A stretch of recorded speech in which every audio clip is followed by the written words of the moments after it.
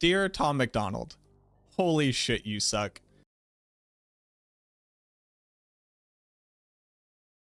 Here, with your fucking healthcare.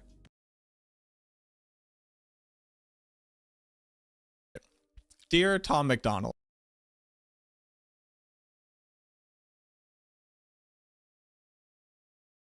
Hey, what's going on, Mickey? What's going on? Hello, hello. What's good, Ronnie?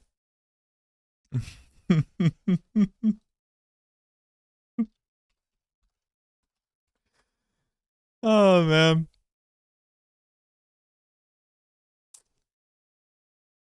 What is going on? How you doing, Caldwell?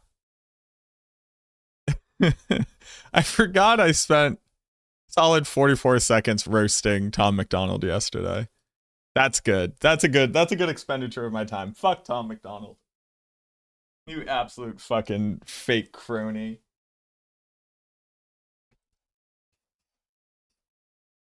Oh man. That's great. What's going on, Raven? How goes it? We're doing well. We're doing well. I'm having a good time. We need some stuff. We need some diamonds. We need some skulls. We need some rot. We need a lot. We need a lot. There's a lot going on. So we're gonna go get all that stuff. Well worth the RA. Thank you, Caldwell. Glad you enjoyed it. What'd you think about any of the individual points, or do you have something else that you think is an important thing for them to think about? Because I got a lot of people saying like, hey man, good video. I also got a lot of people saying like, hey man, you're wrong, which I appreciate. You know, it's good to have a diversity of thought. I'm definitely not wrong, because I can't be. I can't be wrong. That's insane. If I was wrong, I wouldn't have included it in the video, obviously. You know, normal stuff a human says.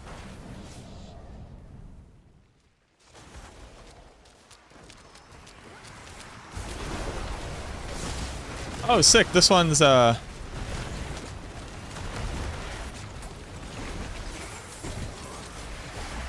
conduit. This sucks, man. Hey, team. I know you already know. I'm not trying to beat you over the head here. That sucks. That's a bad experience. I do not like having that experience.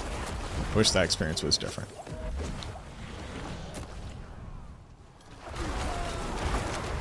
If I sit here, people will inevitably click this and spawn monsters, right?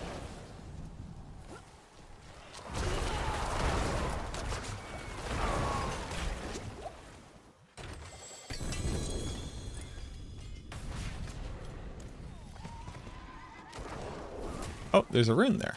Zoop.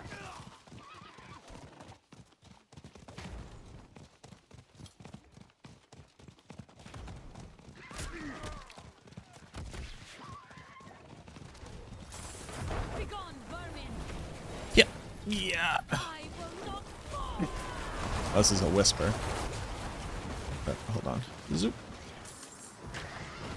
I'm gonna go with the whisper first. Get the whisper out of the way.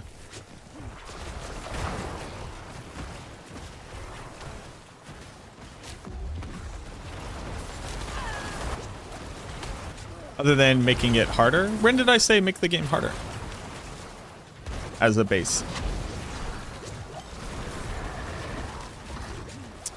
Yeah, I don't, so a lot of people were basically like, come talk to me individually on Discord, which is not really, I don't have time to like talk to my friends on Discord, so I don't have time to talk to people about a video on Discord. They can always like share their opinions in my Discord. Like I have a Discord, you can like post stuff there. But no part of my video did I say make this game harder as a base level. I said add opt-in difficulty to the game for people who want it. So I'm definitely interested to know how those two ideas were conflated.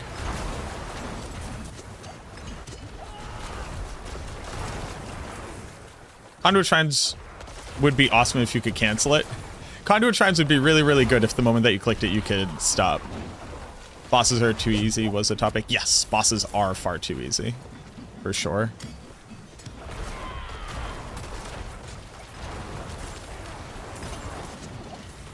the top end of what is required to be able to kill a Players 4 Torment 4 boss is non-existent.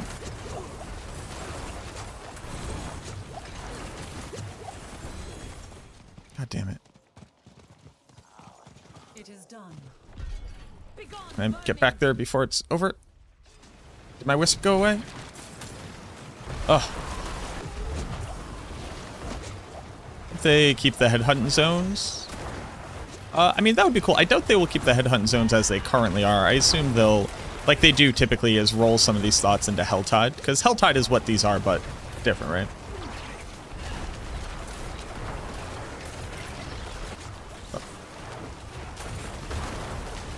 Well, bosses right now are not worth doing, especially in hardcore, which is empty. Yeah, I would ask you to expand on that, because world bosses are absolutely worthwhile of doing. It's like a very easy, no investment system that you get to go do. Kill each one of them once. You get a good amount of loot. Typically is a whisper. Typically spawns a debtor.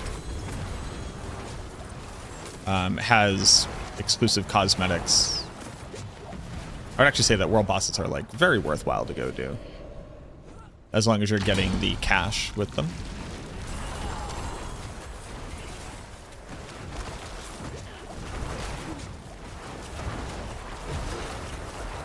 What up, Cal? What's going on, boo-boo? I guess, what is a content type meant to offer you to make it worth itself? If we think that a world boss is not worth your time to go do. The only reason why I don't do them is because I don't pay attention. And I'm typically in the middle of having to do something. But like, if I was just casually playing this game, I'd probably go to, like, and I had like a 3-4 hour game session, I'd probably do the world boss every day.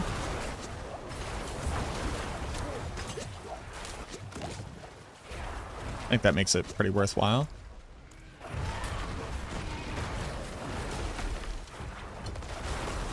If I thought I could actually make the world boss like a harder challenge with more reward, I would be even more incentivized to go do it. Does anybody do Helltide right now? Helltide is a very unpopular content type because this content type basically does everything you want Helltide to do, but better.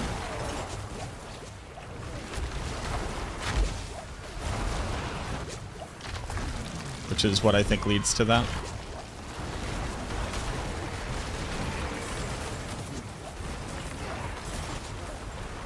I think one of the biggest things that like took away from Helltide especially is they just made the Blood Maiden very, very low value.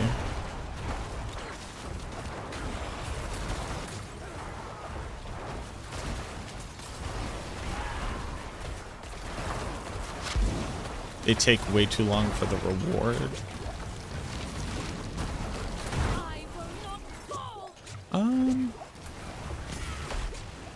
I do think that the artificial damage cap on them was a mistake. But it's like 2 or 3 minutes, right?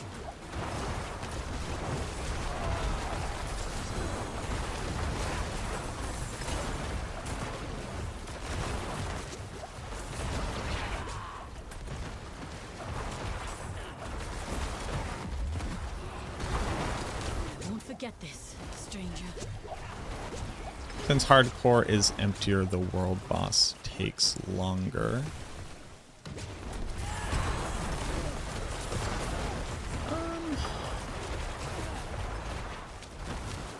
That might be true.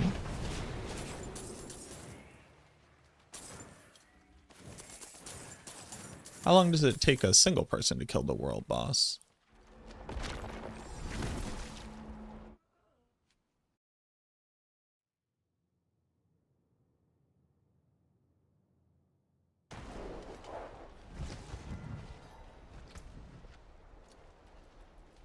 A single person, 5 to 10.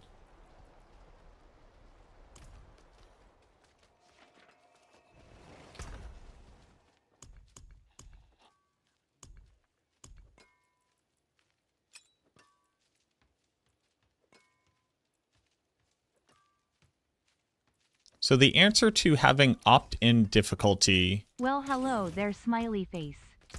Opt-in difficulty scaling is... What's left, you ask? On a different opt-in difficulty, you wouldn't do it.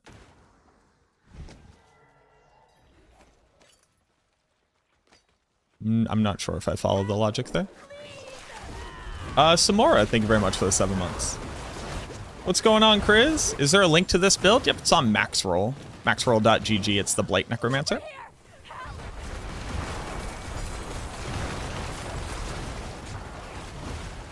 Went away from D4 a bit. How did the Bone Spare build turn out? Poorly. It's not good.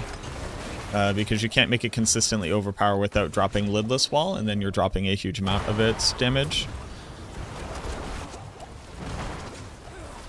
So I do not personally find it well worth the time to build into when there are other ultimate skill builds which do damage in a similar area that are more responsive and offer better benefits. I found a promising ore deposit. Could use some help mining it.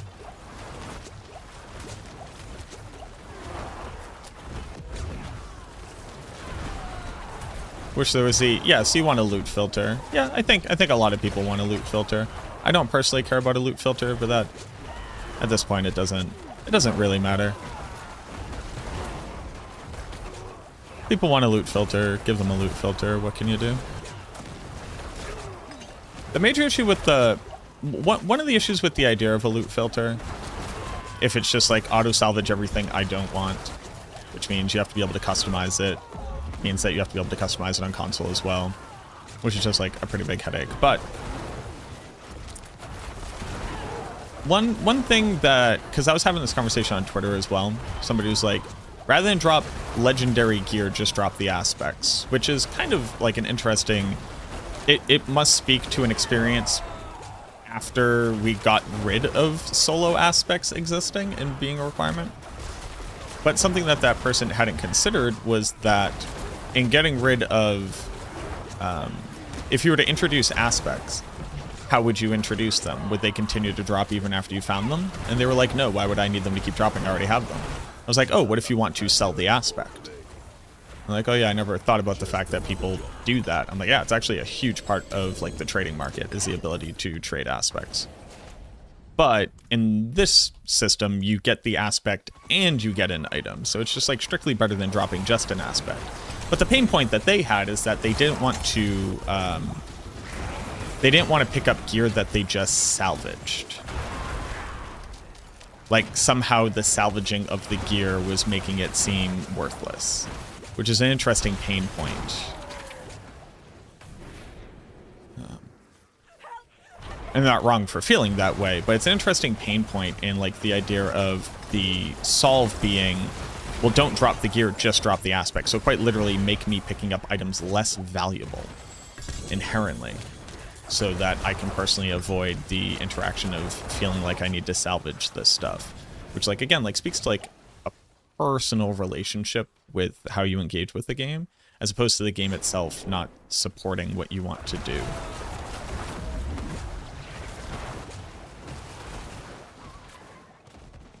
Yeah.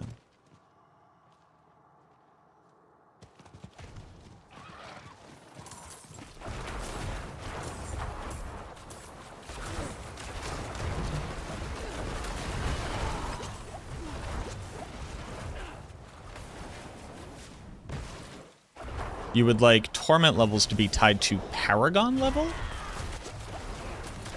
I think that is a very bad idea.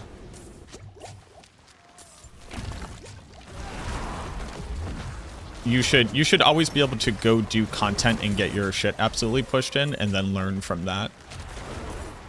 The game telling you when you get to go do the content, not based off the merit of what you have accomplished, but merely the amount of time that you spent is, I think a fairly bad concept.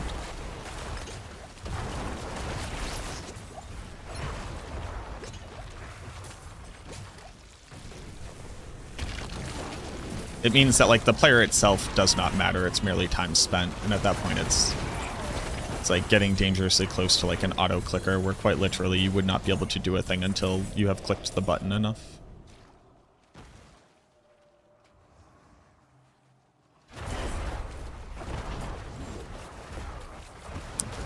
Have you checked out Mendeln after the patch? Greetings from Norway. Mendeln was not fixed in the patch.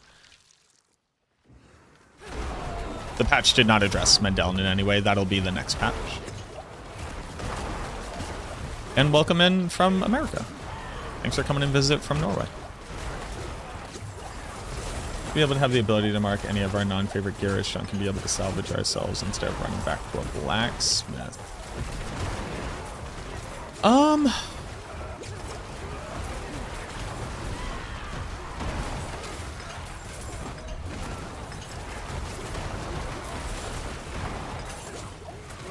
So the only way that that could ever possibly work would be with a timer attached to it, right? Because what if you accidentally click it and then automatically salvage a thing you didn't mean to? So it'd have to come along with a, are you sure you want to salvage? There's no other way around that.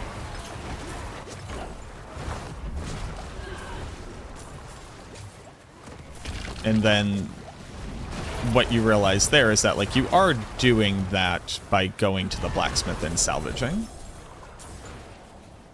So you do already have this functionality, but you want to be able to do it without having to go back to the blacksmith.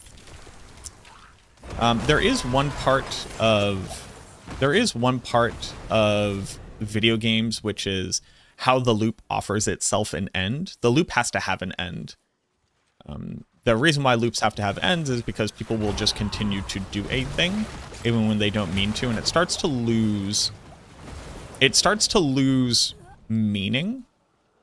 And on top of that, the expectation of it gets kind of wildly blown out of proportion. You'll notice that when I was talking about whispers, it wasn't that I just want them to like auto proc and me just get the loot and then keep going. It was I want to be able to save them up and then go turn them in. The loop closing in a game session is actually very, very important for video games. It's whether or not people agree with that doesn't change the fact that on the whole it is a very important part of the experience of a video game. It's that the loop has an end. So what the pain point ends up being is how many things does the player feel like they have accomplished before they close off the loop and then decide whether or not they want to do another loop. Like you look at the Infernal Hordes. Should the Infernal Hordes just go infinite and it just eats a new Horde sigil at level 10? Probably not, right? Like everything should not be able to be infinite because then there's no way for like the UI to manage this. There's no way for the system to really manage it. And I think it's easy to ignore or not think about or like not know this facet of it. But it does have to offer you an end.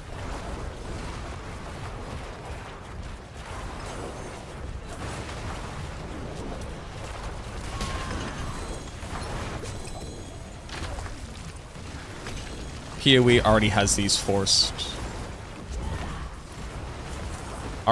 this forced progression blocks. What forced progression blocks does PoE have?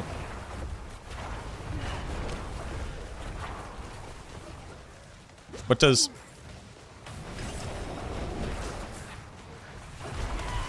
Like, I can buy a tier 16 map and go run it. What's going on, truck? Can't use level 90 gear at level 1.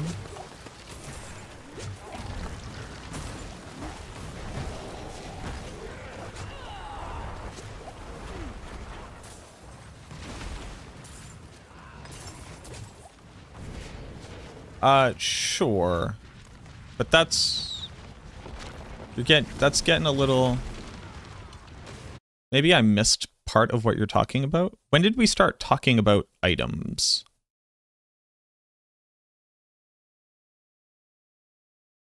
And when did we stop talking about content progression.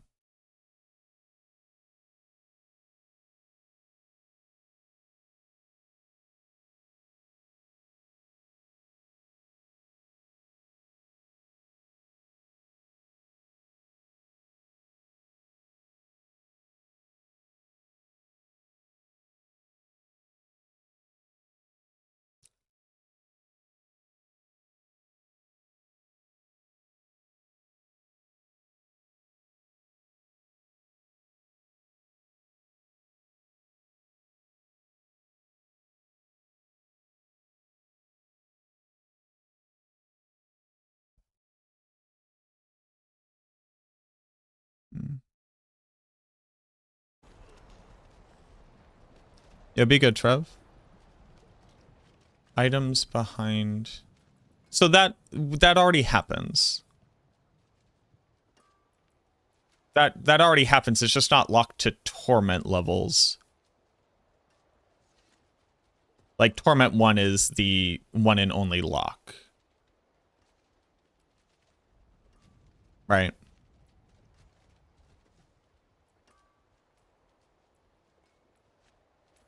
Also, 4K no music.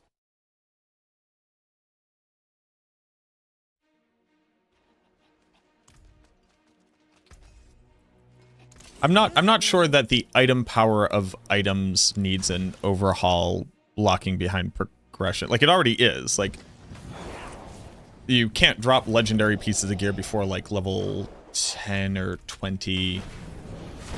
Then it drops up to 75 until you're in Torment 1. But if you can kill stuff in Torment 1, you can find item power 800 gear.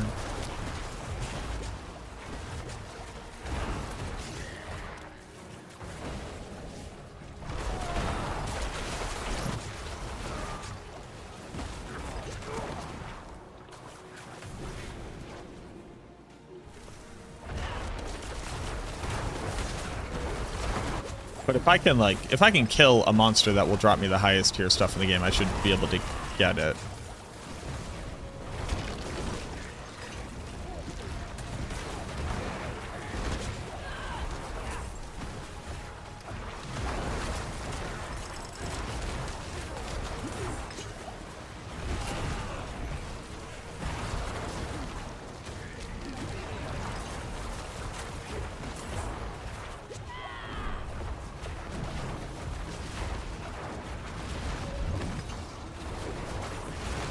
What up, Master? Why is Blight in D tier for speed farming? Because I need to see good evidence that it is better than that for speed farming. Hence why I'm playing it. Throck was able to show me some stuff that I think is pretty good. I just need to be able to back it up with my experience, and then we're gonna look into changing it. The major thing with Blight is that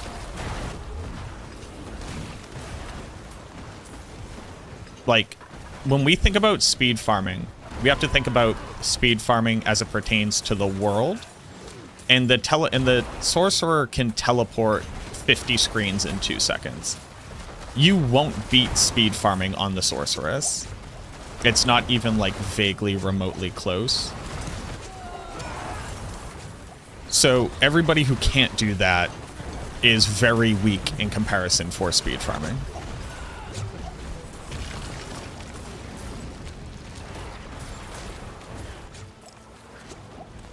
Druid Shred is close to that. If you can show me a video of a Druid literally non-stop teleporting a screen away every single time it teleports and automatically killing everything on the screen without having to do an animation, I would believe it.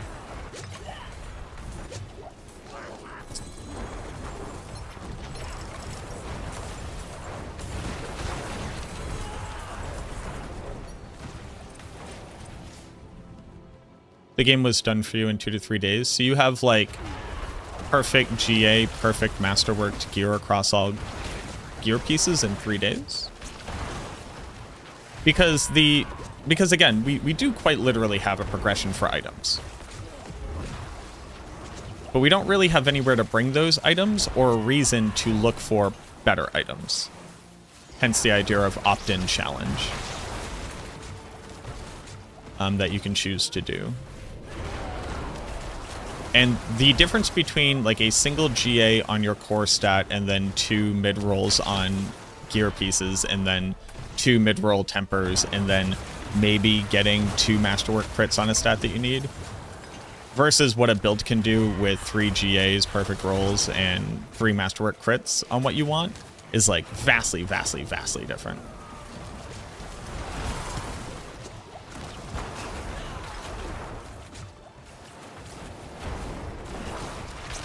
But there's nothing...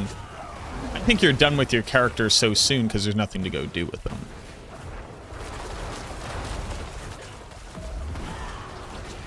Evade Spiritborn was still the fastest? Evade Spiritborn is still nowhere near Sorceress for, like, pure run speed.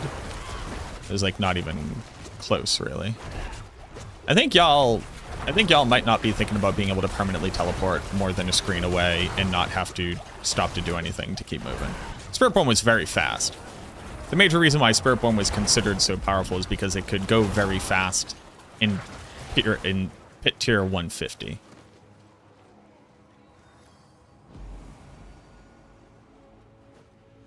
But have you ever watched a sorceress farm a Witch Tide?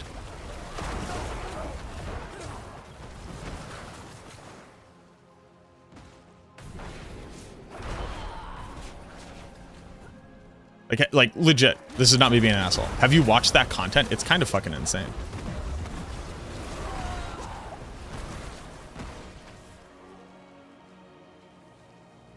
Not the goal. The goal is season finish.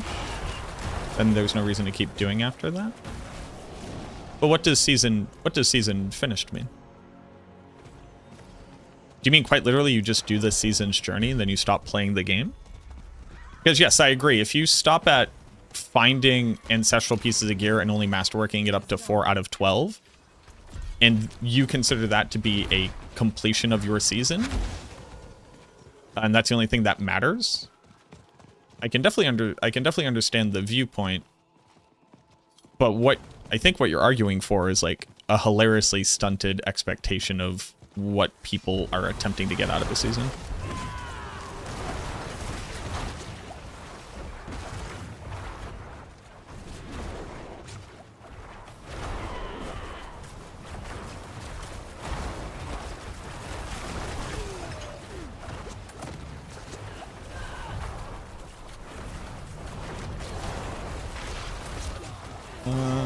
What is this, purple take all skills? Yeah, Blight. I need all the damage I can get. Mrs. Main Sork, yeah, so if you've seen like a Sork teleport, it's like cracked. Like, do you see how I have to stop and attack these monsters? Even if I one-shot them, which I will be able to do with Decay Augment on, but even if I stop and one-shot them, this is moving at 1/10 of the speed of a Lightning Spear Sorceress.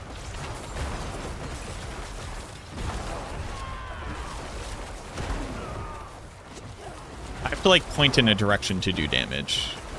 Hence why Blood Surge is a better speed farmer than Blight is. Because Blight, you know, Blood Surge hits the entire screen.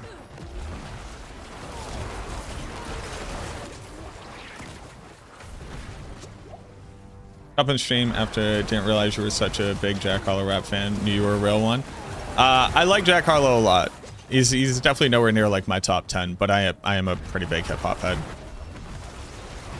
You're too smart to be critiquing games. I appreciate that. I think that all things which are worth doing are truly defined by the person who enjoys doing them, and that we need to bring we need to bring people who are passionate about things to the things that can be done. So while I will take the compliment, I do not agree inherently that there is something as too smart to be doing a thing that you want to be doing. But I critique everything, don't worry. Y'all just hear me talk about games, and nowadays, fucking politics and the working class struggle a lot. I've just started posting stuff on my TikTok again, because I haven't posted there in a grip. I was like, oh, I gotta do TikTok, I gotta make short form content, I gotta make all this, I gotta make all that. And I was like, or I could just be flooding my own TikTok with working class unity. What if I just did that every day?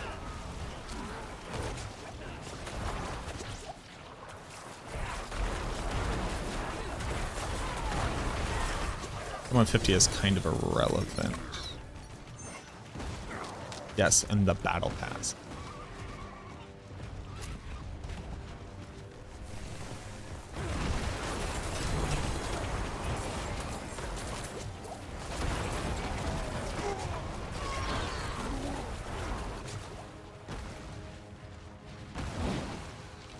Huh.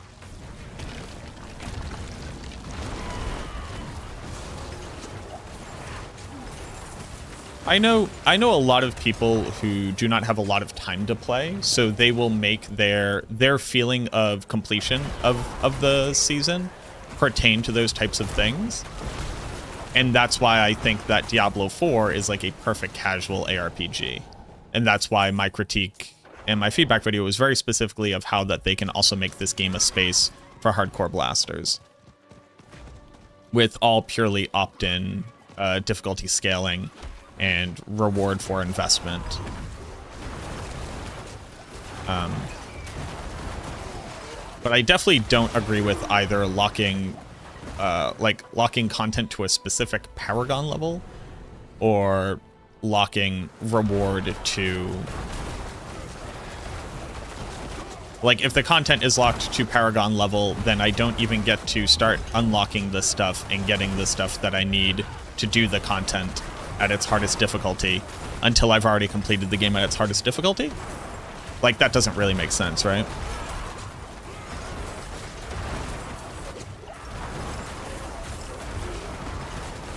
Did you catch Redman's new vid, la la la la? I have not. I got a couple problems with Redman. Unless it's all facetious. But the man does extol the virtues of physically striking women in relationships per an interview that he did. And then a song that he made, which is I Still Believe in Hitting Women. I forget the actual name of it. So I don't really fuck with Redman. Unless I'm missing something. Phenomenal rapper, though. But I think he legit has a song about how we need to go back to hitting women. In fact, I'm going to Google it to figure it out so I'm not speaking out of turn. Let me complete this real quick.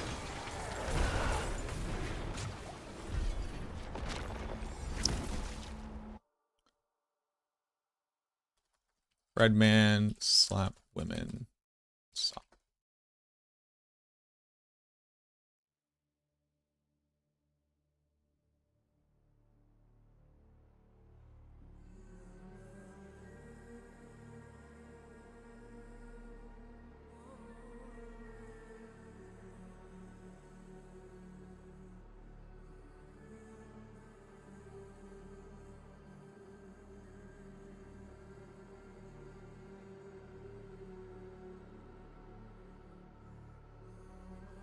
I'm going to read these lyrics.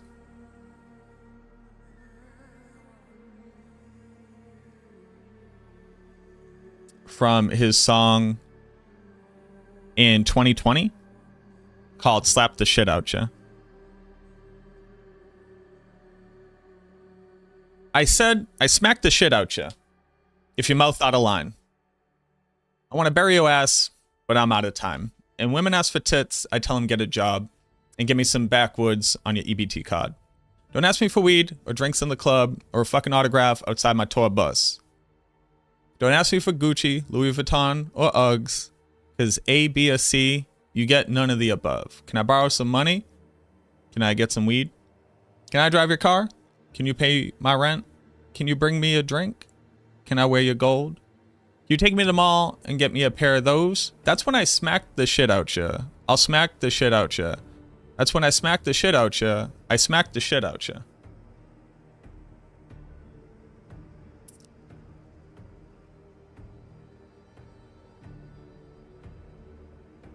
And then he talks about doing it to, you know, uppity men as well. So equality there. So I don't fuck with Redman. That's just kind of my take.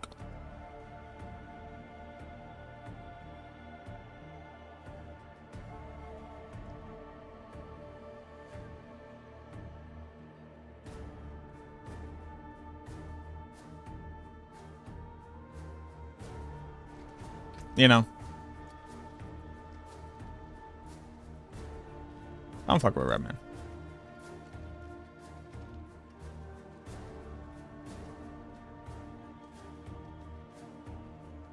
They're always finding upgrades on gear in D4.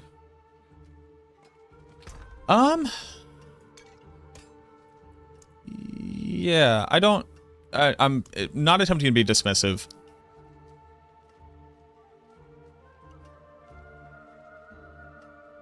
I think the problems that lie at the heart of D4's itemization is not that you're not finding gear so much.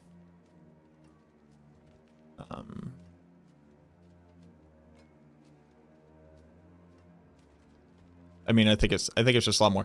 They're locking the progression, like making it so that you get the items later doesn't change the reality of the items. But you're also not perpetually getting upgrades in Path of Exile. It takes a bit longer to get to the level where you stop getting upgrades. I stopped getting upgrades on my gear, like in solo self-found, around tier 10 maps, which is still very much in the early game of Path of Exile. And then finding an upgrade was like near impossible for me.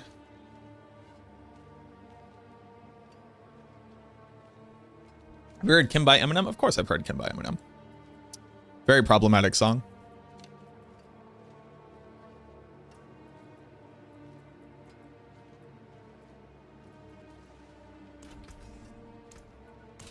I would say look at the years those two songs were released in. And also, and I'm sorry, Carp. I'm gonna cook this pushback a little bit. So one, those two songs were released 20 years apart from one another, in the year of our Lord 2000, in the year of our Lord 2020. The song Kim, M meant this stuff. Like this wasn't just a song and didn't mean it. He meant this. And he should be held accountable for meaning it. And jokes are only funny because there's truth in them. There's, like, surrealism. This song is, when women approach me in a disrespectful way, I hurt them. Even if it's just a song, that's a shitty song to make. You know? If I make a piece of art that is me Batman slapping a woman because she says I love you, and I go nah trick, and I Batman slap her, that's a shitty piece of art to make. Yeah, but I don't think M was walking around being like, nah, I didn't mean any of that. I think he was in a very bad place and was very hurt and was misattributing that to the very unhealthy power dynamic that exists between women and men in society. And then was applauded for it because there were other men who felt similarly, which is like also bad.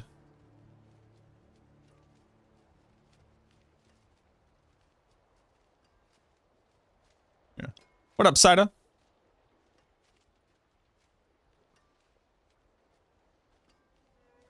Blood Artisan's Cuirass. Remember when this was an item? Oh. How we used to play with this item. Not anymore, though.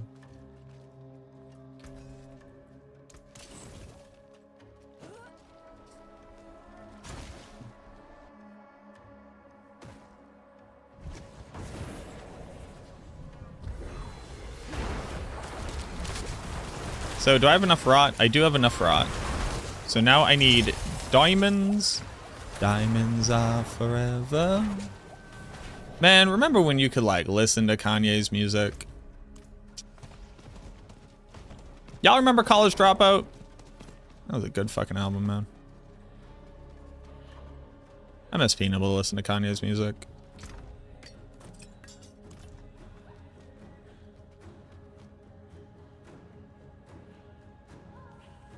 Why should I ever pick up a non-ancestral item? To see if it has an aspect that's better than the one that you have, or better stats than the items that you have, or has a sale value. because items are very rare on hardcore, so people have a harder time getting aspects, so getting a high roll on a non-ancestral is actually pretty valuable. And then salvaging it for materials. So I can't stress this enough. There is literally no difference between hardcore and softcore on what the game needs to be able to deliver.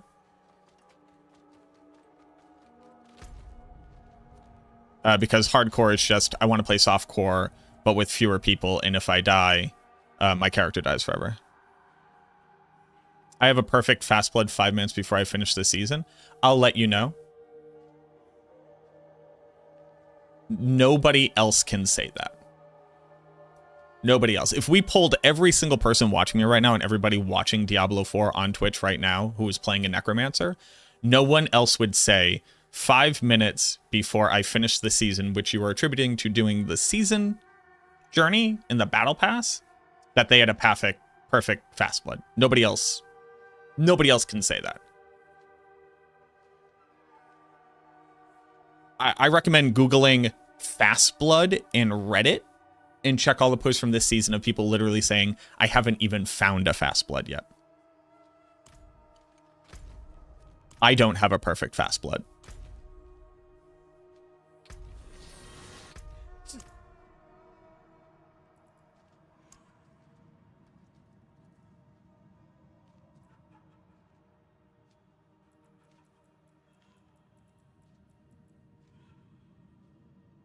I found it. Yeah, I'm not confused. But I'm not sure what your point is supposed to mean. Like an anecdotal experience about hitting a 1 in a couple 100,000 RNG moment does not define like the average expected experience of the video game. Am I still collecting stuff for giveaway? So here's the problem. Here's the problem, Guppy. 1, too much depression for a little bit too long. But the answer is ostensibly yes.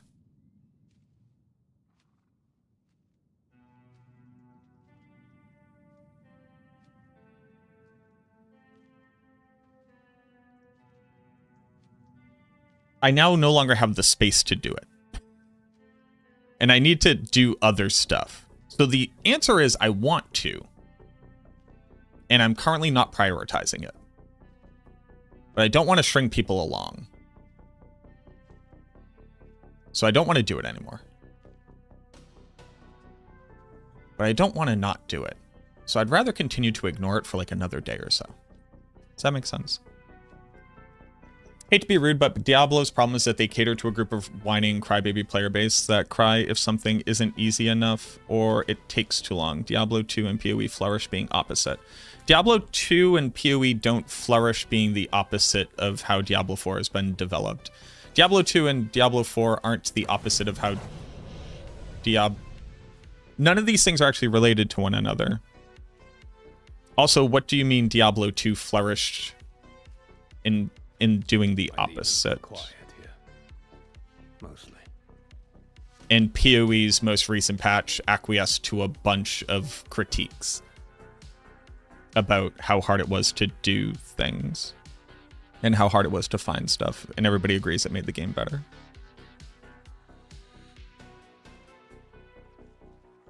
So what I would like to say, or what I would like to ask of you, is to provide evidence of the claim that you have, because it seems like a biased viewpoint based off of interacting with a comment section in Reddit, and then misattributing change to things that aren't truly motivated by it.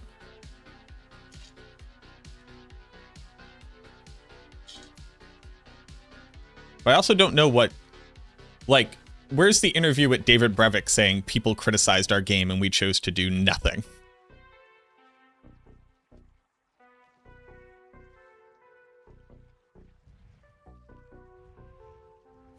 But I will absolutely agree that Diablo 4 has been very impacted by the critique of the player base.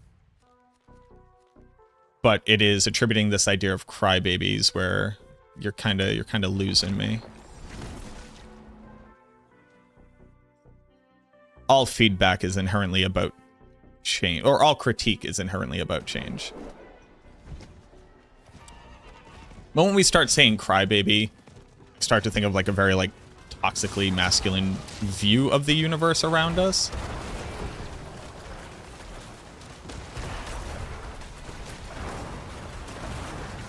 But like the critiques of Diablo 4 up until now have mostly all been incredibly valid.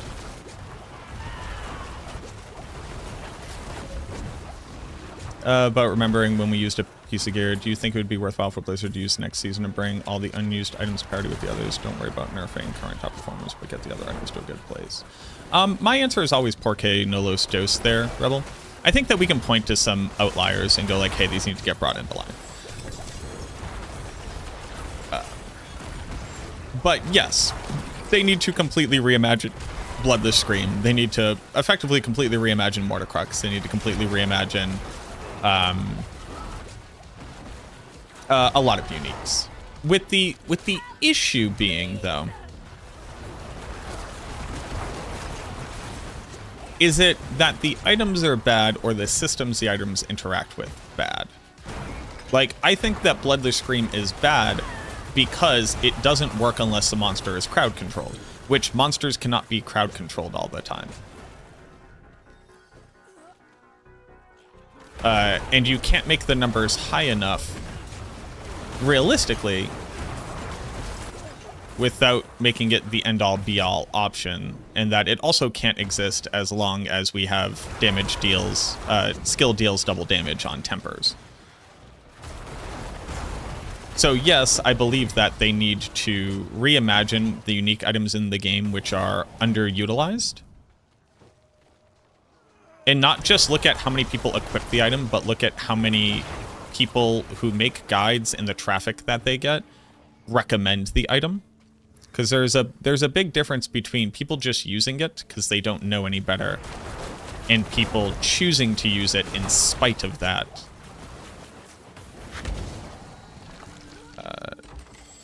I don't know. There's a lot that goes into it. Also, I have to be a bit ignorant here because like I don't have their heuristics, but yeah.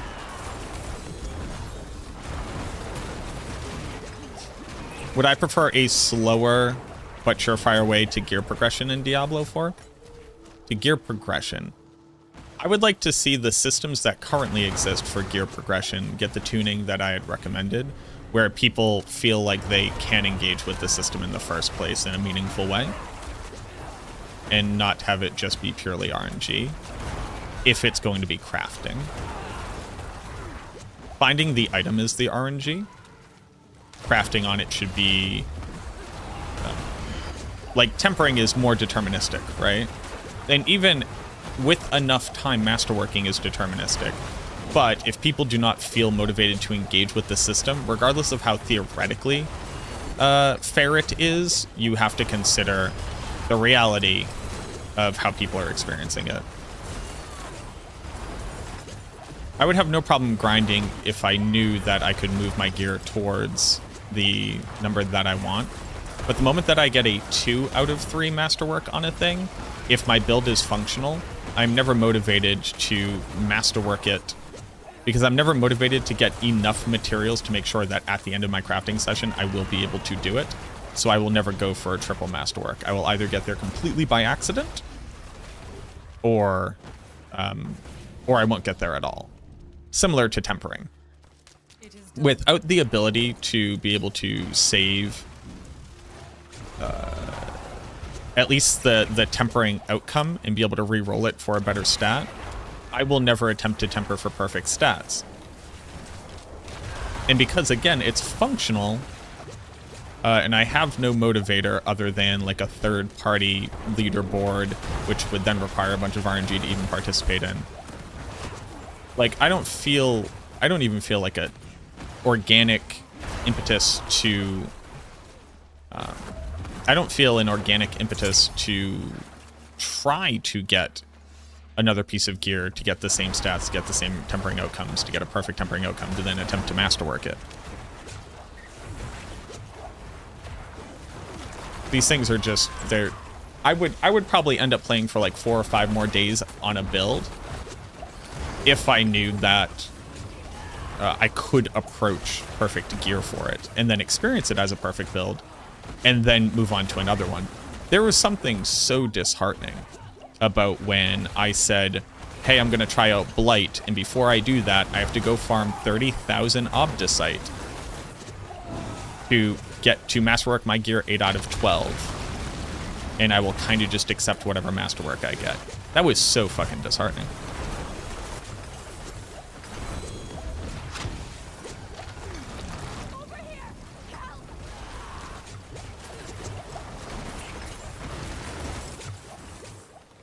But yeah, thanks for sharing your ideas, Caldwell. It takes a lot to be able to share your ideas and have them vetted in the arena of public opinion.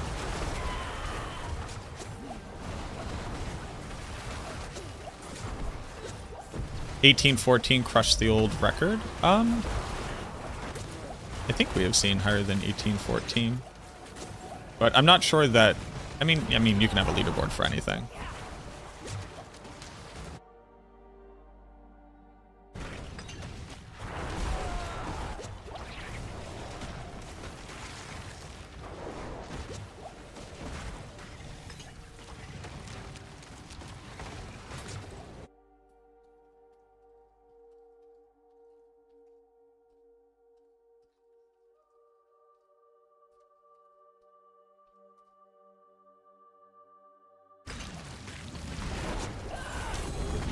We just need meta progression for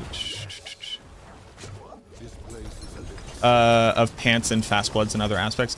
Thank you for letting me know. Again, I would like to do more of it.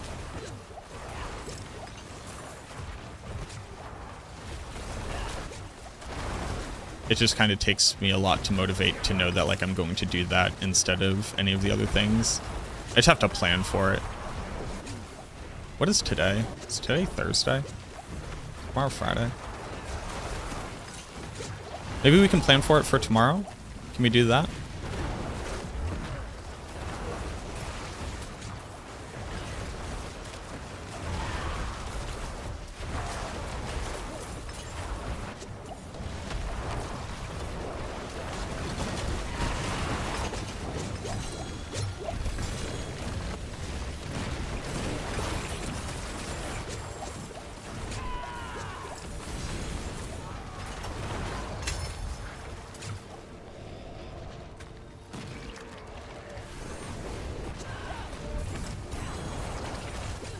Yeah, I mean, especially for, like, we just need, like, trading. We just need a trading house. People are so afraid of the concept of an auction house. And it is just wrong to be afraid of that. I actually don't really have, like, a... There is actually no argument that anyone could make to persuade me that having an in-game auction house isn't required and pivotal to modern ARPG experiences.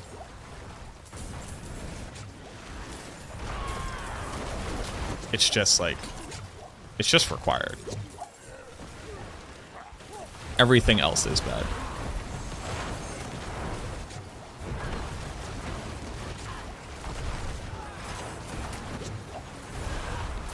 Not even the statement that PoE 2 devs gave?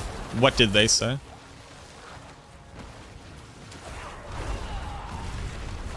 A level pit, have you done what Blight? I've done 100, but I've basically just gotten started on getting the build together.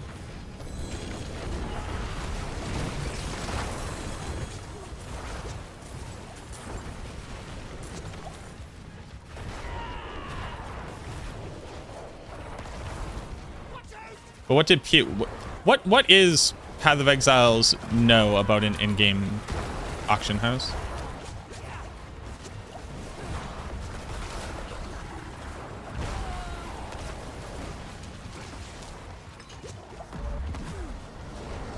What would it take to push Sever build to max pit levels without the pit pushing variant? I'm confused by the question.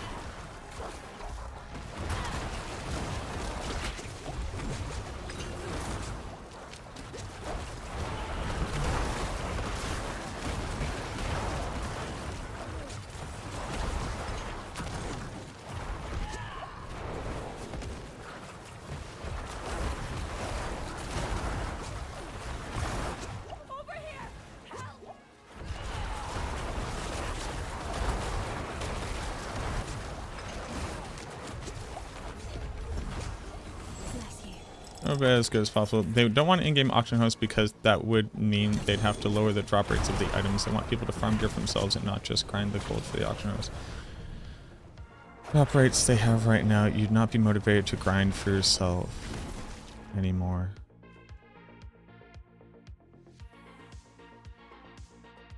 That's nothing.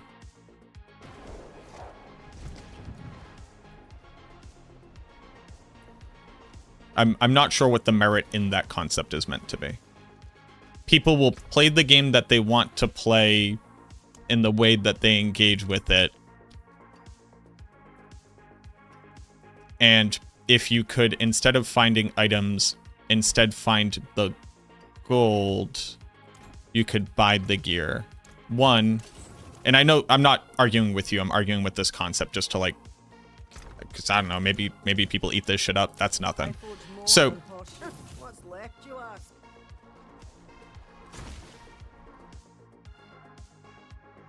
people already do that on their website. And they completely... They made stash functionality whose whole purpose is to automate being able to trade to the website. So what the fuck does that even mean? But also, how do people get the gold? Getting the gold is a byproduct of finding items which are not valuable for your build, or you would just equip it, but instead found it for another build. And it has a value. And the other people who were able to afford the thing that you had found the items to do it. Like, the only person who could completely gear themselves just by trading currency is a person who has a build that's strong enough to be able to get the currency. And they would have had to have gotten there by getting the stuff.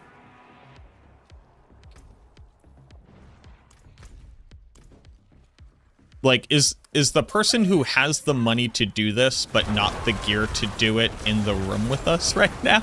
You know what I mean? Like, what does that... What does that mean?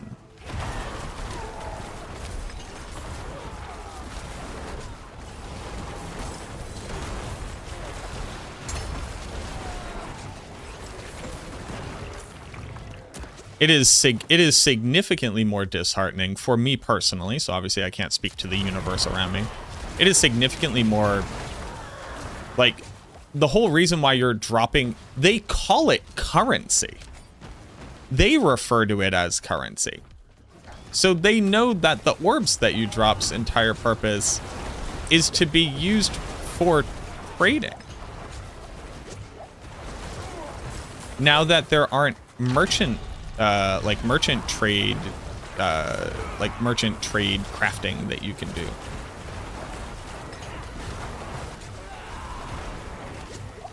But who's this person who has the currency to do stuff who like didn't earn the gear? I don't know anybody who like buys a perfect piece of gear and goes sick and then stops playing for the season.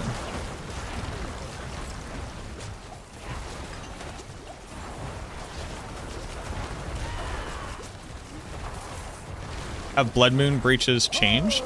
They have, yeah. They're still used on all of the exact same builds, but now they're also used on minions.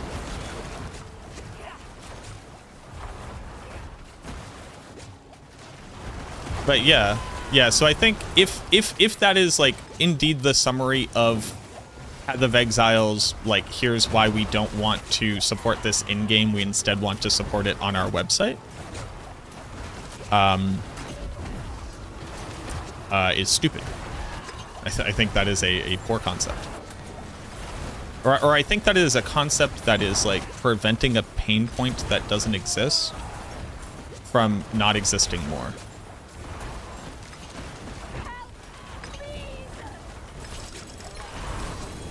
You won't stop playing after finding a 4GA Melted Heart?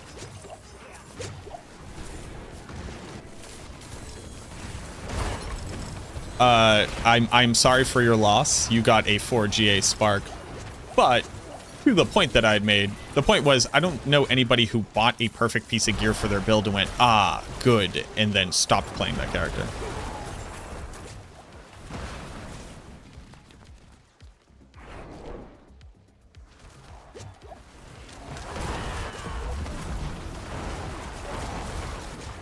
Diablo 4 doesn't have a solo self-found mode? It does. It's called not grouping with people.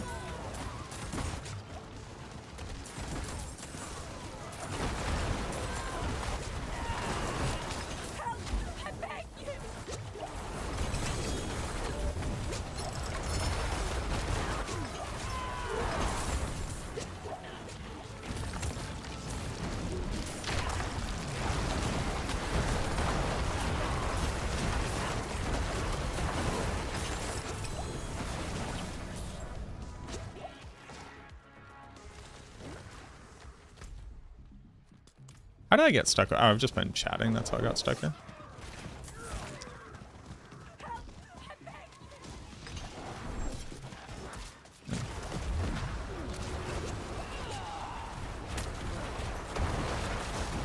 It is done. But Diablo 4 absolutely has a solo self-found mode. You just don't trade for stuff.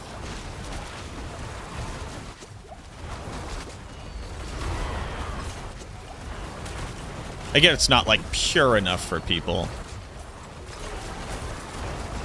But that's all just in their mind. But no, I get it. People want a solo self-found mode.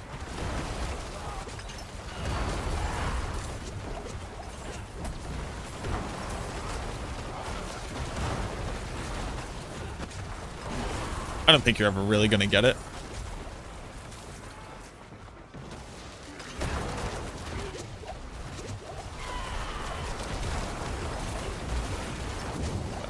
I do get that people want it.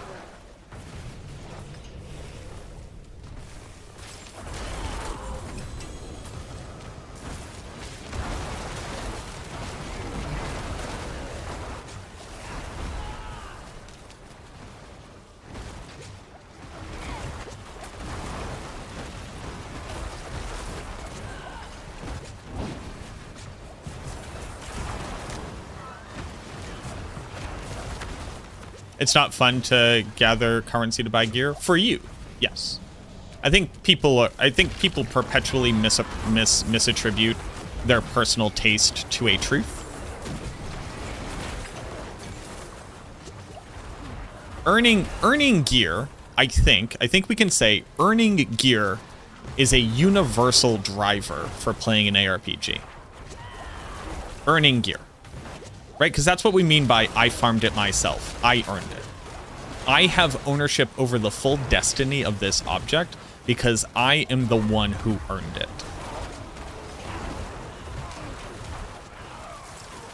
Right?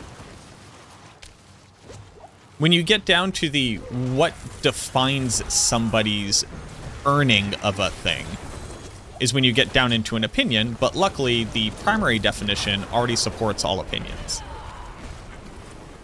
Being the one who has earned the gear via your definition of earning is a universally desired thing in the video game. Because, to be very honest, having an opinion about how somebody else earned it via some form of mastery of the game doesn't ever fucking matter ever, right? Does not matter. It doesn't matter what your strongest opinion about how somebody else has played the game really matters when we're talking about whether or not it is valid. And as long as the game supports everybody being able to earn their things so that they can have their ownership over this character in an ARPG, then it's good. It is a good thing. But the idea that somebody hasn't earned gear by participating in trade is like kind of wild bananas, right? Because the item dropping is RNG, but I can go make items drop. You didn't work harder to get the item to drop than I did. You just got an item I wanted. And you don't want it. But I also killed the monsters.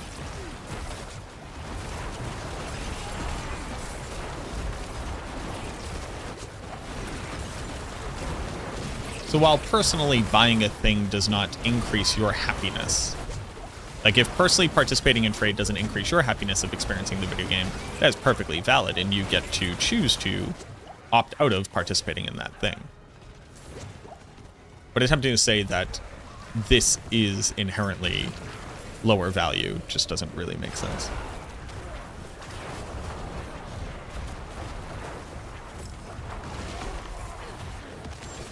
Relax, it's obviously my opinion. Okay, I guess I just won't engage with things that you say. Sorry, bud. You're right. We're not just having a conversation. Do I support Diablo 4 being harder than it currently is? Do I support it? That is a nuanced question. Can you add on additional context?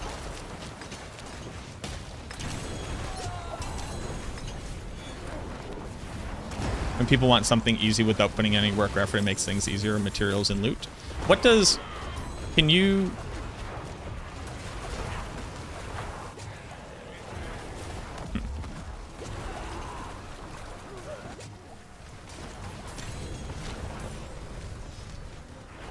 You have never had the thought, this system that's currently in Diablo 4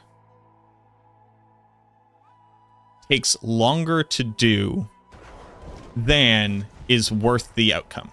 You've never had that thought. That thought has never crossed your mind. You've never experienced any of the systems in Diablo 4 and had the thought, the amount of time that this takes is not worth the outcome.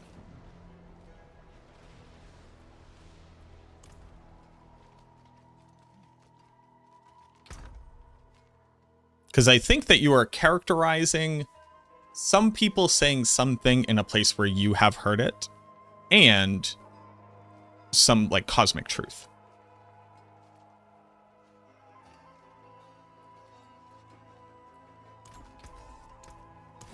But if you can honestly say, I have never one time thought that any of the systems in Diablo 4 gave the appropriate reward for the amount of time that was required. That's like never happened.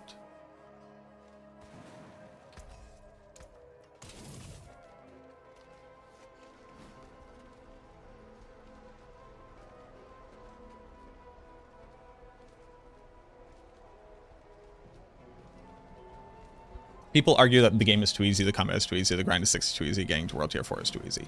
All of those things are true. The game, so 2 is a very loaded word here. The game is easy, the combat is easy, the grind to 60 is easy. It's not a grind to 60, there is no grind to 60. And getting to World Tier 4 is easy. All of these statements are true.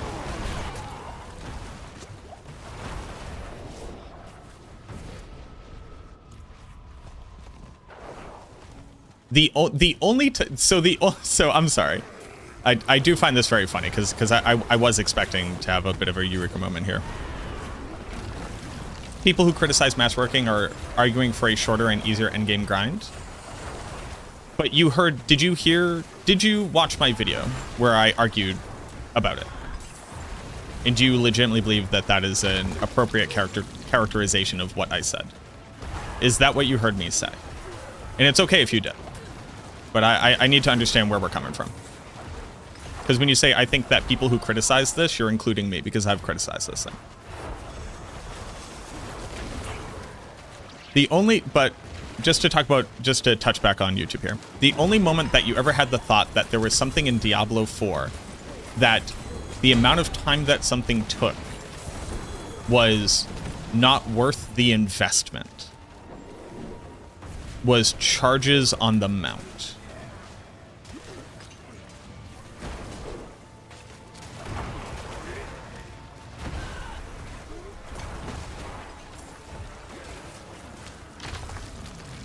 I did not contradict myself at any point in the video, though. Masterwork, so the beginning... The entirety of the video is a list of things that I believe we could give feedback on. The beginning of the video wasn't, I think that the game needs to be longer and harder. And then I said, masterworking takes too long. I wish it was shorter. Like, that did not occur in this video.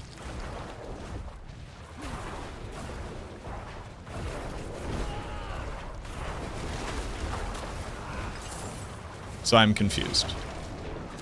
But we can talk about that subject. I am not arguing that masterworking needs to happen faster because I think it takes too long. My argument for masterworking is that there is no way to positively impact it in a way that feels rewarding. And that being able to even see the end part of a single part of the progression of our character. Yes, yeah. There's only one video where I talked about all of these things, but... And that masterworking needs to be able to not be a complete reset every time I get to 12 out of 12 and do not get the outcome. Because that's what it currently is, so I legitimately do not engage with masterworking. I just masterwork up to 12 out of 12, and then I leave it there, and I don't care about the outcome, and I don't seek to create a character that requires the outcome to be different, because of how heinous it is to engage with the system in its entirety. I think it's fairly, not disingenuous, but I think that it's unfair to characterize that as they just want it to be easy and faster. I want it to be engageable. Entirely. Clicking the button 4 times, not getting the right outcome, and then giving the game 5 million gold is not an engaging or fun system.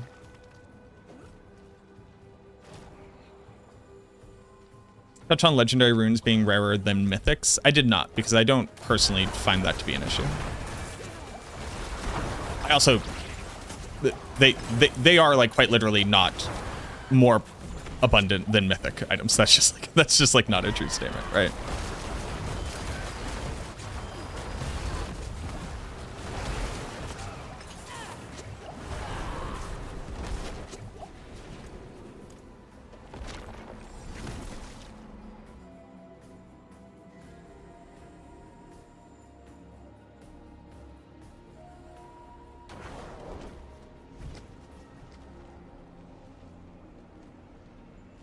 What are your thoughts on implementing a magic find rarity system? Trash.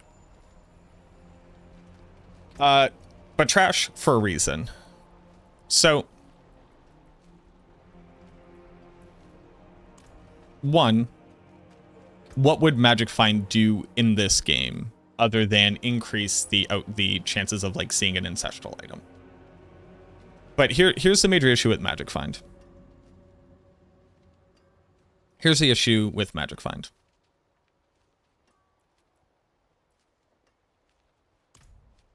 From my opinion, obviously.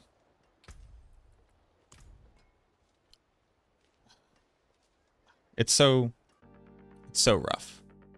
Magic find modifies what builds are considered good outside of their measurement of them themselves, and instead on their measurement on what they can sacrifice and continue to output at a higher efficiency than other things. I prefer systems that your build engages with that rewards you in being able to go for and target things, rather than this build is the best build because it requires the fewest number of uniques and legendaries and can put on the most magic find. Magic find is cool in Diablo 2.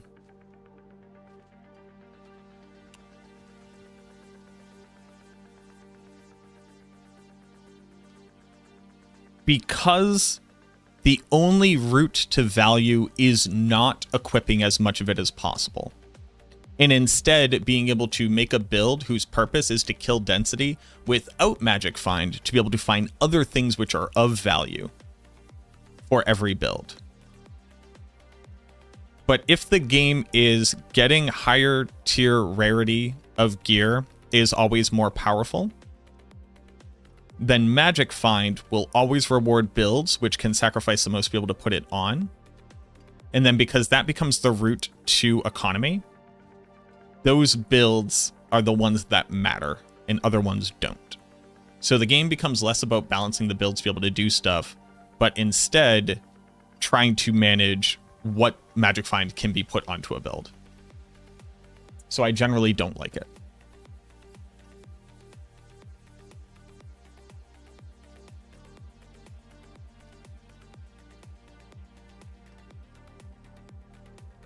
The system master working isn't to farm enough Obdusite to simply just have 12 hits on all your gear, or they keep farming Obdusite beyond that until you have so much Obdusite that achieving the desired hits is possible. I don't know what that statement means.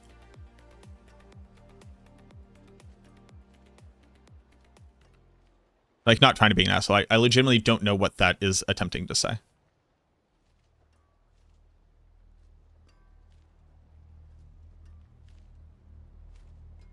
Rerolling is part of the system. Factual. That is a fact. Yes.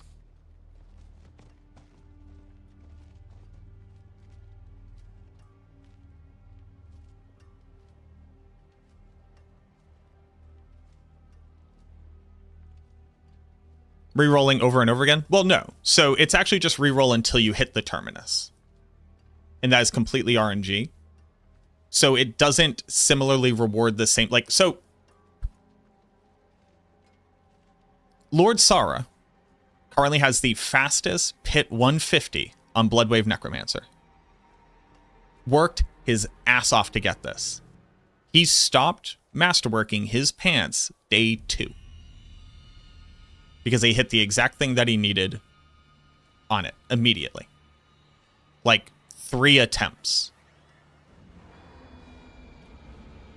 Masterworking's entire current functionality is that you do it until you get the result you need, and then you never do it again. It's not to do it forever. It is to only ever do it to its terminus. But that's not a virtue. I'm saying that sucks. Like, it sucks that that is it. And it sucks that it is the strongest route to power.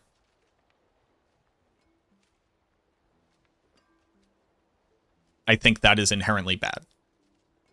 Because you may literally never get it, ever. And that determines your ability to be successful in competition. It does not reward you.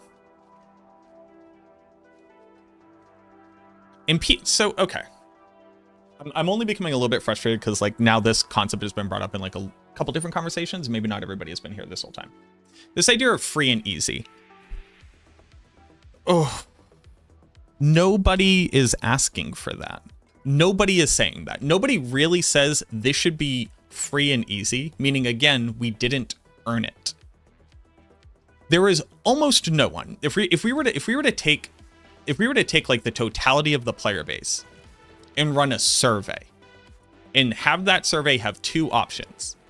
And the 2 questions are, do you believe in playing this game that you enjoy it more when you feel like you have earned your character's completion? Or do you just want to be handed a character you did not have to earn at all and just play the game? The proportion of people who say, I just want to be handed something I didn't earn, would be like so statistically irrelevant. So let's all give up on this like weird virtue, like as if this is like some kind of like divine providence of this idea that like it's bad to want things to be better because if it reduces friction slightly, then it's now free and easy and people don't deserve it. Like, can we all give up on this idea? Because it's a straw man at best that nobody is putting forward. And then we all waste our fucking time talking about it. Like, I'm sorry. If we're going to make any part of the conversation, we can't change it at all because it will reduce my own concept of my own worth because now I think you've got for free and easy, is like, it's fucking insane. It's insane. It's like truly, truly, truly insane. And here's let's touch on another thing. Here is my ring.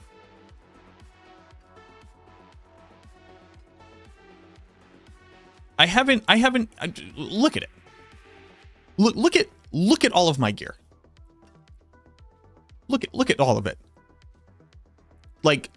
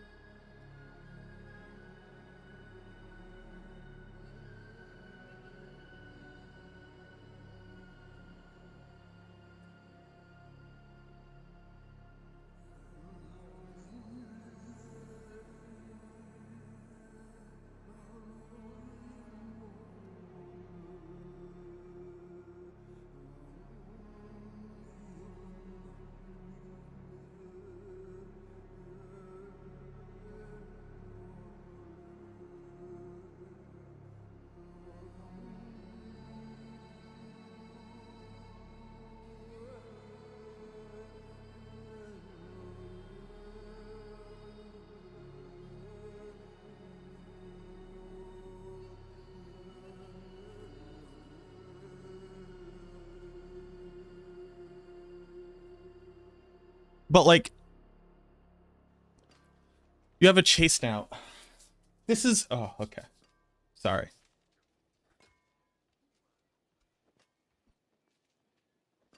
So I find my piece of gear.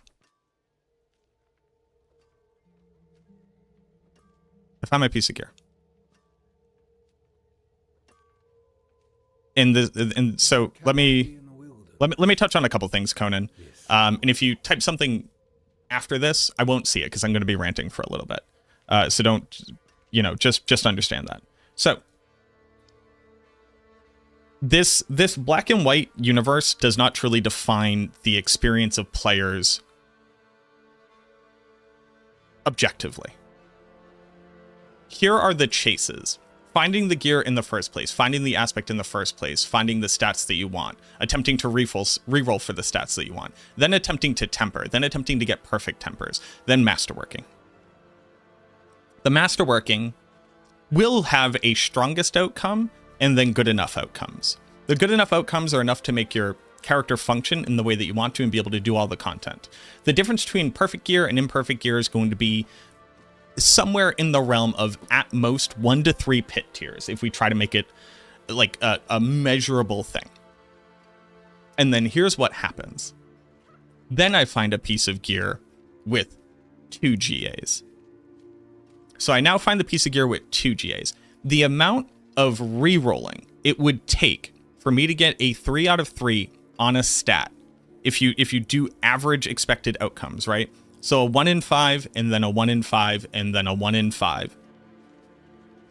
Statistically speaking, right? Like the expectation of getting that within a certain time frame per item is astronomically huge.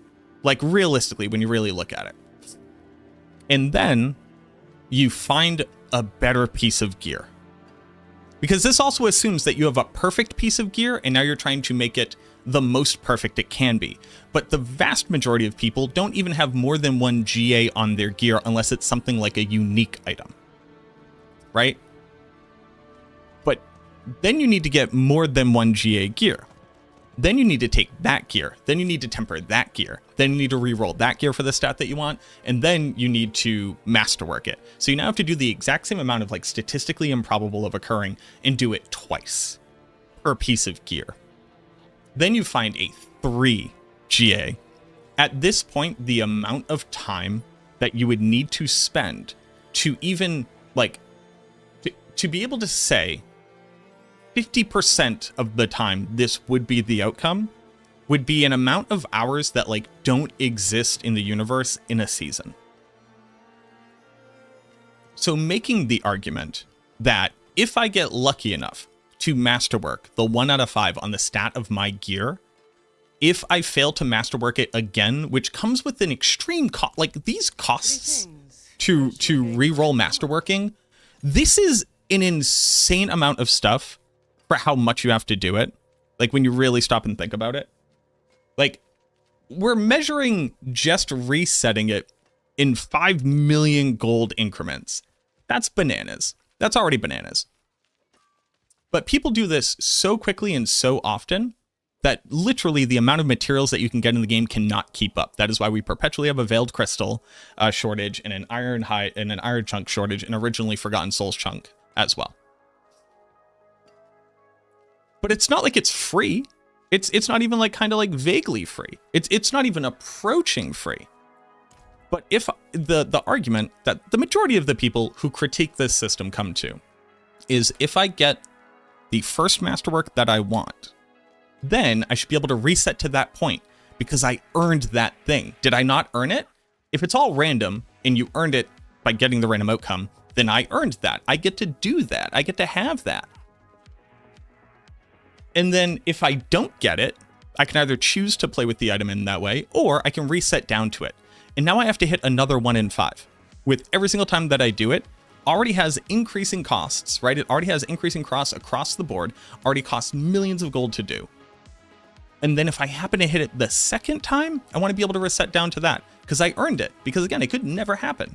A 20% of the time is effectively fucking never, but it could happen.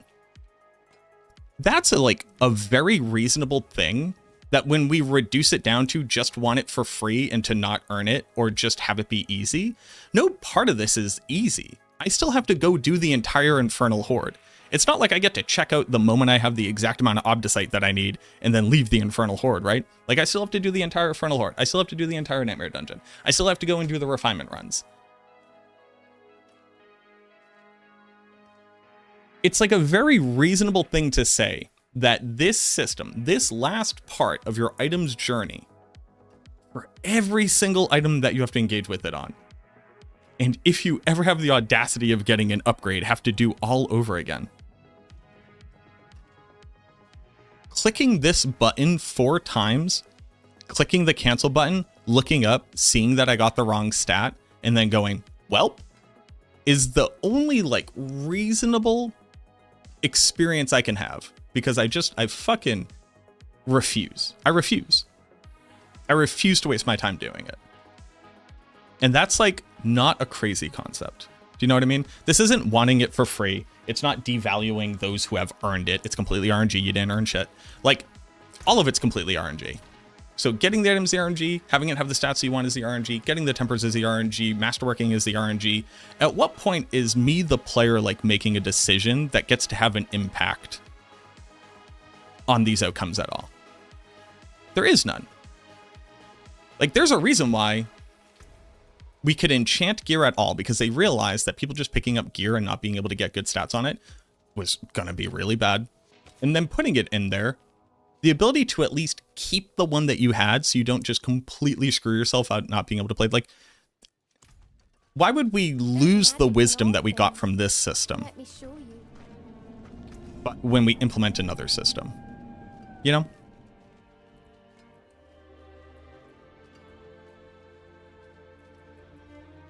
So there we go. That's what I got.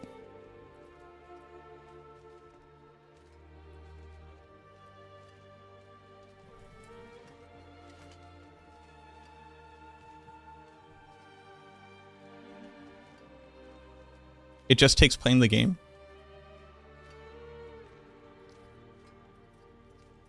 But it's not just playing the game. it's really not just playing the game, right? It is doing very specifically the content that may no longer have any other use for you other than doing this. And doing that because you have to, even though you have completely trivialized it, even though you are completely past it. It doesn't diminish the, like, okay. So whenever we're looking at an argument for and against a thing, there's the idea of compromise.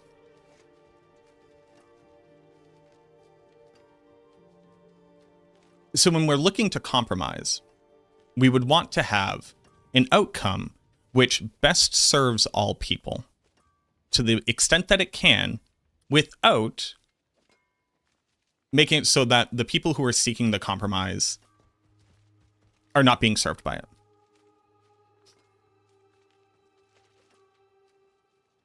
The proposed compromise is continue to have it be completely random, continue to have it be completely expensive, continue to have me need to do it for every piece of gear, and in addition to that, have to do it again when I find new pieces of gear. The desired outcome is when I spend my time to farm the things that are required for me to pay and then redo it, do not make me redo every single step of this item's journey, even though I earned the ones I already got.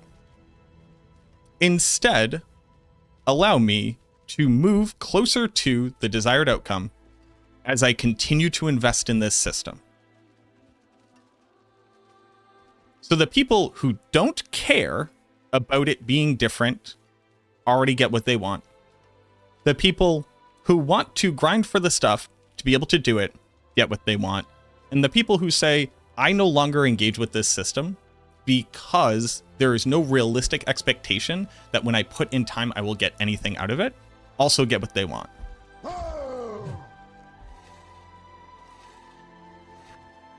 That's a really good fucking compromise.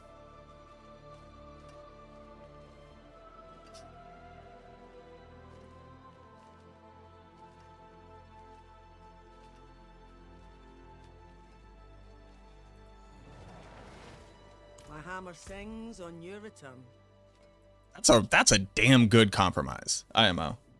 Confused Santa, thank you for the follow. Enigma, Jay Salonin, and Bronco. Thank you very much for the follows. So that's what I got. That's what I got on it. And the characterization of like wanting it to be free and whatever, and are just like, that's just a weird characterization. It's just like, it's dismissive, seemingly in a disingenuous way, I find.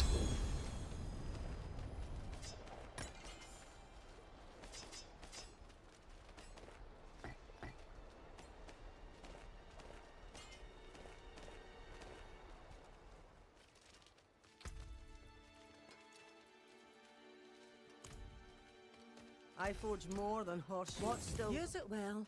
Yeah.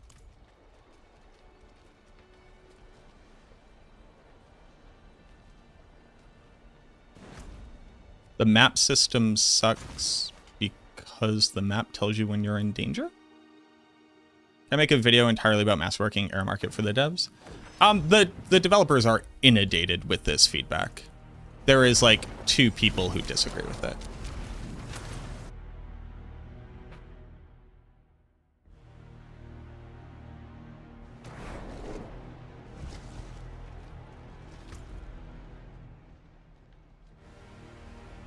It reduces the chase for sure.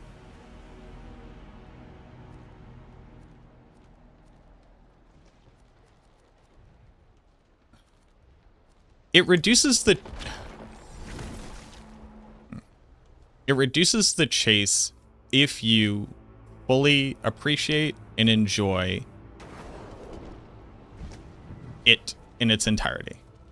It actually creates a chase for people like me who quite literally don't do it because the chase, the juice is not worth the squeeze, as people say.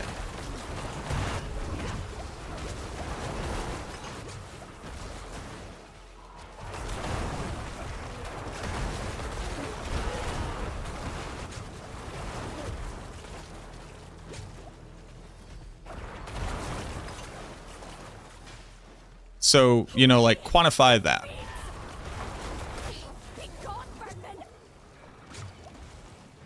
The karmic scale of people who get to enjoy the chase.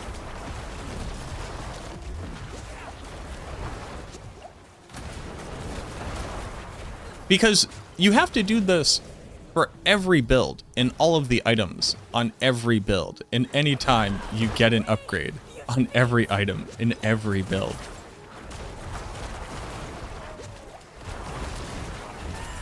So I just don't.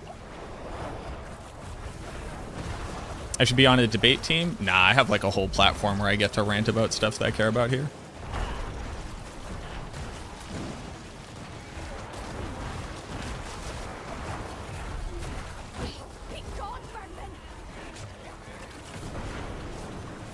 Also, I don't know what a debate team... I think debate teams only exist in high school and college? I'm not sure that there's just like a... Are there debate competitions? I mean, there's gotta be. There's competition for everything. But like, what is a... Not people just going and debating about stuff to make videos, but like, is there a debate competitions?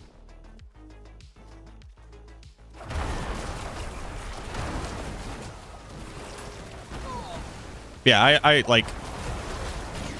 think getting the item is the chase. This gives you a thing to do to make the item more powerful.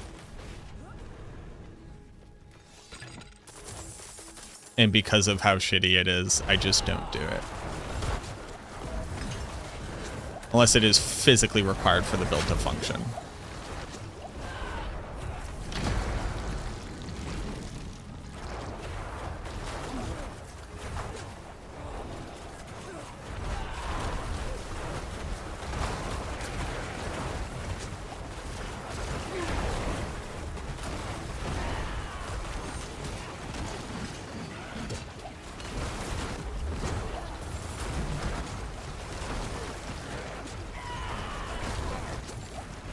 Call this a healthy debate. I would call this debating for sure.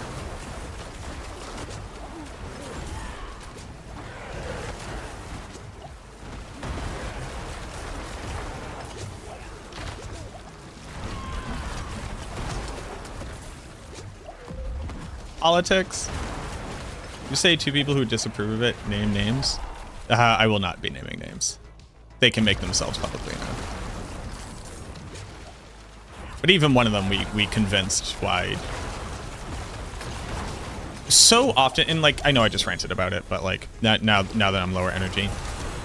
So often this specter of then people who don't deserve a thing will get a thing. Which is just like hits so close to home about like real world like safety nets and real things that it just pisses me off. But like everybody playing an ARPG at a statistically relevant number wants to feel an ownership and a deservance of the thing that they have accomplished with their character. And what you personally define as doing that is going to be different. But there aren't like real people really participating in the greater conversation of what can make this game better or what can be done to improve the game, who legitimately just want to open the game and have a character made. And then they just start using it. Like, that thing exists in some universe. It's not a legitimate person participating in the conversation about how to improve the game. It's just not. It's a phantom. It is a phantom, and we call on this phantom as like the intractable argument boogeyman. And it's just like not real, and it does piss me off. Whenever I'm having a conversation about a thing and people start talking about like purely hypotheticals, I like to ask that we demystify the conversation when we root it back in reality so that we all know actually what the stakes are and actually what we're talking about, and we are not trying to hold the debate accountable for a hypothetical reality that none of us can actually point to data-wise and prove is a thing.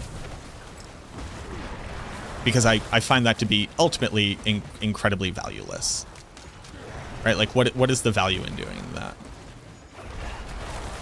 You know, we are building a dam. We're building a dam at the equator. Well, this dam, what would be like a good example? Well, this dam cannot support frozen water. Well, okay. Does it need to support frozen water? Or can it just support still in free-flowing water? Well, it wouldn't survive if like the entirety of the basin of water were to freeze over. Well, again, okay. Will that happen? Well, no, but you could imagine a world where it happened. And as such, we can't build the dam because it wouldn't be able to support this thing. It's like, but the water will never freeze. That is how I feel about that argument.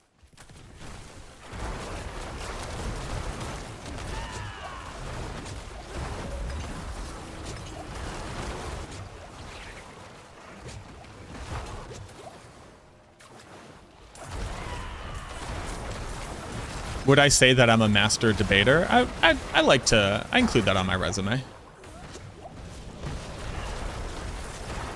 It's provocative.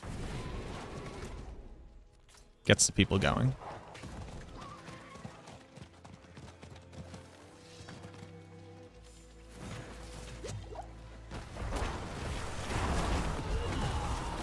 Why am I doing headhunts? I need gem fragments. Hey, who wants to do Infernal Hordes?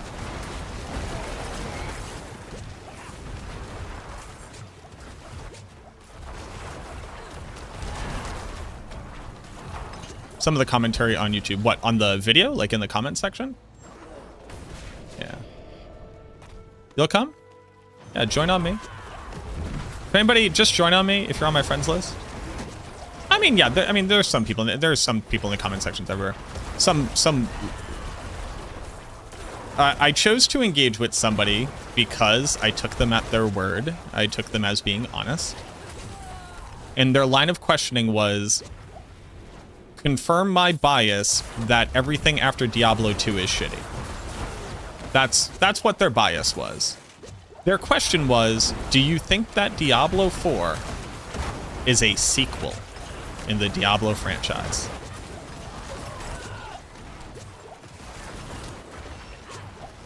Exclamation point tag. Their question was, do you think that Diablo 4 is a sequel? Their bias was, confirm that everything after Diablo 2 is shitty.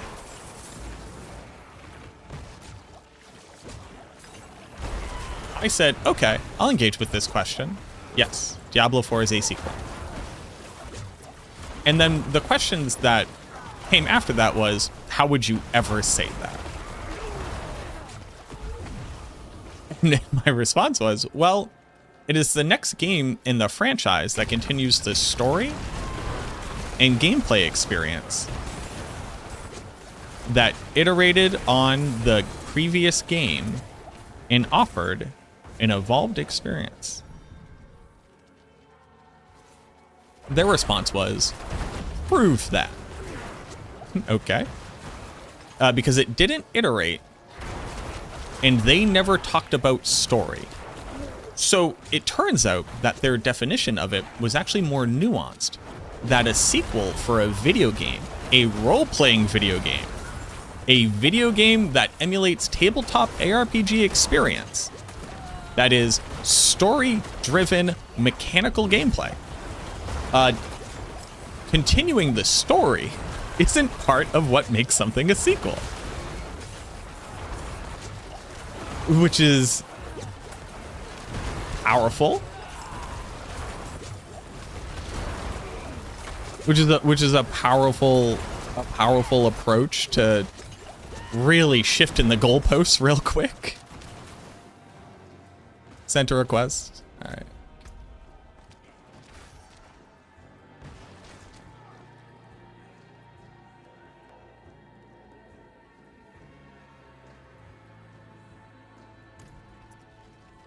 Oh, the amount of bias around Diablo 2 is like hilarious because,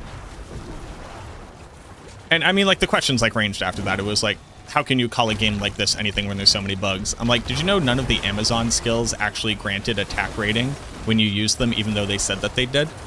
And did you know that you can successfully pierce without hitting? So it would look like you were successfully piercing and people would take that as they were successfully hitting a target. But in fact, the missiles that were piercing weren't real and in fact were fake. Did you know that? Did you know that enchant didn't apply to ranged attacks and only applied to melee attacks and actually double dipped on melee attacks? Because Fire Mastery would apply to how enchant applied, and then it would apply to the actual effect on your character as well, but not on ranged for no reason. You know that David Brevik himself, I asked him personally, doesn't know whether or not poison was meant to be set as negative monster regen, or is instead supposed to do damage per tick. So the fact that everybody thinks that poison damage is bugged is actually just a ramification of the fact that when you hit a target, health regen stops on them, and this includes negative health regen. And David Brevik himself told me he literally doesn't know what it was supposed to do. Like, Puppy Poppin', you're over on YouTube now? All of this is to say, the idea that like our old darlings are all perfect, have never had anything bad with them, and like are literally continuing to be the defining factor of what it means to make a good video game is just like so hilariously childish that I find it really hard to genuinely interact with it. Loving a thing very much does not hold it above reproach, and it should not. And so many things were so wrong with Diablo 2, and in Diablo 2 Resurrected, they solved a lot of these things. And there's still so much more that could be done better about the game. And it's a game from fucking 23 years ago, and oddly enough, is not perfect. That doesn't mean that people don't enjoy it. But like, you can even go back and read reviews of Diablo 2 from when the game released, of people calling it a trash money grab. And people just don't know this because they're ignorant. But from my perspective, when you are ignorant on a topic, the only thing that you should seek to do is to become educated on the topic, and then seek to participate in the conversation about the topic. But to start from a place of ignorance and not seek to alleviate your own ignorance is only to waste the times of people that you seek to engage with. It is ultimately completely valueless, and it's just the audacity of fucking people who don't know shit is wild. There's so much shit I don't know about. I don't really know what's going on with Israel and Gaza. I really don't. I don't. So I attempt to have opinions about the repercussions of the things that I'm seeing, but I don't go around telling people the fucking history of Israel. I don't fucking know. Also, stop genocide. That one's pretty simple. But like Diablo 2, like the amount of things that Diablo 2 changed from Diablo 1, so many people were upset. Wait a minute, where are my skill books? Wait a minute, where is like the map design? Fuck. It's a good game. This is also a good game. All things can be critiqued. All things can be better. But people fucking forget that my job is to play this game. And it's like, hey, oddly enough, I probably know a decent amount about the game. Not just I played it a whole bunch, but like the history and like what made it, like what were the fucking, like what made the decisions change.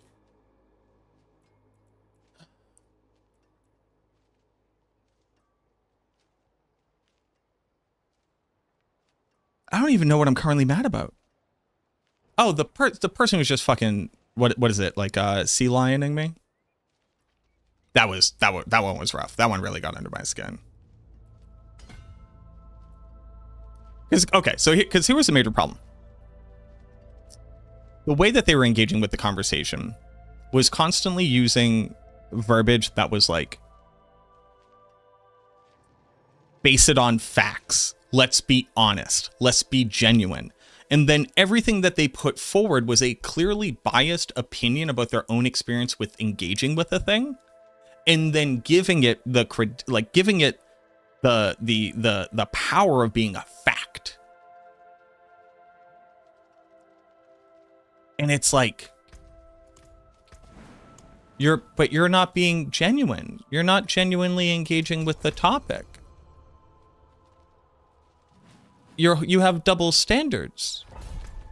This isn't an honest conversation. And I know, like, you're not going to agree with me, but you should do a better job of getting facts if you want to talk about them. We could have a difference of opinion about, like, the value of things, but we can't have a difference of opinion on what is the truth. But the thing that you're describing is an opinion about an anecdotal experience. This does not serve the purpose of us having a conversation when the beginning of the conversation was, could you identify this as a sequel? And it's like, yeah, Diablo 3 was also a sequel that also innovated. Some people didn't like it. I don't know if anybody knows this. Diablo 3 is a massive success. Diablo 3 is a massive, massive success by every metric. Huge amount of sales, huge amount of continued players for over a decade, continued development on it, continued participation in like the market share of like the space of ARPGs.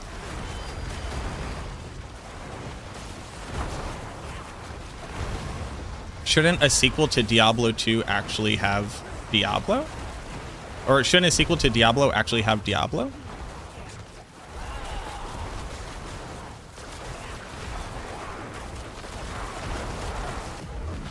Y'all know like the lore, right?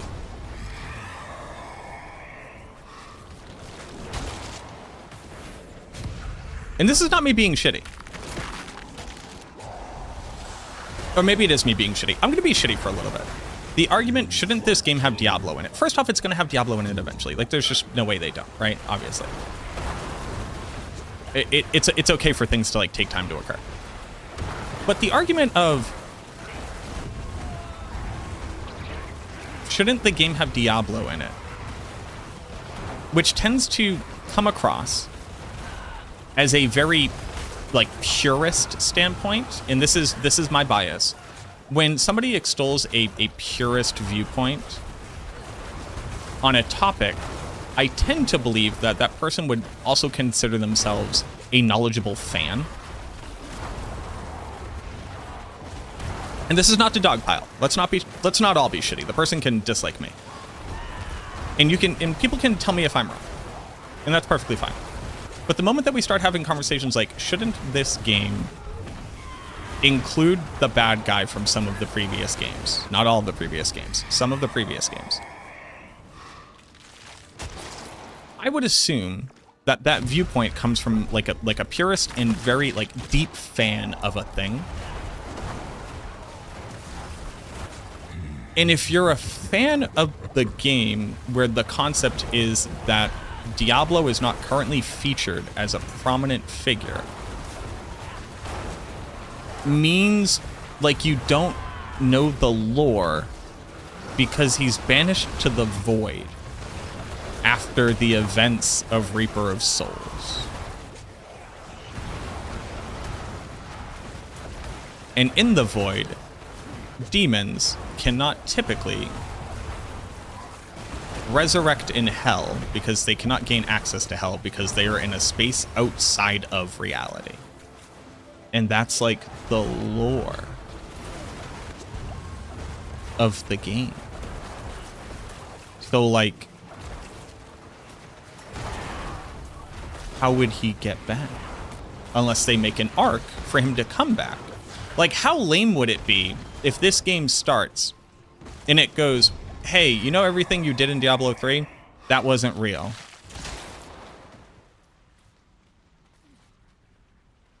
So, you did nothing.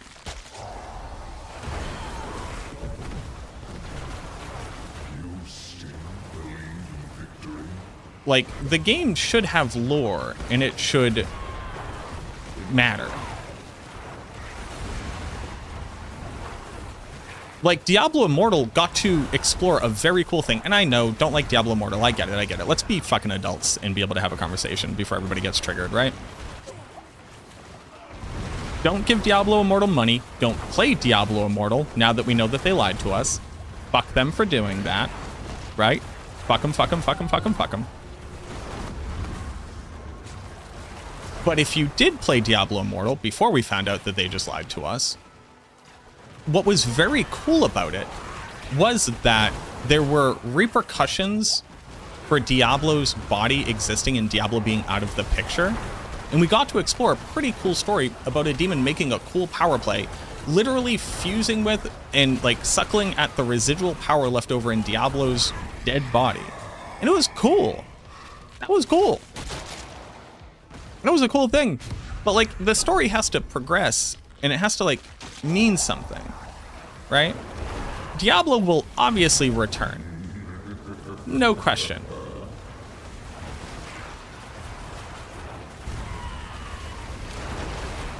But like, it needs to have an arc and it needs to matter and it needs to like have a thing. In Diablo Immortal, they allowed us to believe that the statement of you won't be able to buy gear was the same as you won't be able to buy power, and they knew that, and they pushed that narrative. And then it turns out that all of the actual power in the game comes from these gems, which you absolutely have to RNG, gotcha machine, gotcha game buy with real money to have any ability to compete, considering the majority of the endgame of Diablo Immortal is a bunch of competition-based realities, where the PvP leaderboards and like everything that they have in the game that's like measurable, you need to buy gems, so you need to spend money. So it was, guys, you can't buy gear, don't worry. And you can't buy gear. You could just buy things you socket into the gear. So fuck them. Don't give them money for that. Fuck them. Just a real quick, everybody, anytime that somebody's like, man, you're just a shill and you never say anything bad. Fuck them, don't give them money for Diablo Immortal. How dare they? Hence why the verbiage for Diablo 4 has been very straightforward and has always been, you will never be able to, in any way, shape, or form, spend money and acquire power in this game, ever. Can you help me with the lore question? I can try.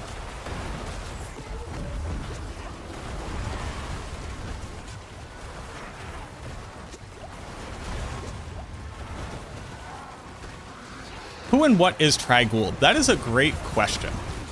Trag'Oul is a creature that exists in the universe outside of the eternal conflict that is depicted as a spiritual serpent or dragon who experiences the balance between the light and the dark, in contrast to the eternal conflict, which is the high heavens light versus the dark of hell.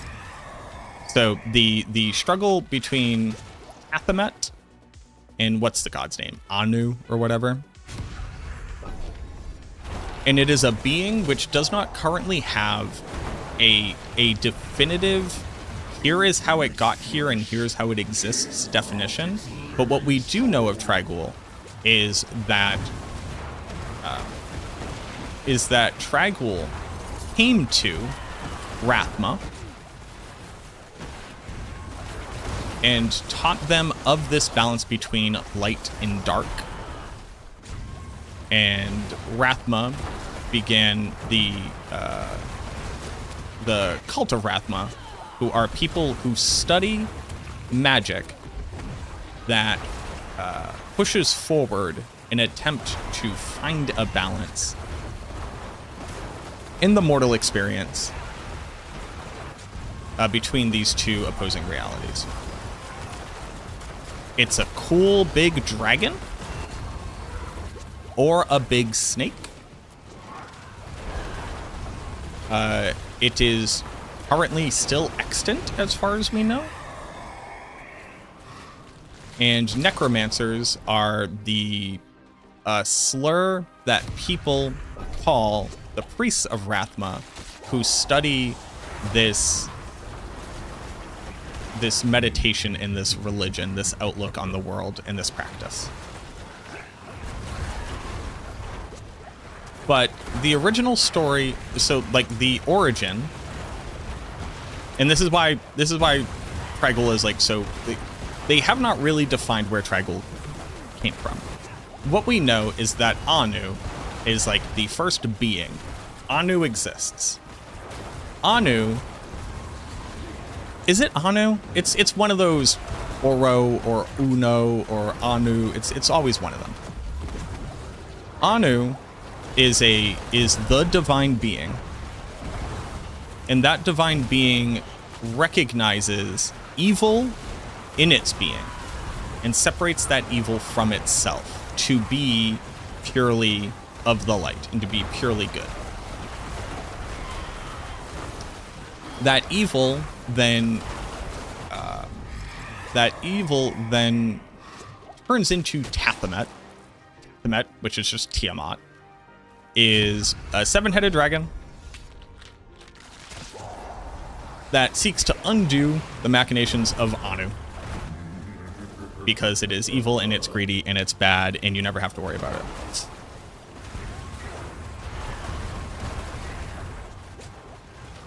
And their struggle kills them. Athamet's body falls down, whatever down means, and forms the hell. The hells. And its 7 heads then all form the 7 original demons. Baal, Mephisto, Diablo, Endariel, Duriel, Asmodan, and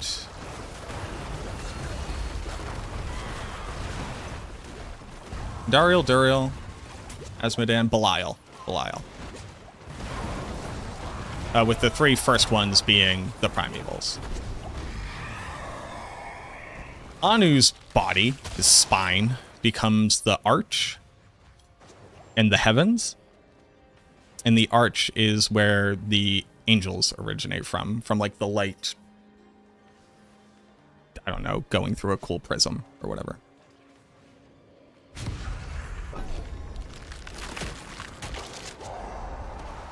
Trigul.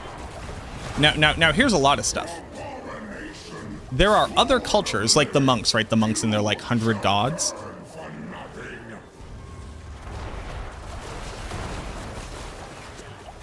A lot of cultures all call to different deities.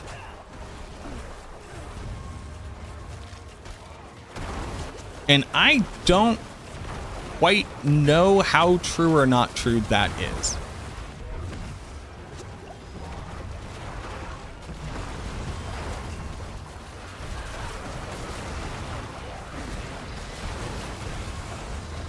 Isn't the World Stone one of Anu's? Oh, right. The World Stone also exists, and that's also Anu, because it has the power of creation that Anu had, and demons don't have the power of creation. Like neither angels nor demons have the power of creation, but with the World Stone they can, and that's why the people who are done with the Eternal Struggle. Oh, because the Eternal Struggle are trying to control the World Stone, right? The Eternal Struggle is over the World Stone. Is that true?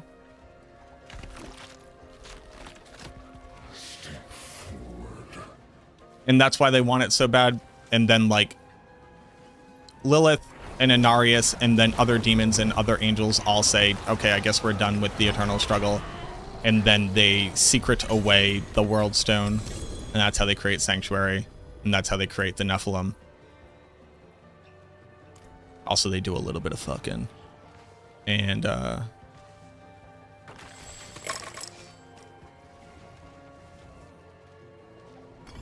then like the angels and the demons like couldn't take because the Nephilim are stronger than them. It all gets really fucking weird.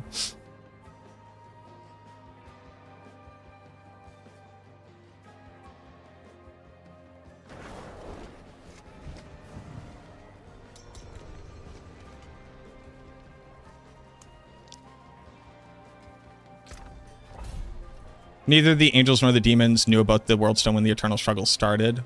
Right. Right. They were just fighting because they hate each other, you know, because It's the eternal struggle. And then they found out about it, and then the eternal struggle eventually morphed over then having power over Sanctuary and the World Stone, because the World Stone's in Sanctuary. And then it all got fucked, so Tyrion's like, I'll destroy the World Stone, which apparently just an angel can do with the sword, which is a challenging concept. Never really explored that one any further.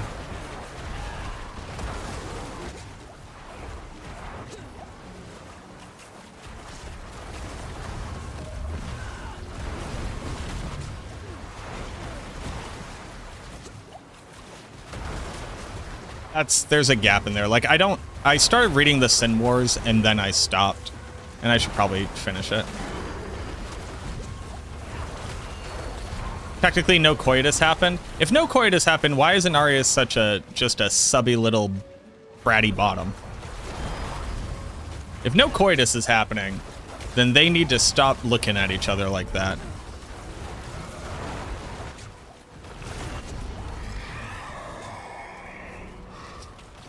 Something, something, something.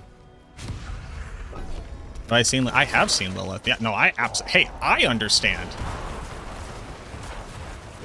And that's what I'm saying. If coitus didn't happen, what the fuck were they doing? Because it wasn't apparently fucking. I think you mean mommy. I like how we talk about Lilith and call her mommy because, like, you get it. But when we talk about Inarius, it's Inarius.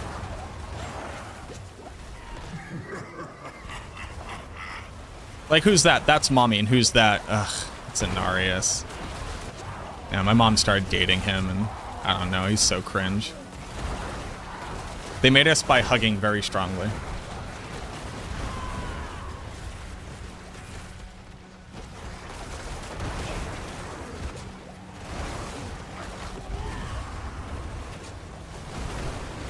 Offered light and blood, yeah, that's what I call it too. Have that on my Tinder profile. Looking for mommy with some blood so I can inject some light into it. That's what I call it. Not a lot of people know that, but yeah.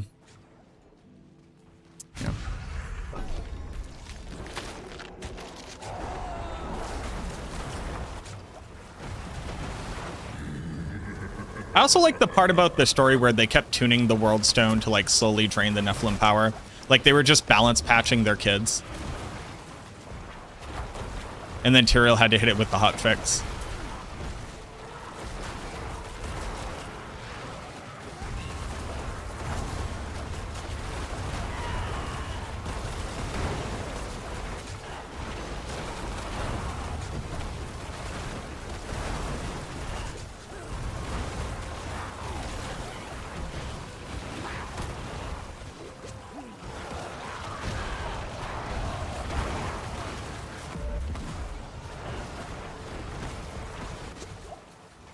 They nerfed the shit out of their kids. They're like, oh my god. Have you seen the Necromancers? They're crazy strong. Inarius really tried to nerf the Necromancers hard. They literally killed our favorite build.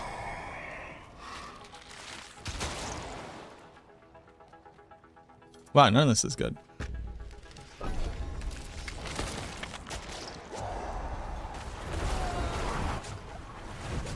Did I see what Adam Fletcher said about the quality? Yes, I did.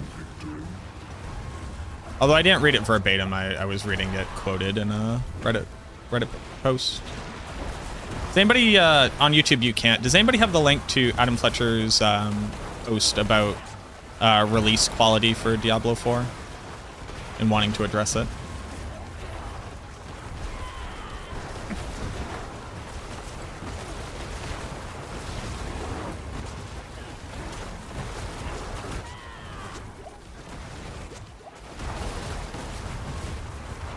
Thank you, Sheesh. Why are there no angels in Vessel of Hatred? Why are there no angels? So, there's a lot of questions open about the lack of... So, like, Reaper of Souls happens, right? If I'm not mistaken, Reaper of Souls also wasn't great for the high heavens. Is that accurate? Y'all gotta help me out. I didn't really play Diablo 3.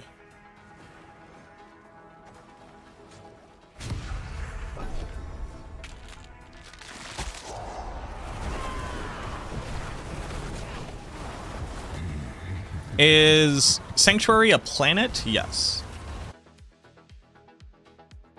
But you have to consider one of the big things we'll focus on. Thank you. So it is both a planet, it is a spheroid,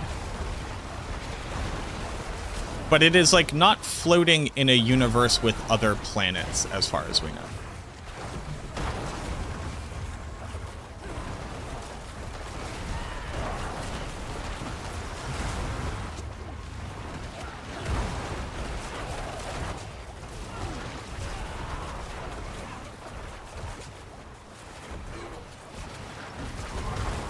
But it was generally the angels didn't want to, because if you remember, the angels also like didn't come. You go to the high heavens. The angels just aren't in Sanctuary in Diablo 3. If I'm not mistaken.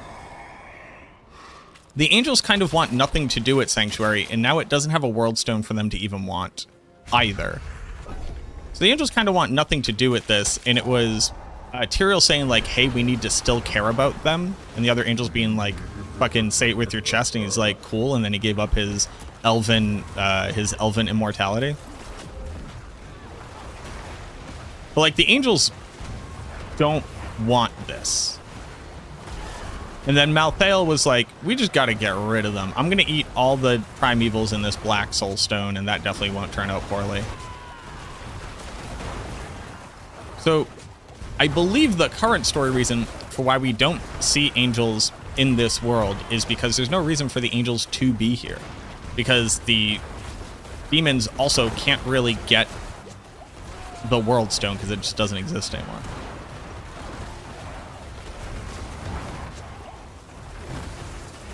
Why put angels in there? That was the question that I asked, and I thought that that was a teaser for what was going to happen in Vessel of Hatred. So the Heir of Perdition, unless it's purely flavor, at least tells us that we should expect to see angels at some point. And I assume it's when Mephisto comes. Because Mephisto wanting to come back into this world for a reason means something. Probably most notably that he wants to, basically like Lilith was, lead humanity, maybe like somehow like reinvigorate some of their latent Nephilim power, and then weaponize us against the high heavens, because the eternal conflict must eternal conflict. So I would not be surprised if the story of the next expansion is... See, here's the thing that doesn't make sense. The next expansion has to be... Here's my call. The next expansion is Mephisto goes off and finds Tyrael wherever Tyrael is. Tyrael is in a land where us, the Wanderer, are not, because if Akarat were to reveal himself here, we would know and we would just tell everybody. So we must be going to a different continent, or a different part of the continent, where we do not have the ability to be understood or respected. Because Lilith made her play here. And then the people here marched off to go fight her. So my thought is, we go somewhere else. Tyrael has succumbed to the claims of fake Akarat. And it's to weaponize Awoken Nephilim to go march on the high heavens. High heavens, seeing all of us as the enemy, fight back. And we end up having to kill a whole bunch of the angels, so that when they resurrect, they will be more amenable to reparticipating in at least like the fight on Sanctuary, because we need to ally to offset the empowered armies of Mephisto, something like that.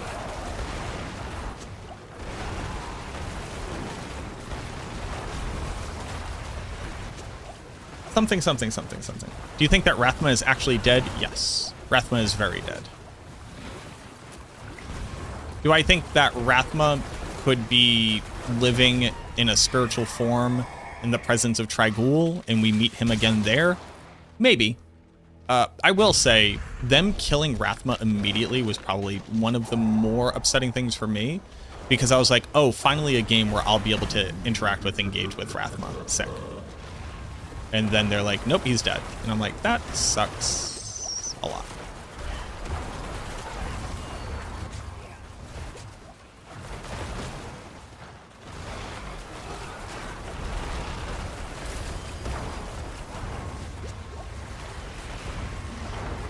But I don't think that Rathma will have a corporeal form.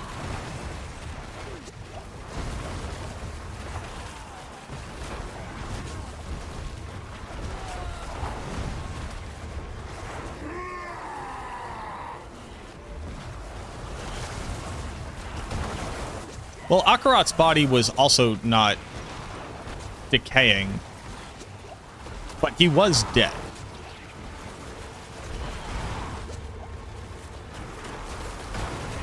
Like, Akarat was dead, but his body was perfectly preserved.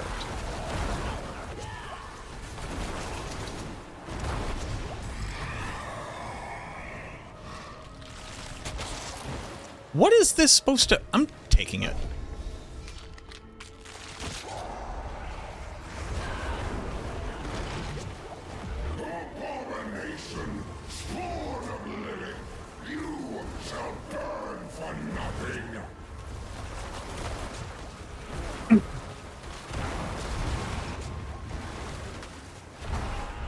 But being back in hell doesn't help him. So they need a way to be able to gain access to Sanctuary. That is why they go for possession. It's so that they can hibernate in and then gain corporeal form here. That's like, they've done this like 6,000 times. If Geed ever made it to Loot Ghislaine so you can smoke that Gnarlant weed, oh yeah, dude. Geed 420s 24/7. Might show up some port of spiritual form like Akarat, probably when they let us explore the Necropolis. I want to explore the Necropolis so bad.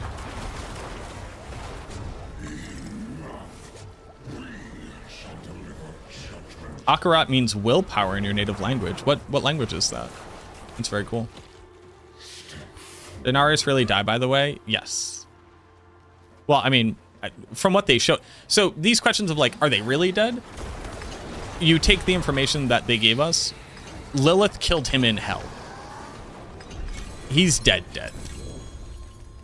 Even if, like he could not come back as Inarius. There could be a being that absorbs his like residual, you know, light and angelic form and becomes some corrupted thing. But like, he's not coming back through the arch because that's not how that works, and he's dead.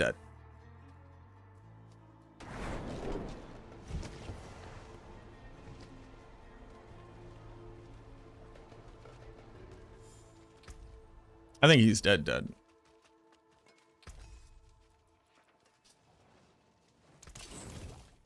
Elias was running around unkillable because he was using a recipe from Rathma's cookbook.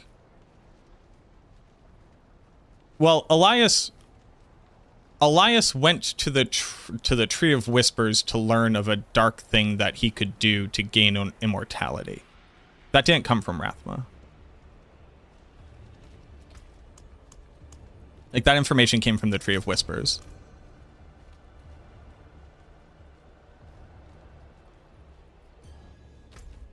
Right? Like, that's the plotline?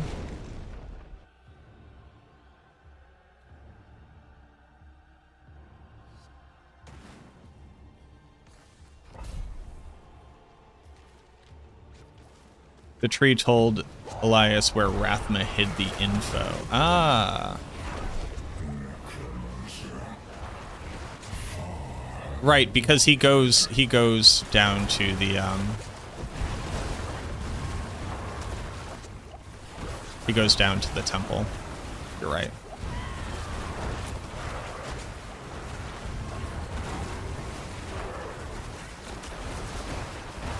Yeah.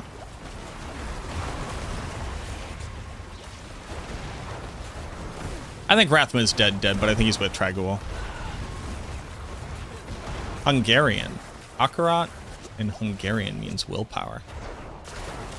There's like a very strong non-0% chance that that's where it comes from.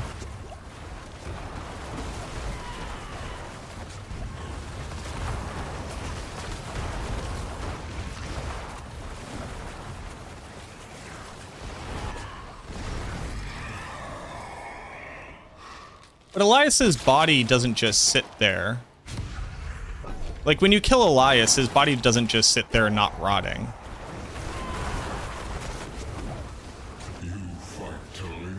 Also, I feel like Lilith would know if Rathma was dead.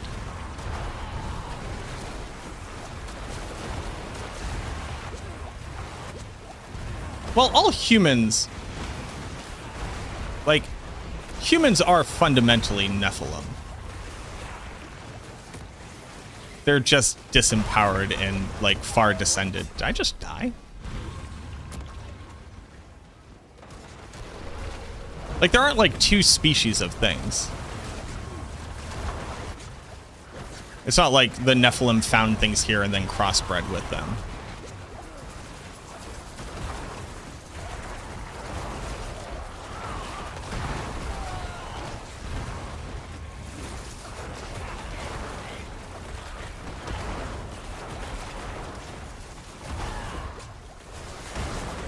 But of the Nephilim,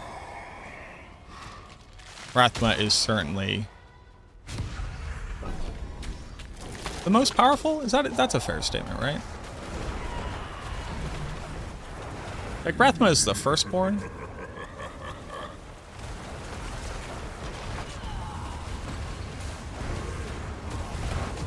Is Uldyssian the firstborn? Is Rathma the first Nephilim?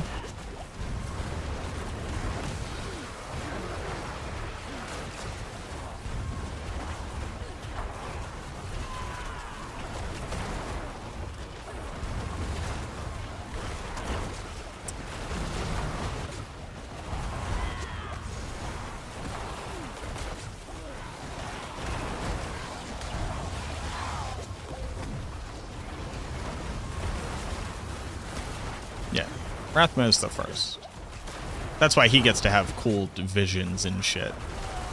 Like, you're the firstborn, as such. Start talking and we'll write it down.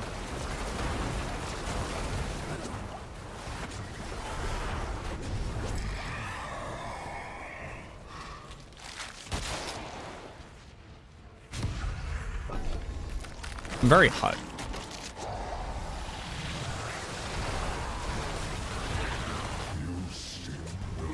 And we're doing this to get gem fragments so I can make the occult gem I want. And then we need rot to level up our powers. Excuse me. And then I want to see what that thing do.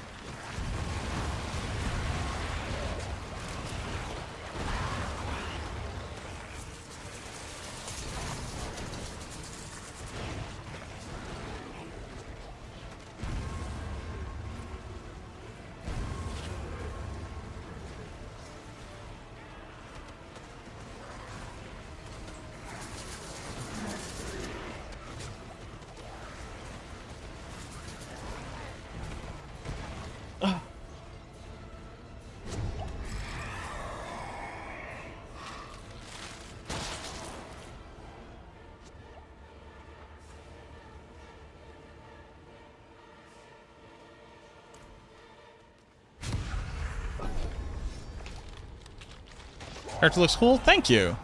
Yeah, like I wanted to build him out as like an Elden Ring boss.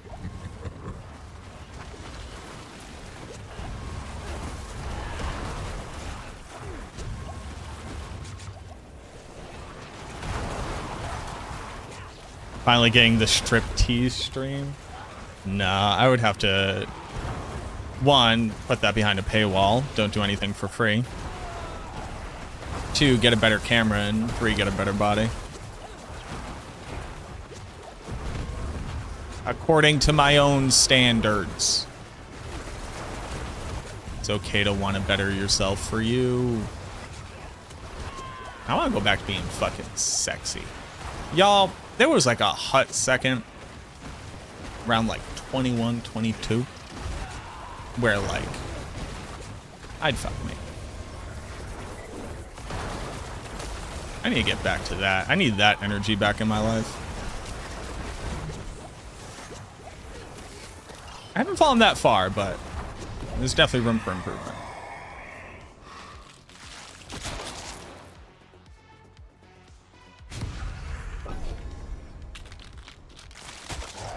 Yo, what up, Playboy? What's good, boo-boo? To get that, you need a time machine? Nah, I just need to, like, stand up more often and do a couple more push-ups, and I'm gonna get there. Think I'm very handsome regardless. See, you shouldn't have to say regardless. It should just be, I think you're very handsome, not you personally. It should just be an objective truth.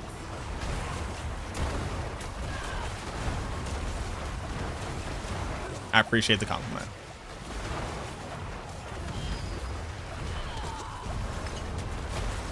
I'm no older than 25? Let's fucking go, kid. I appreciate that. I'm the ripe old age of 34. I only got like 10 more years to make my dreams come true, and then I gotta start worrying about retirement. No, you don't. You do not apologize, Cider. This is all mostly a bit. Did they fix Mendel? Next patch, 2.1.2.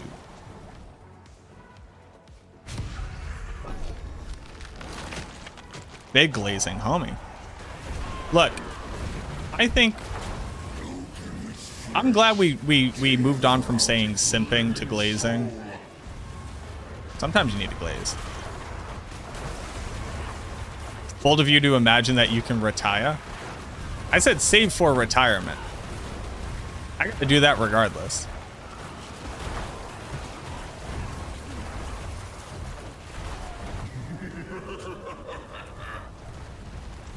What up, Lewis? What are you doing? Went home for Christmas, told my girlfriend, knocked on Mac's door, 20 Italians, but wasn't home. And we're never home.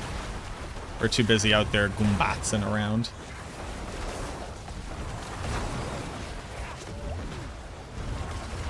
It's sad that we need a fix for Mendel. Yeah, it really sucks that minions don't exist without a unique item.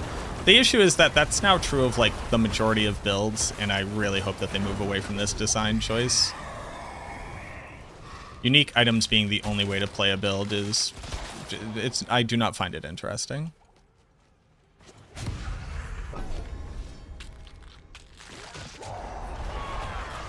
Have I considered picking up some kind of martial art? I have not.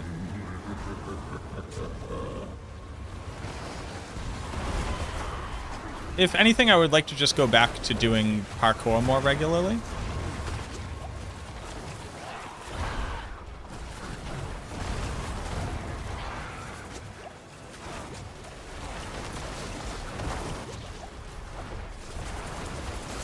There's a great Brazilian Muay Thai gym in Medford.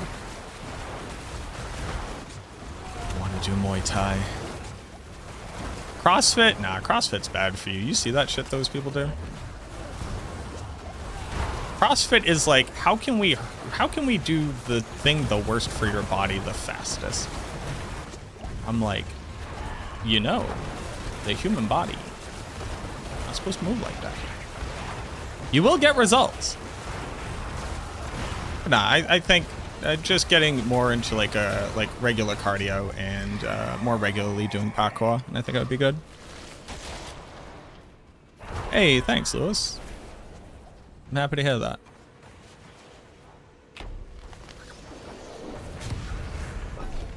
Feeling about Blight this season? I'm enjoying Blight.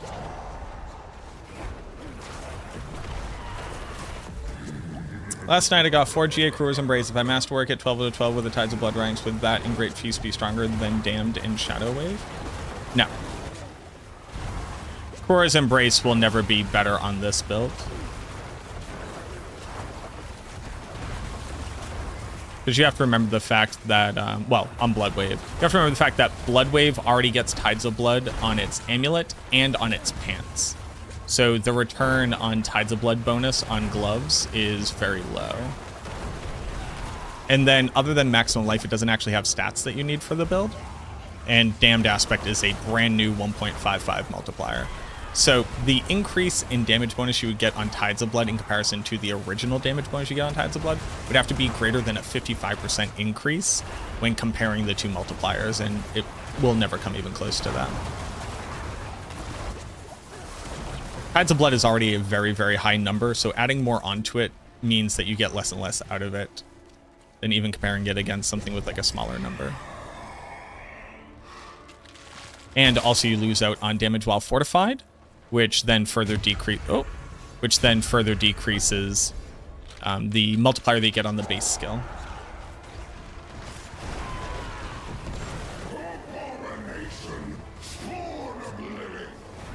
Well, even like the CrossFit like competitions, like I've watched like the World CrossFit competitions.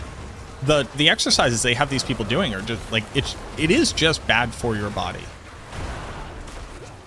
Like, it might be better for your body than doing nothing, but it's not better for your body than doing the same workouts, but with proper form and in a healthier way.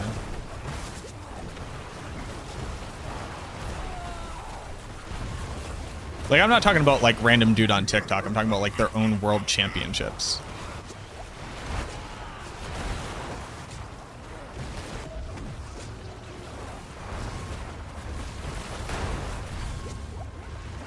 Like, you shouldn't do pull-ups like that.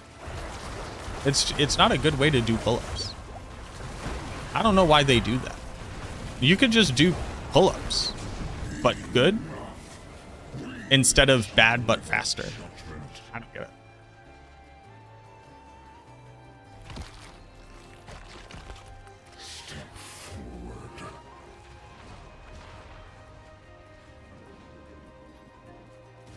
Even if I disagree sometimes, it's perfectly fine to disagree sometimes. I'm glad you enjoy the content, man.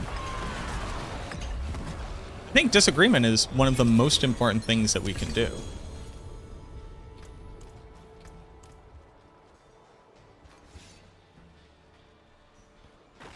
One GA Blight Evan Pierce that does 6,500 shot. Would this be better than Evan Pierce with 2 GAs but 200?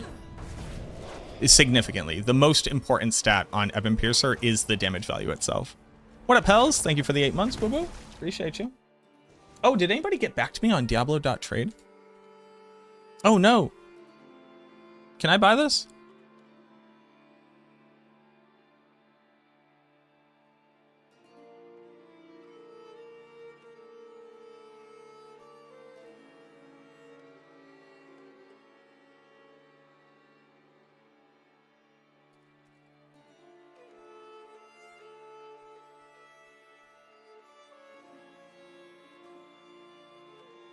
Hey. Thanks, Hells. Thank you, Smitty. I wouldn't have to do that. My hammer sings on your return. This will be my last key. I don't know if anybody else has keys, but this is the last one that I have. Hopefully other people have keys. I need more gem fragments.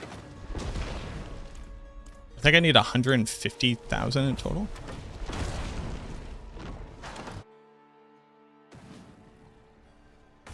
So Unholy Ghost, a really good thing that you can do is take the bigger number and divide it by the smaller number.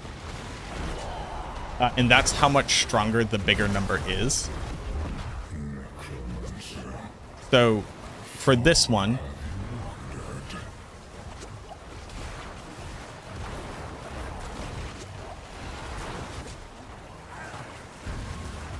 that bigger number is 3.25 times bigger, so 325% of the base damage.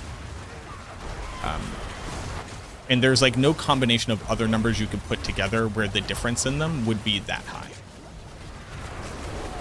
To give you an idea, on my amulet right now, the difference between the 79 and the 69, nice, is 13% damage loss.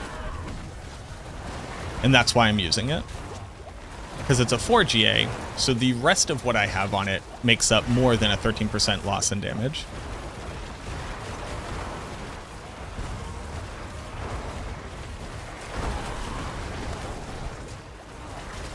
How am I achieving unstoppable? I'm not. I'll just die. Typically, the barrier generation carries you through it. You fight to live. Good.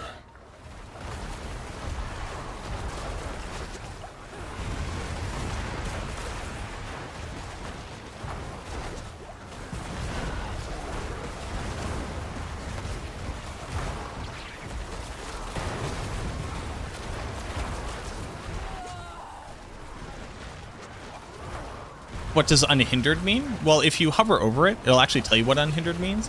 Unhindered means that you cannot have slows applied to you, and you do not have a hitbox when engaging with monsters. So as you can see, I can run through, physically run through the monsters because I'm unhindered.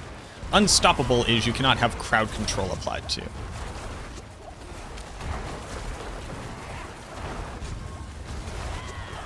But if you can't see the description of the thing, you might need to turn on like advanced tooltips. But I believe that unhindered describes what it does on the tin.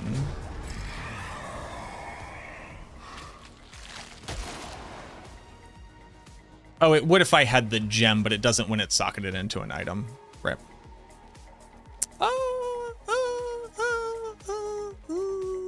High roll? We're going for high roll.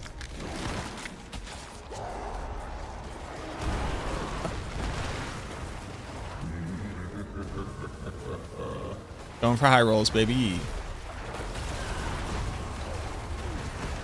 More Hellborn.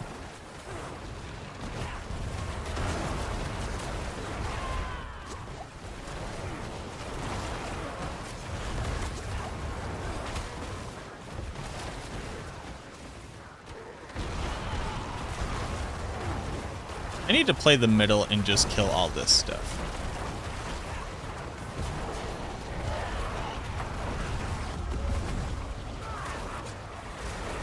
And activate things very quickly.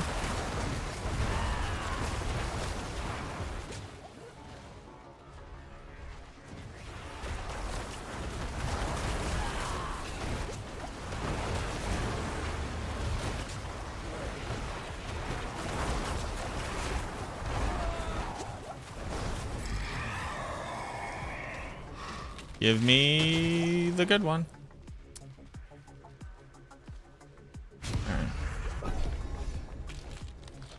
That's not what I wanted. You still believe in victory?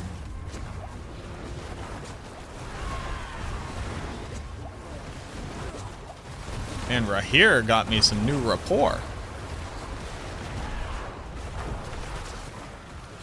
Is Blight? Yeah, I've already done pit tier 100 very easily.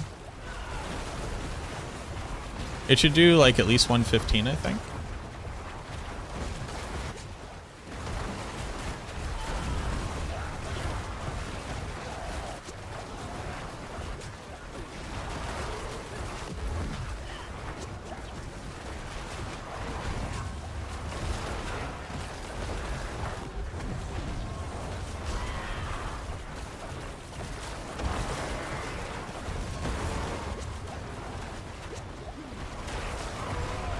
Boop, boop, boop, boop, boop, boop. Boop, boop, boop, boop, boop, boop. Boop, boop, boop, boop, boop, +1 hellborn, +1 hellborn, pumpkin scream in the dead of night. +1 hellborn,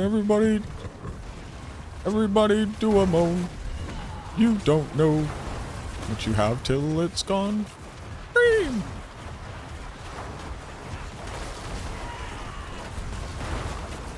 Aren't you scared? Well, that's just fine. Say it once, say it twice. Take a chance and roll a dice. Ride with the moon in the dead of night.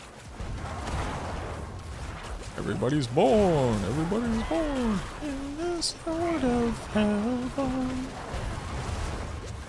I'm the born that comes from hellfire. This is nothing. What the fuck am I doing? What am I doing? What am I doing with my whole life?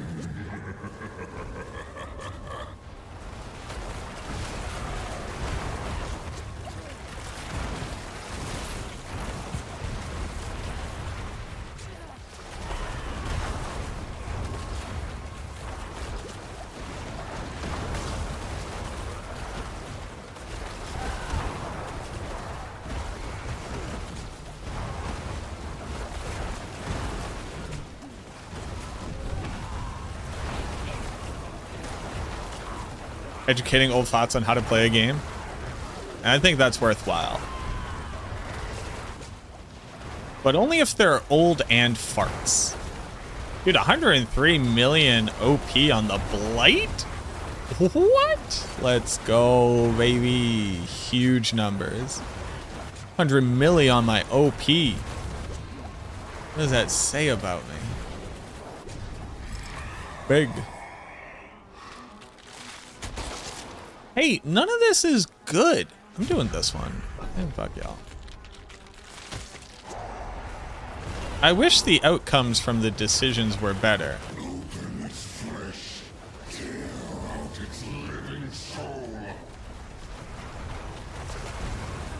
Got that song stuck in your head? I mean, it's a banger. It's a banger.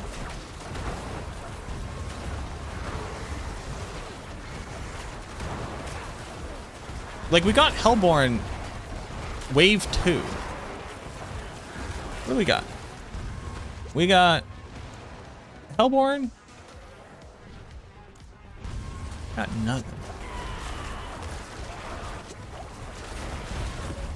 What we got is nothing. From nobody. About no one.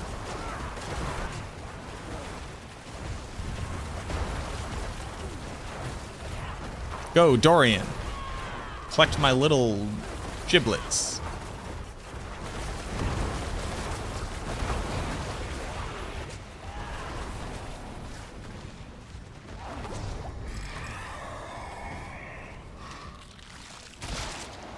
What are we doing?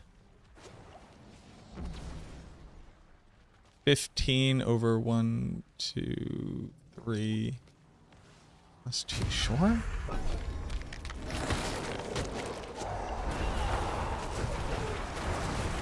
These boons are garbage, kid. They're I mean, they are. They're garbage. So I've been posting on TikTok. Not about Diablo. Just about my little internal experience of the universe around us. And in the first one, I'm talking to like I'm currently talking to. And in the second one, I was getting ready because I had the day off today because it's so icy and the weather's so bad that my day job canceled. So obviously that meant I had the opportunity this morning for breakfast to go walk down to Dunk's. Go get an iced tea. I got a turkey sausage, egg, and cheese on an English muffin toasted with hash browns. I put the hash browns on the sandwich, obviously. And, you know, that's all obvious. And I was like, I need to, like, I'm feeling very passionate and a little bit afraid about, like, the current universe. So let's very quickly just put out a thing that's like, hey, everybody, remember, we're all the working class. But because I'm getting ready to go to Boston, or not go to Boston, but go down to Dunk's, I'm talking with my accent. And in the video, I put it to, like, Shipping Up to Boston by Dropkick Murphys, and I'm very, very Boston in it. And I realize how thick my accent is in that TikTok in comparison to the TikTok from the day before, or more so talking like this. And I'm waiting for somebody to be like, hey man, is it a bit? Are you from Boston or are you not from Boston? And I'm excited to make the TikTok where I talk in both of them and be like, hey, fun fact. That's just how it works. I don't know what to tell you. Have I been to the original Dunks in Quincy? I haven't, yeah. Job's just gonna let people starve? No, of course not. We're, you know, a very good organization. So my organization will dispense what we call storm packs. They are 3 days worth of shelf-stable food that doesn't need to be refrigerated, that can be put right in the pantry. So in case of emergency or weather or for whatever reason we can't make it out to them, we know that they bare minimum have food. A lot of the times, the food that we are delivering to people is not their only source of food. It is instead a supplementary meal to make sure that they're always getting like a bare minimum of nutrition, and that they have access to meals if they do not have the ability to cook, somebody else does not make something available, they're not using other services, etc. So it is both a wellness check-in to make sure that there's somebody who sees them every day, and typically we'll talk to them every day, which is very important for the elderly. But also make sure that they do have food available, but we are not typically their only source of food. But even in that case, we have already provided them, again, with shelf-stable food in case of emergency. Listening with and without the accent, yeah, it just comes down to how much I've thought about it recently. Just your regular D4 creator, no Bostonian here, sir. How the fuck are ya? Get this kid out of here. I like when I call people kid, and I don't think anything of it because that's just how we refer to each other. Like, if your parents are cool, you could call your parents kid. And I'll be like, look, kid, there's just like, and someone goes, excuse me, I'm an adult. Refer to me as such. And I'm like, what happened? When did I say otherwise? Oh, right, I said kid. Yeah, that wasn't a dig at you at all. That had nothing to do with that. That was not anything.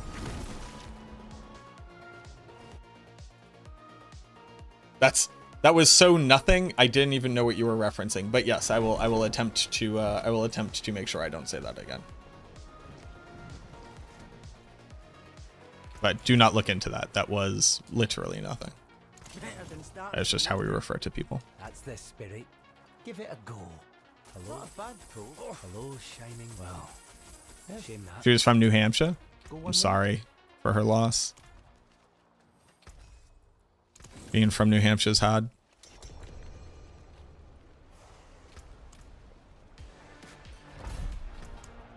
You know, because it's New Hampshire. Need so many diamond fragments.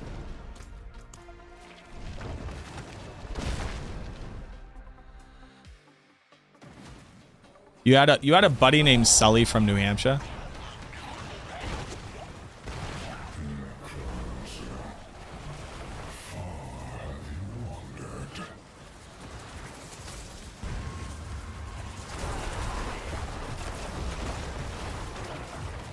Yo, what up, cornfed? How you doing?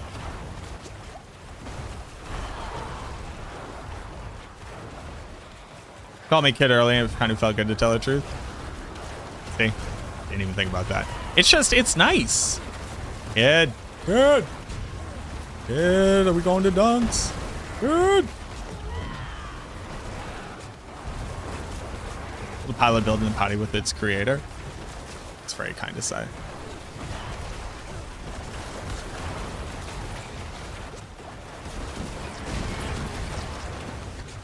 Hope you enjoy it.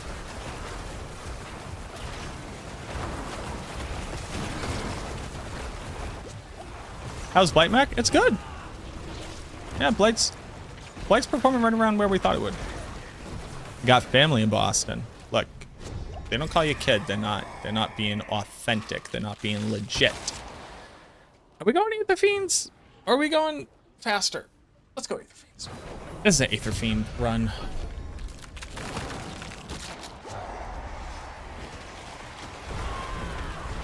Build single-handedly made it. Hey, that's awesome. Living in Boston, but not actually hearing the accent because so many people aren't actually from here. Did we ever, do I know where, don't dox yourself. Do you like typically talk to people who work in a company and they're all people who've moved into the area to work for Boston, or like what's the situation? Buddy, chief, pal. What was the thing I was, I had a funny thing to say, I don't remember it. Essence per second on my boots, and then Soul Rift.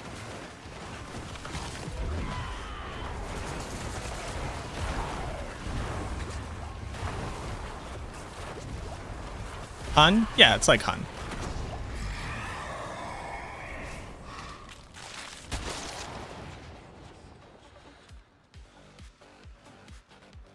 None of this is nothing.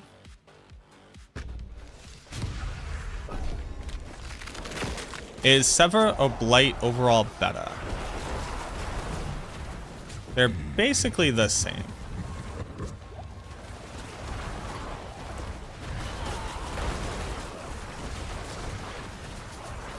Seva should be able to push further into the pit.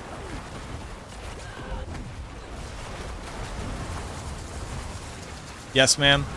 For a long time, I would say Dia, if the woman was older than me.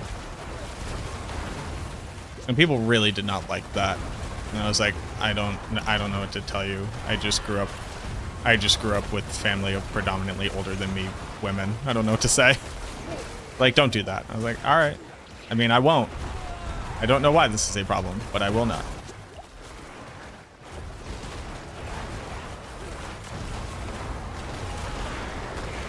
Tides blood from its amulet. Right, it's Indira's memory that has Tides of Blood ranks on it. Yes, accurate.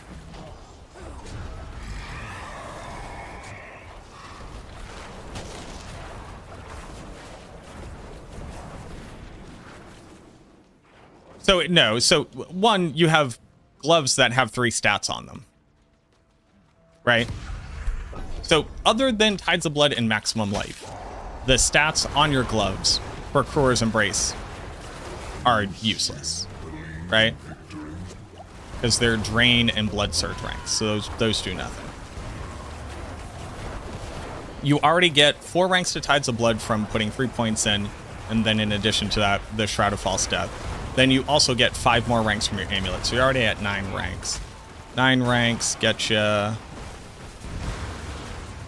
90% multi.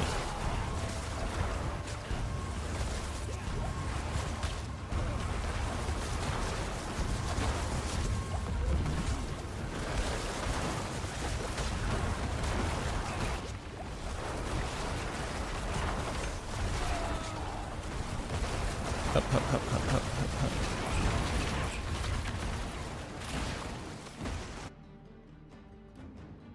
hup. %9 multi versus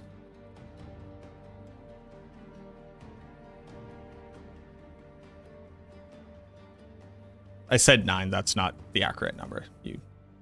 My brain just said it wrong. Can somebody else click the right option?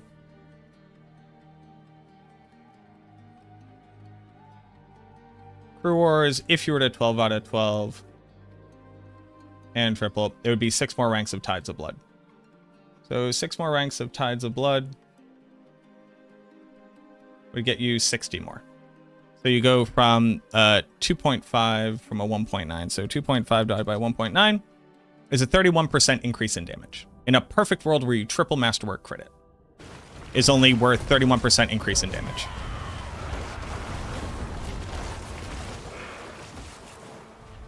So already it's worse than just Damned. But then in addition to that, you get to run Core Stat, which is a large increase in damage.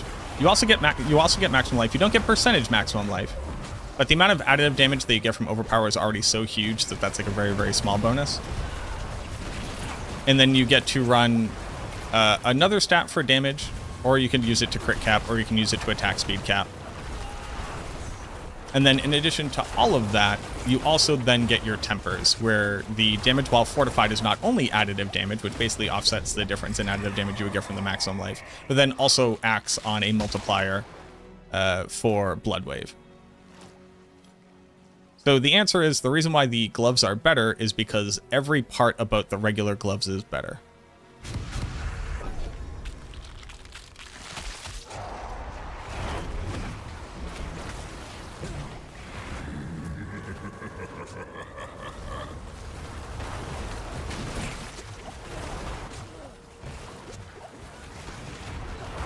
Currently don't have Shroud or an Amulet, so you're looking for alternatives.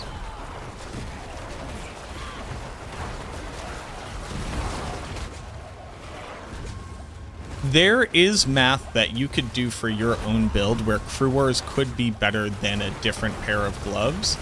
I don't believe that you will ever actually find yourself in that situation in a real game scenario. I don't think you should use Crew Wars Embrace.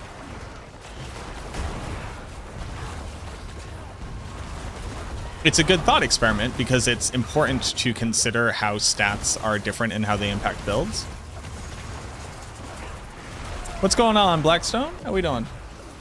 Did I have lunch? I did have lunch, yes. Am I hydrating? Kinda.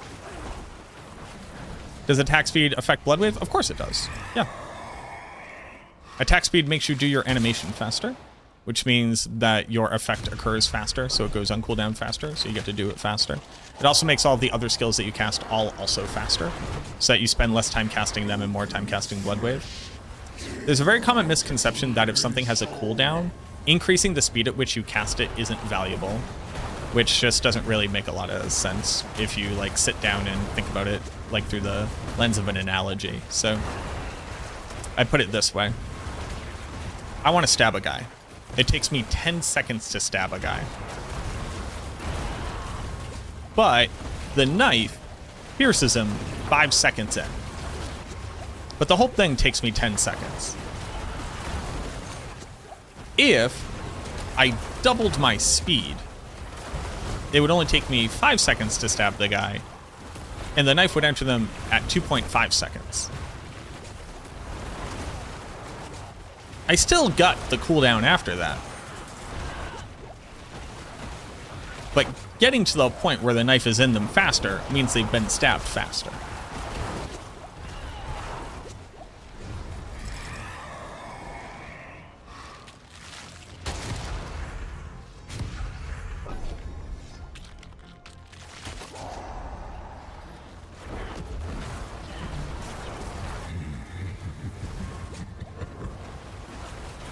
It was impossible to see a difference. Were you testing the length of time it took you from doing the animation to Blood Wave to being able to do something else? Or were you trying to see if the Blood Wave traveled faster? Because people seem to, like, people have been like, oh, I tested it, the Blood Wave doesn't travel faster, which is a fundamental misunderstanding of what attack speed does. Attack speed doesn't make a missile travel faster.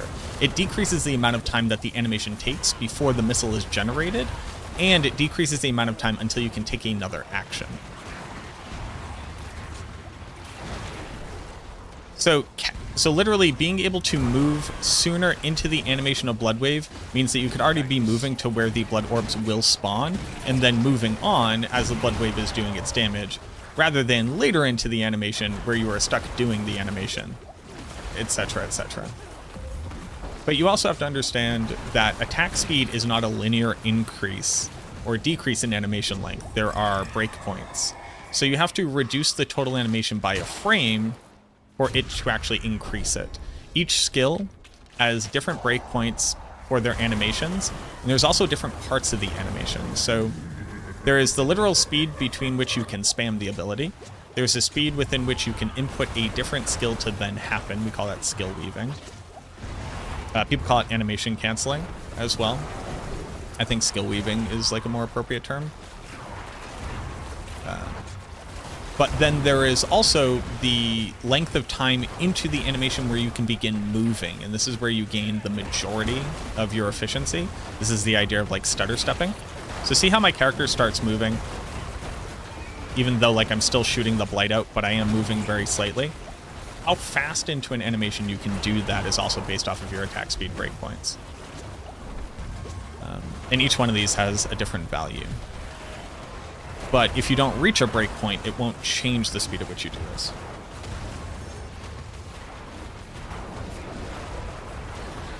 What up, Tomas? How you doing? Getting very close to seeing billions in crit numbers for Bloodwave?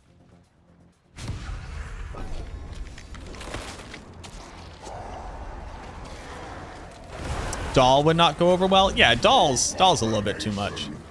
Honey, you know, calling, like, referring to somebody you don't know as beautiful as a name.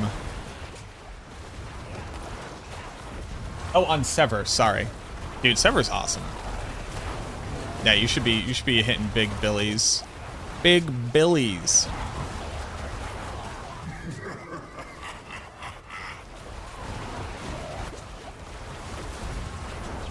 Yeah, no problem, Thomas. Sorry, Thomas. You know what's the difference between Thomas and Thomas? Last name, typically.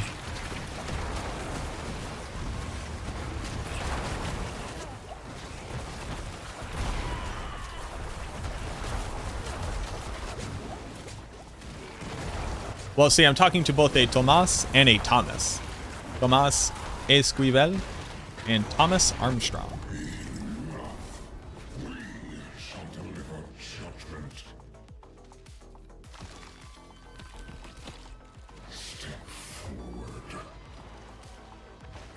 Oh, gotta drink that. That sucks so much.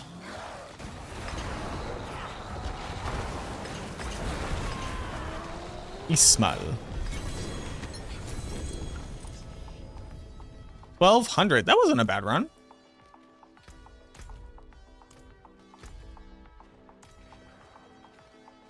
I want items, but I really just need gem fragments.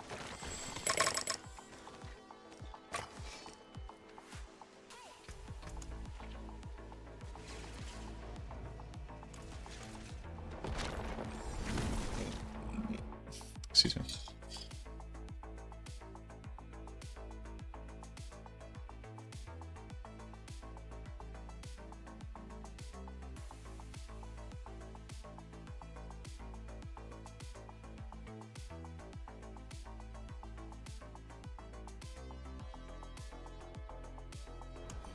Hey. I need a little snack. Oh.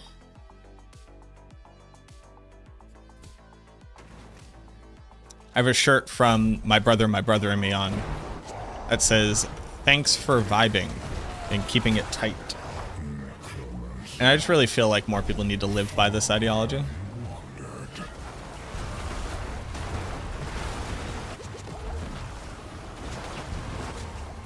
Yes, I'm running the occult gem where Blight ticks faster.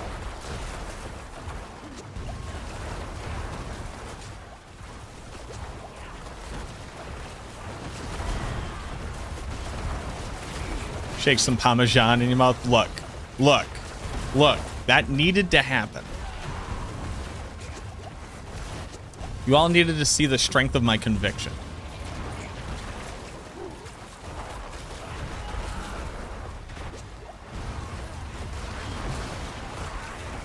Drendari, honest question, asked in good faith. Because you live in Europe, have you ever even had the cheese I showed you?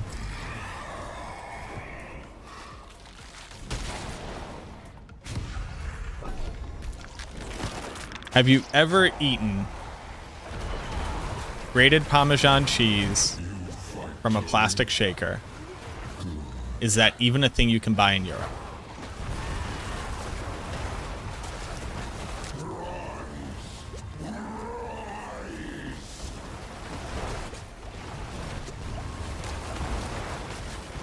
And I'll let you know, the answer to this question is going to change our relationship and the leverage I have in this conversation forever. But answer honestly. Have you ever had it?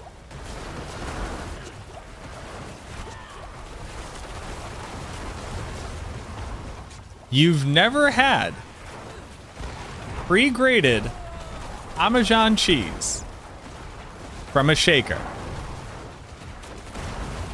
You've never had it. You gotta be honest.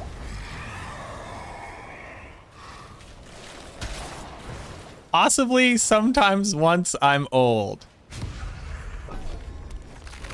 Never again. Never will you besmirch the good name of grated Parmesan cheese from a plastic shaker until you can prove that you've eaten it. Never. This is like me saying driving in a Maserati sucks.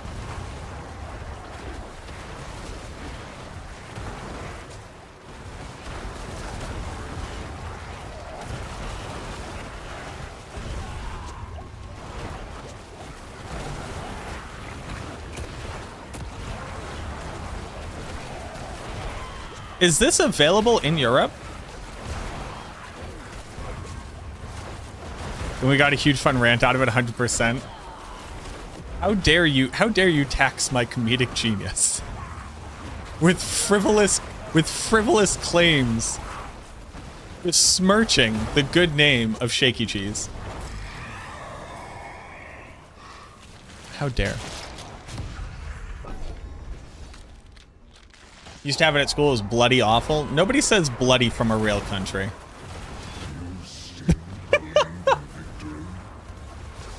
There isn't a single developed nation that refers to things the adjective bloody.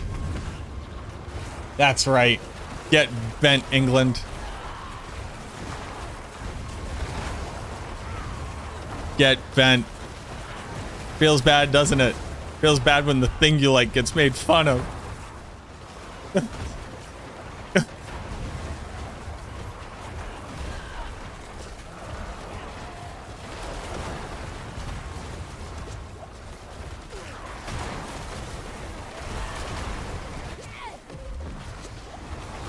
Also, all food at school is bad. You can't judge food based off of the fact that it's if it's served at a school, it is inherently low quality, or at least here in the United States it is. They have Parmesan shakers in Italian restaurants. Good, good, good. Pretty tasty. Is Bone Spirit viable this season? Yes. Blood Artisan's Curus isn't Bone Spirit, and that is not viable, but Bone Spirit is viable.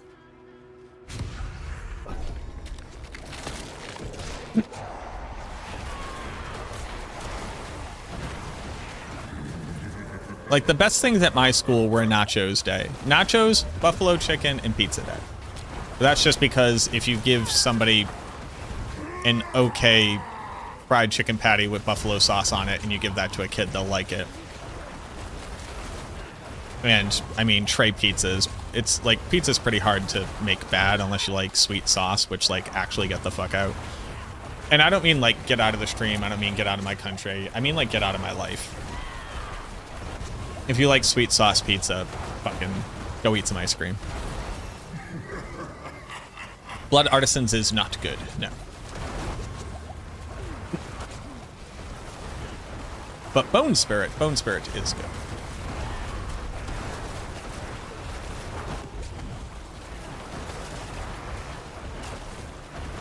Fish and chips. That sounds pretty decent.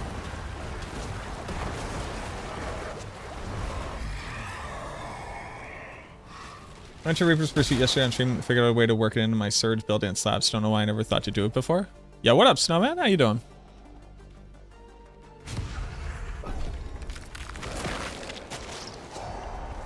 What about dessert pizza? Nobody knows what you're talking about. What is dessert pizza? I'm doing all right. Yeah, Reaper's Pursuit's great. Now that they made it so it's just free damage for everybody, very good. What is dessert pizza? I can just say, what is dessert sausage? Are we talking like one of those things where it's an Oreo cookie, but big? and then it's got like marshmallow on it.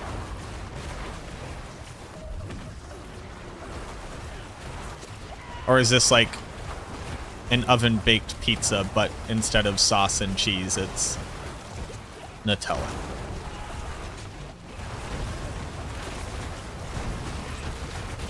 You take pizza dough and you put butter streusel toppings on it. Like you fried the dough? Like fried dough or baked? Is it baked in an oven or is it fried in grease? You bake it? Did you know that you can fry it? Because fried dough is very good. But eating pizza bread with wheat on, I mean, that's, it's bread.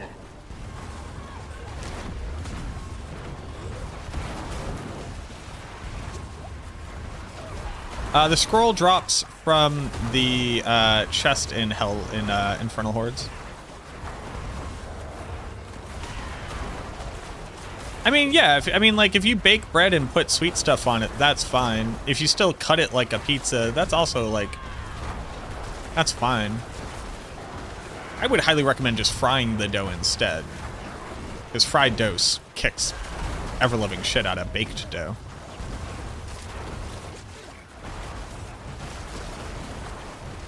Fried dough is where it's at.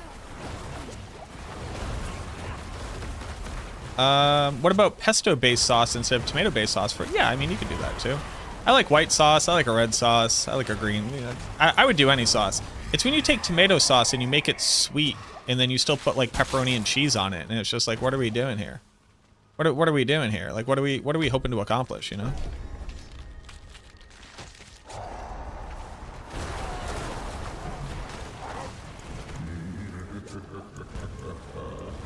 I think you have to open up the item cache to get scrolls.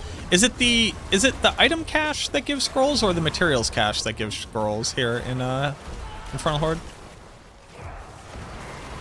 What choices do you pick to get this many cinders? Well, I'm in a party of 4, so this is actually a pretty low amount for a party of 4. But you generally want to take Hellborn. When you can't take Hellborn, you want to take Aether Fiends. And when you can't take Aether Fiends, you want to take increased rate of events, or Aether Lords if you can kill Aether Lords. And then when everything else fails, you just cry. It's the item cache, right? I need to do that. I'm going to need to masterwork some stuff. Hopefully I can buy this amulet.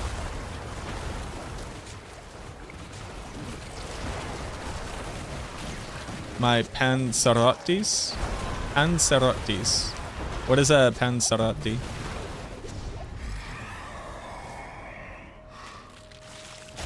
Bosses Das.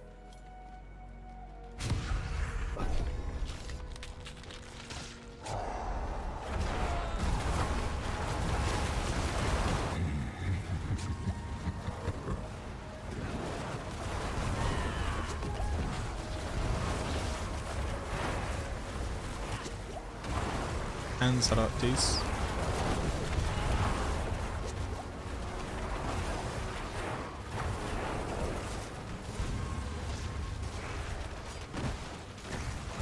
Like a larger size pizza pocket. Ooh, sure.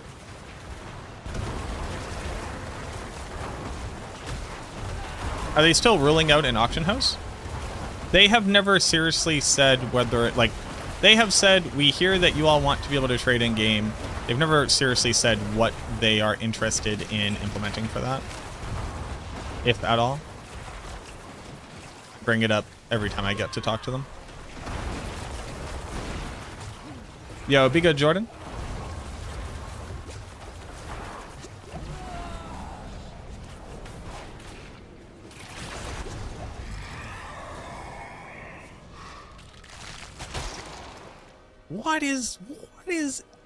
What even is any of this? Oh, damn.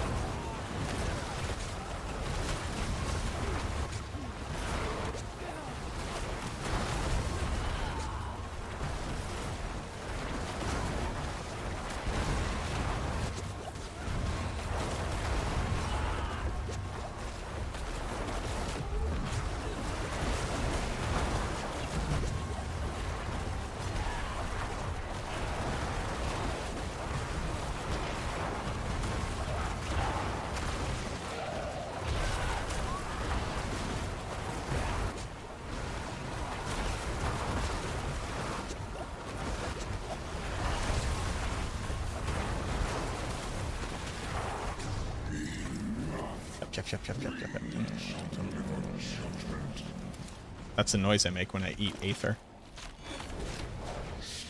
Ooh.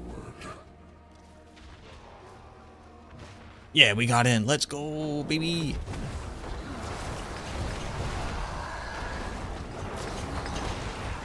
I was gonna kill him. Simon is offering if people want to do group runs for bosses. No. I should probably open this every single time. I don't know why I wasn't. So I just need so many goddamn gem fragments. All right, so how many gem fragments do I currently have? 96.5.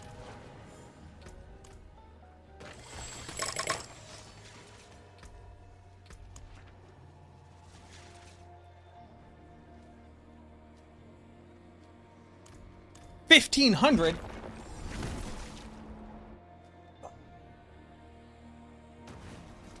I can't use the diamond conversion because the diamond conversion requires skulls, which I also need. If I'm not mistaken.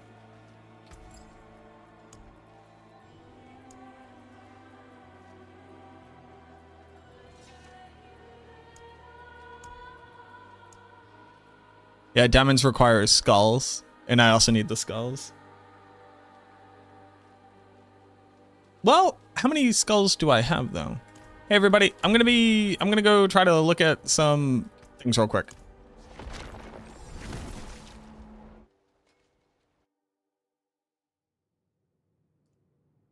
Cause like I'm gonna have to make new gems for like, well, the Eldritch one is pretty universal.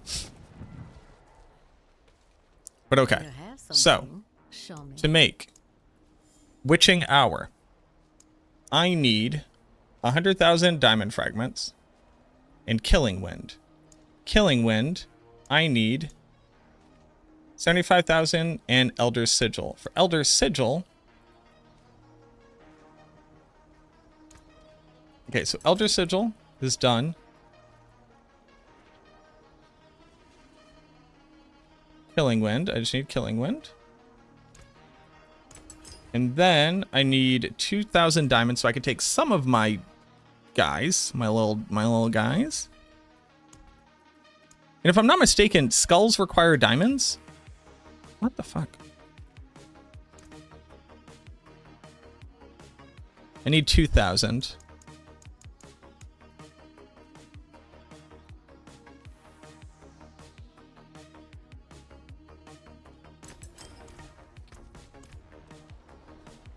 Come, what have you brought?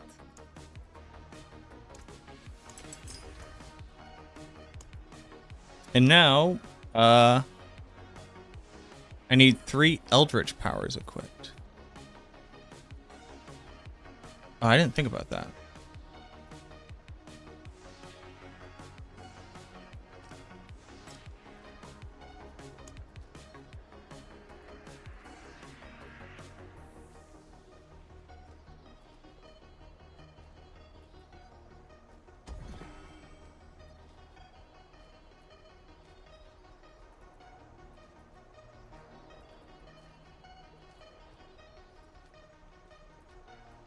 Is there an Eldritch aura?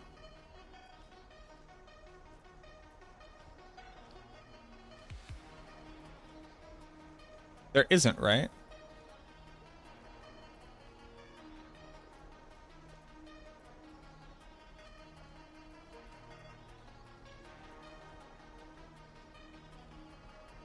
Okay, so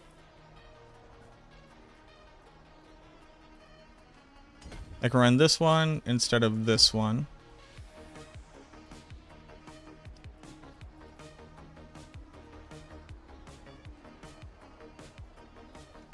One, two, three.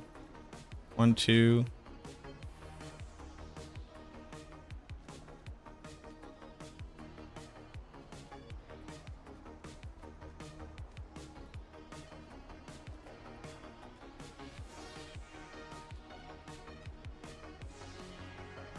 Gavin Pierce is amazing. It's very good. It's not as good as it could be.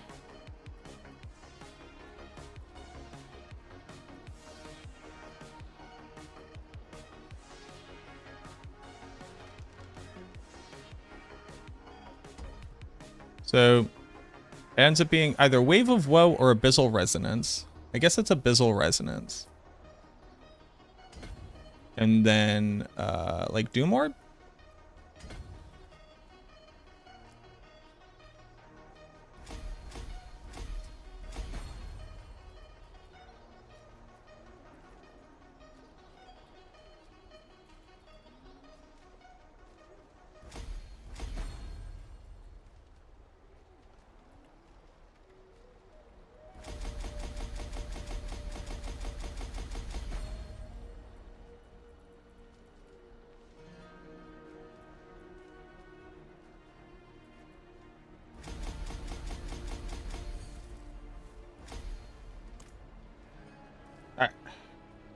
All right, I'm abandoning you all. Thank you for the runs. I'm abandoning you. What up, Alan? To abandon you all. I have to. My people need me.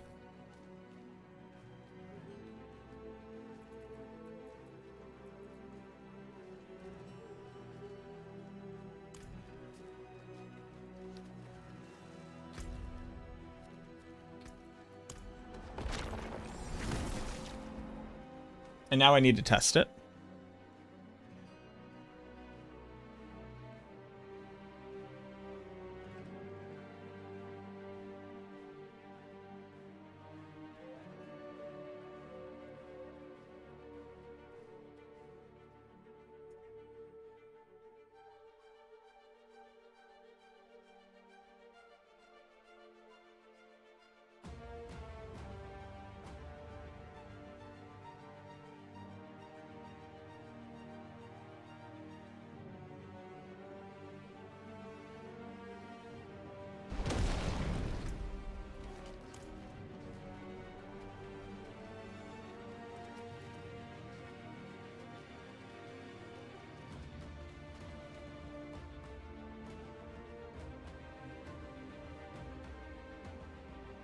Yo, Smitty, thank you very much for the $10 super chat. Says, have a bear at Lord Hobo. Cheers, kid. Thank you very much. I appreciate that.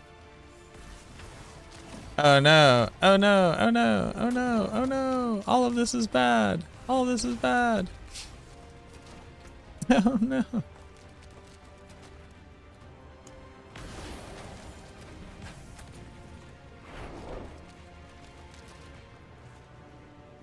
Okay.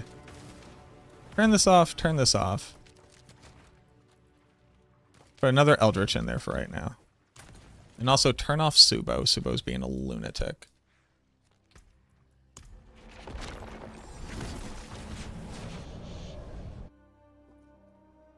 I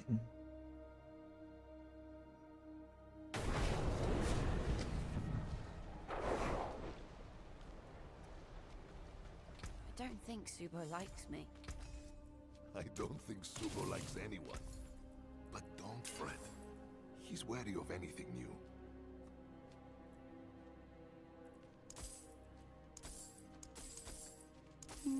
Did I count it out right?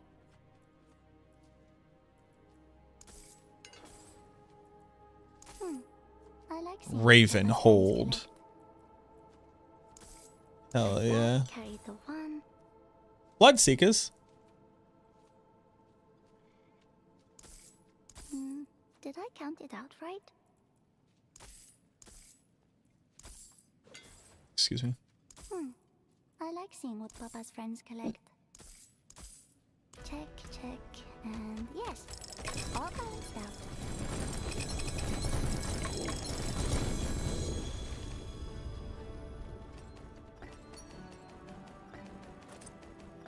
Triple GA boots.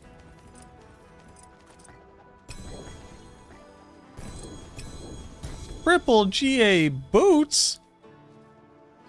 Wah! Those are pretty good boots.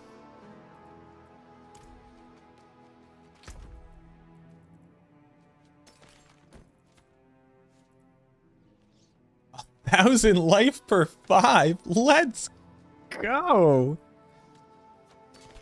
I'm gonna keep that.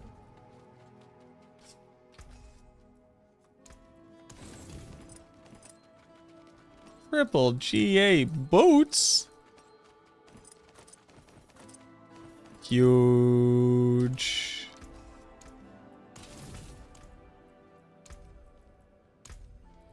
I got home.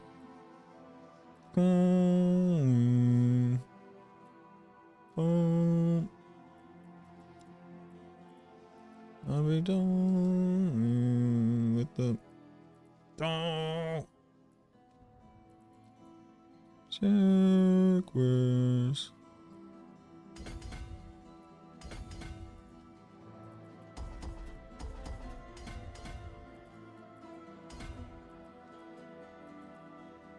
I remember Sheck West.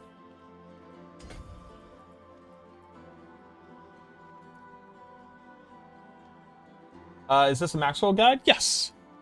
Yeah, it's the Blight.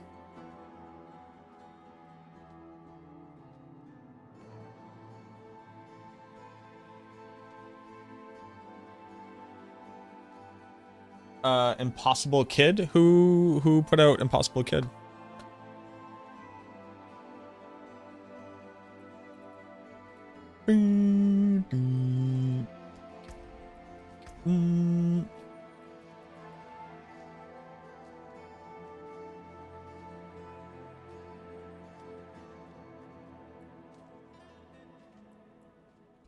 Okay.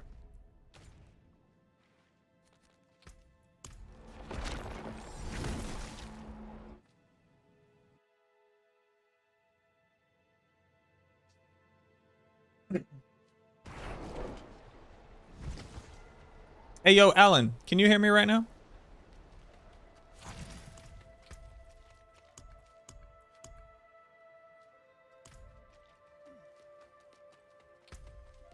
And one day I'll have max gems in my gear.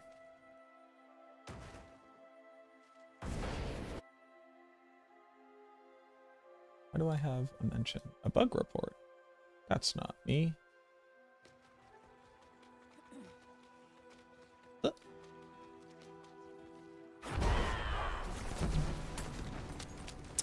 I forgot to get rid of Sobo!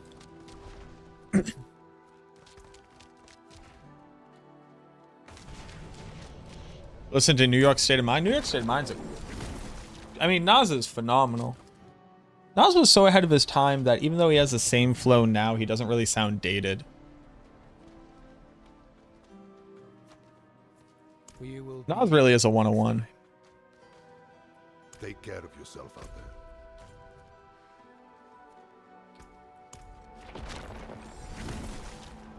Like, go back and listen to Illmatic and Stillmatic. They're just insanely good albums.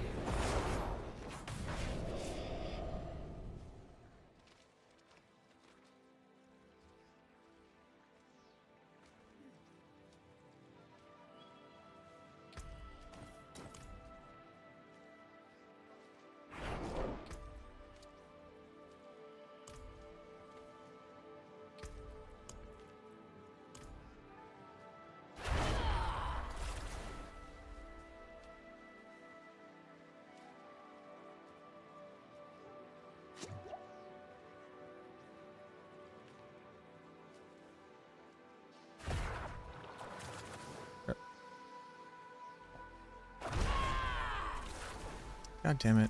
Where am I getting that out of here? Illmatic or the Kata 3? Wayne's my goat, so I think the Kata 3 is better than Illmatic.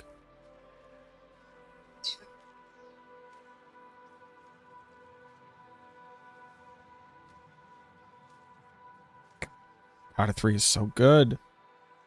All right, let's check the song list.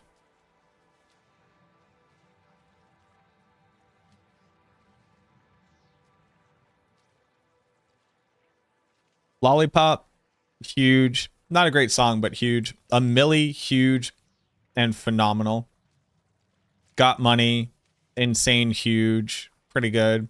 Miss Officer is a great song. Comfortable. Repeat is great. Mr. Carter with Jay-Z. I'm President Carter. Rip President Carter. President Carter. Rip President Carter. President Carter. Rip President Carter. Amelia's insane. Got Money is huge. Comfortable is a really good song. Kanye wrote for Comfortable? Dr. Carter is another great track. Phone Home is a great track. Tie My Hands is whatever. Didn't we already say? Mrs. Officer is crazy. Let the Beat Build is a great track. I don't remember Shoot Me Down.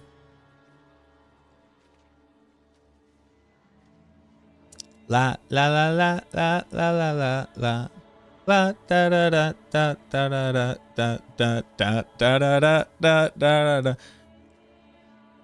It ended up balling. I'm the shit. Get the fuck up out my toilet. Yo, what was up with, you know, Wayne? All the Young Money, but Wayne got really into poop bars for a while.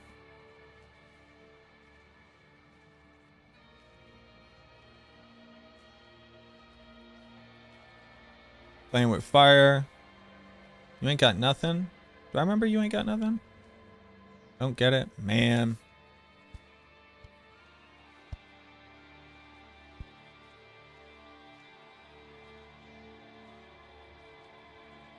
Deluxe Edition bonus disc. Do we include the bonus disc? For the Deluxe Edition? Because you get I'm Me, which is crazy. You get Love Me or Hate Me. You get Talking About It.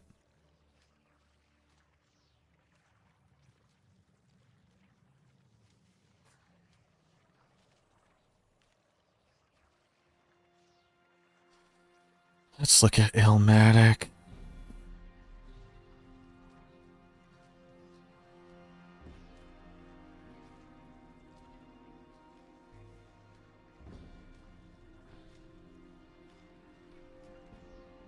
All right, let's go look at Illmatic.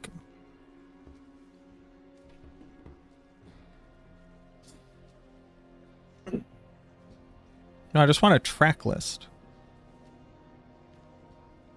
New York State of Mind is insane. Life's a Bitch goes crazy. The World Is Yours is crazy. Memory Lane goes wicked hard. One Love is insane. One Time for Your Mind. It Ain't Hard to Tell.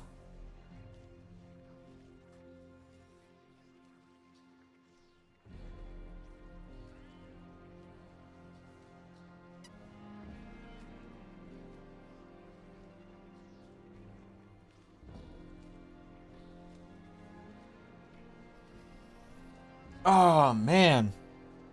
It's so unfair because, I mean, like, the track list, it's just shorter. But New York State of Mind into Life's a Bitch into The World Is Yours. One Love is crazy.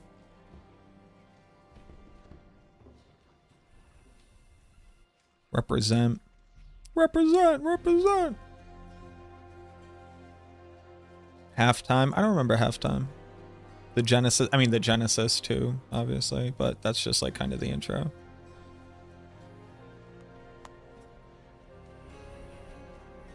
I think Illmatic is a better album. I think Illmatic is a better hip hop album. I think I would rather listen to the Carter 3. And that's hard. That's hard to say.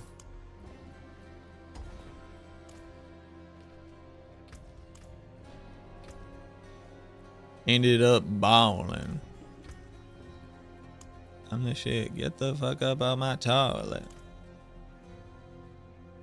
Started with my girlfriend. Ended with her homies. Started up hustling. It ended up balling. Oof. Oof. Oh, that's crazy.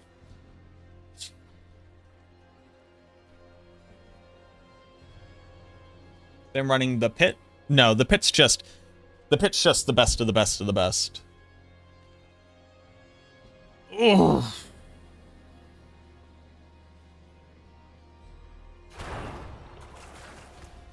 How?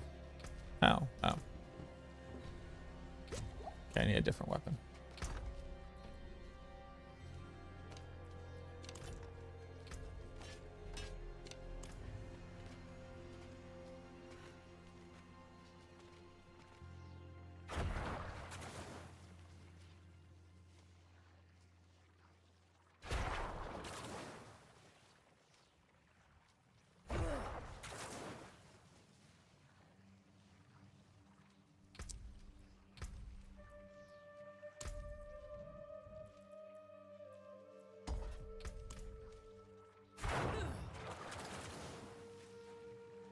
Oh, I have to turn off.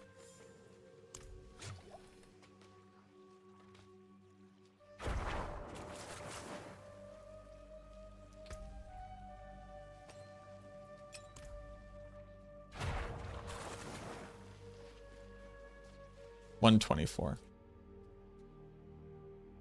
Any luck with Bloodless Scream? It's not a particularly good weapon. You can use it if it's better than your current weapon, though.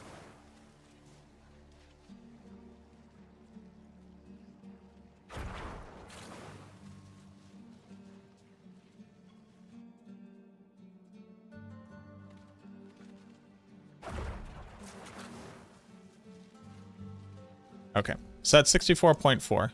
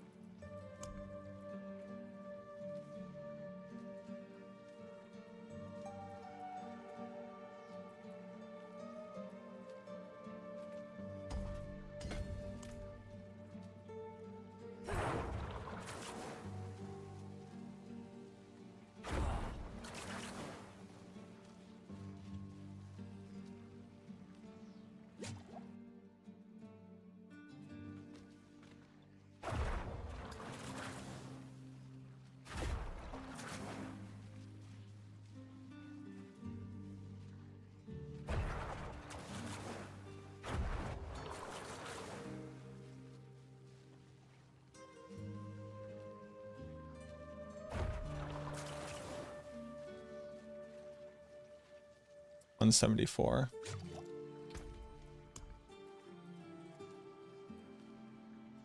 $174.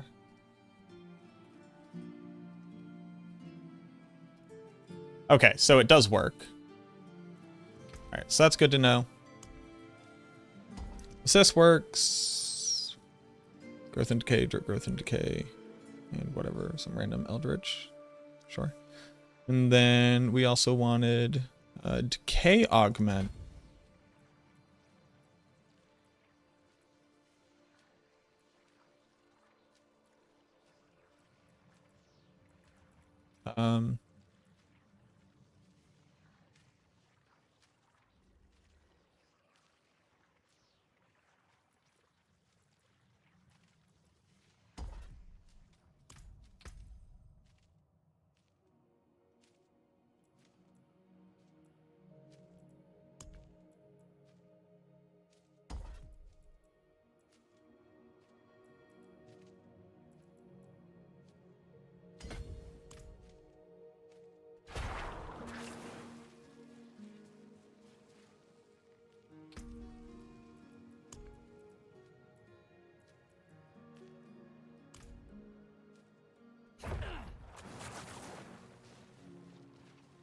So that's still 174.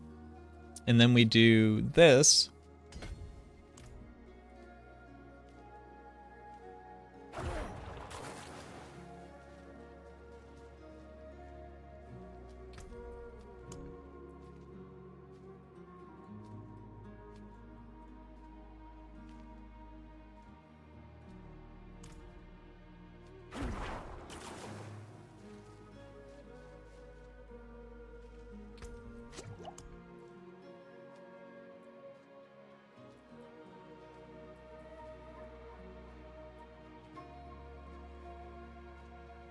Does this not work?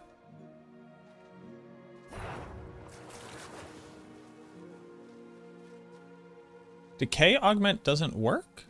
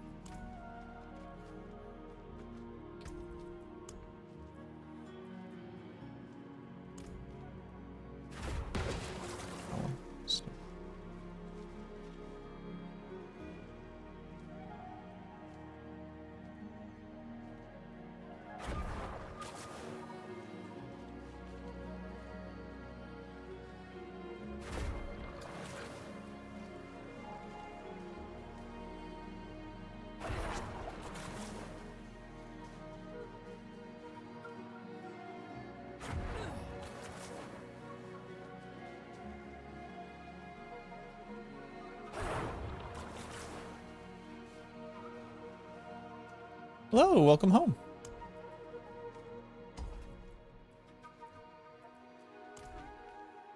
I love you. So this doesn't do anything.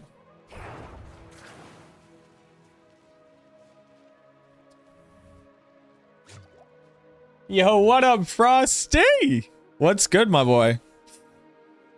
Oh, Frosty, bud, you missed it.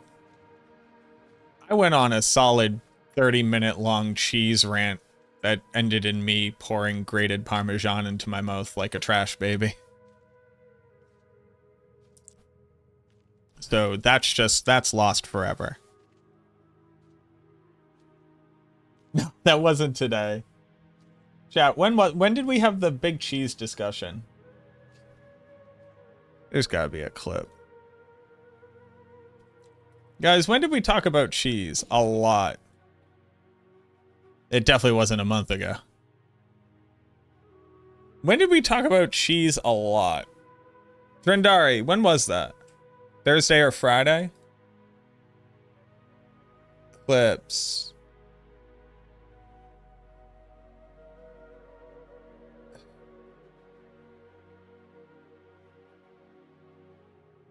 It was last Friday?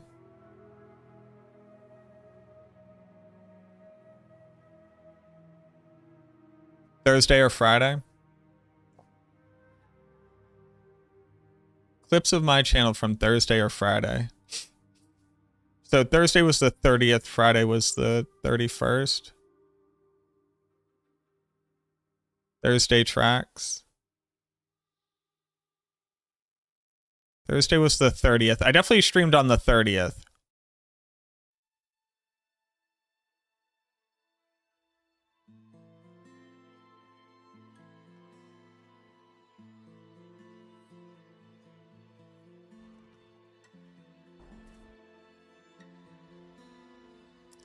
It's the part where I'm screaming about cheese. Oh, I'm talking about cheese a lot.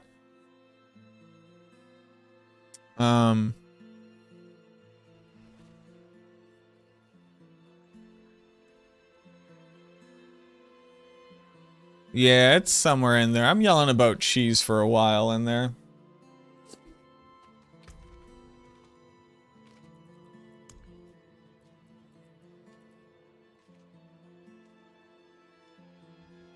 I don't think decay augmentation works for Evan Piercer.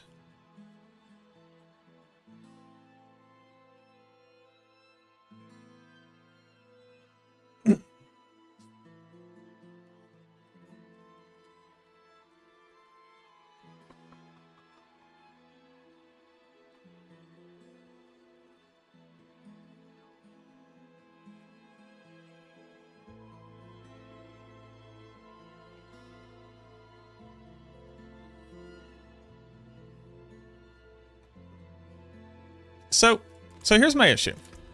I have this activated. 3 Eldritch effects every second core skill gains the Eldritch tag, right? We concede that.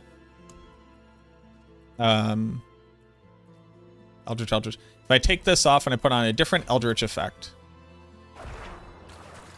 and I hit them with 2, I do 124 damage.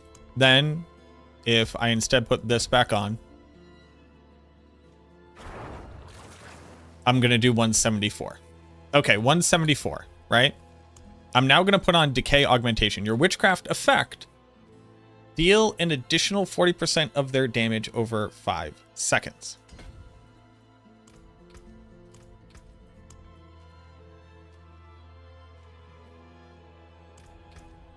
My core skill is an Eldritch Witch Power, or an Eldritch is treated as Eldritch.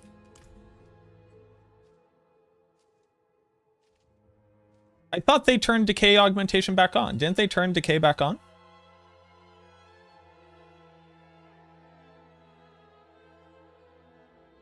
Didn't they turn it back on?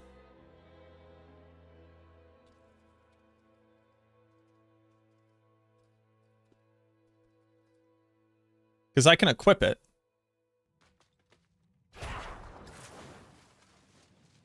That's 90.2.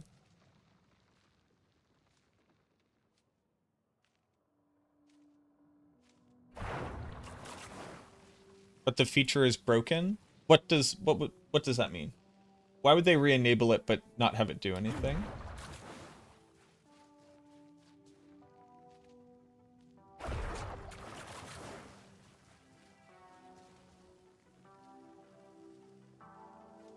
The execute works, but the damage portion of it doesn't?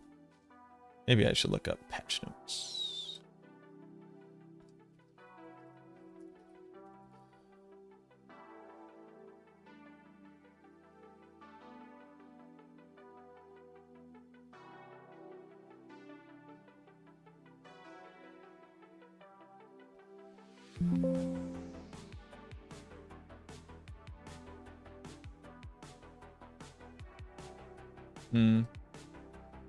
So at least for right now, it does nothing, but maybe it does the execute.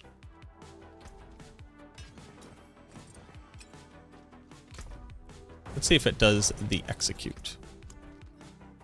So I need this, that.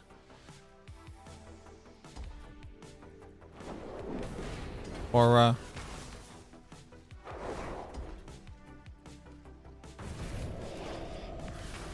Oh, and then what am I doing Wave of Woe? Or I'm doing Resonance.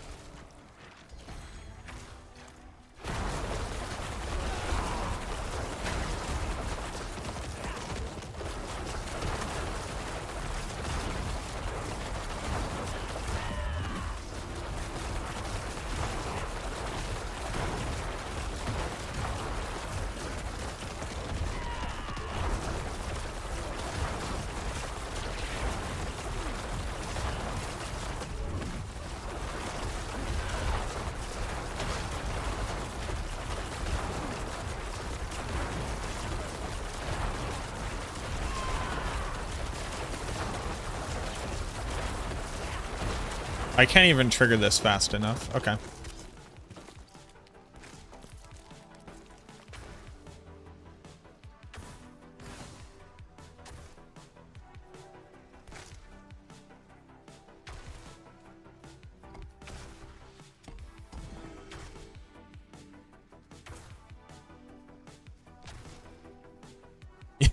Did you find it? Sent on Discord. Thank you, Boo Boo. Yeah, that's the life I was living that day.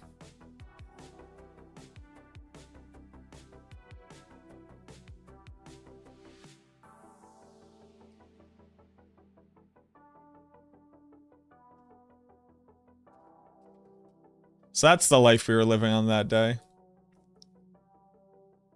Challenging. So then I guess I use Wave of Woe.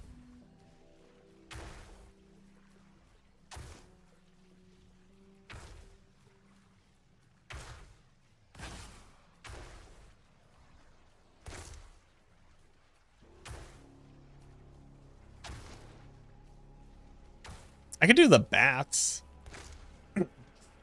I could do Hex of Flames.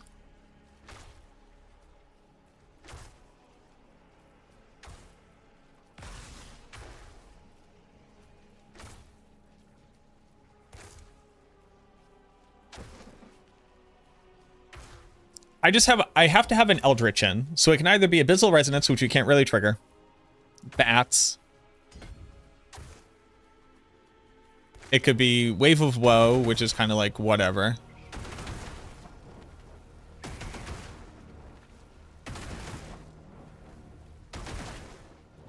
It could be Shaken Soul, which is nothing.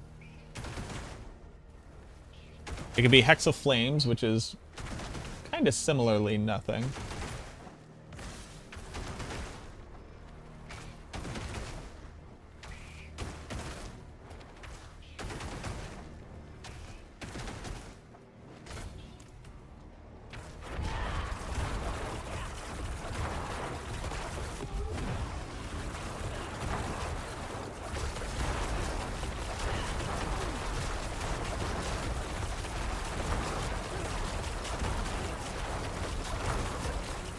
Hex of Flames is a chance to inflict with Hex of Flames. When you damage an enemy afflicted with Hex of Flames, you deal additional fire damage to them.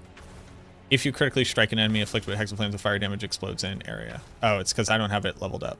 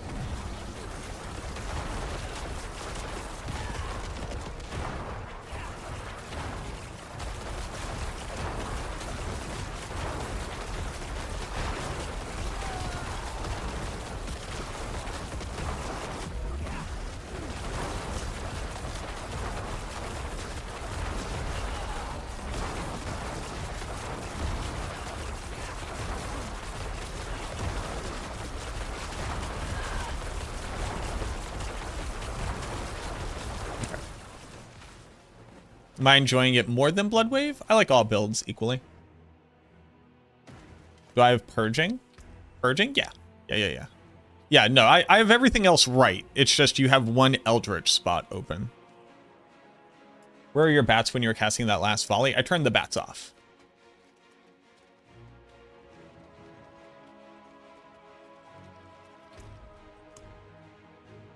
I turned off the bats. No moss bats. No moss bats. All right, let's get our boys back. The boys are back. And let's go run, what, like a 110? Can we do a 110? We could try 110.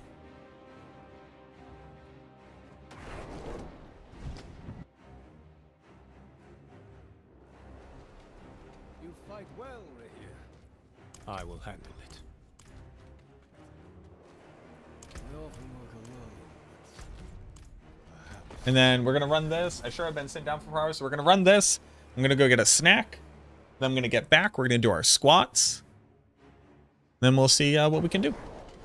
This is fine, as far as towns go.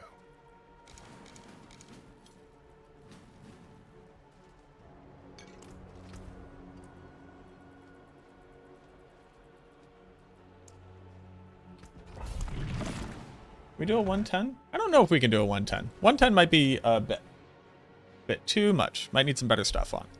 But we did just gain a huge amount of damage, so.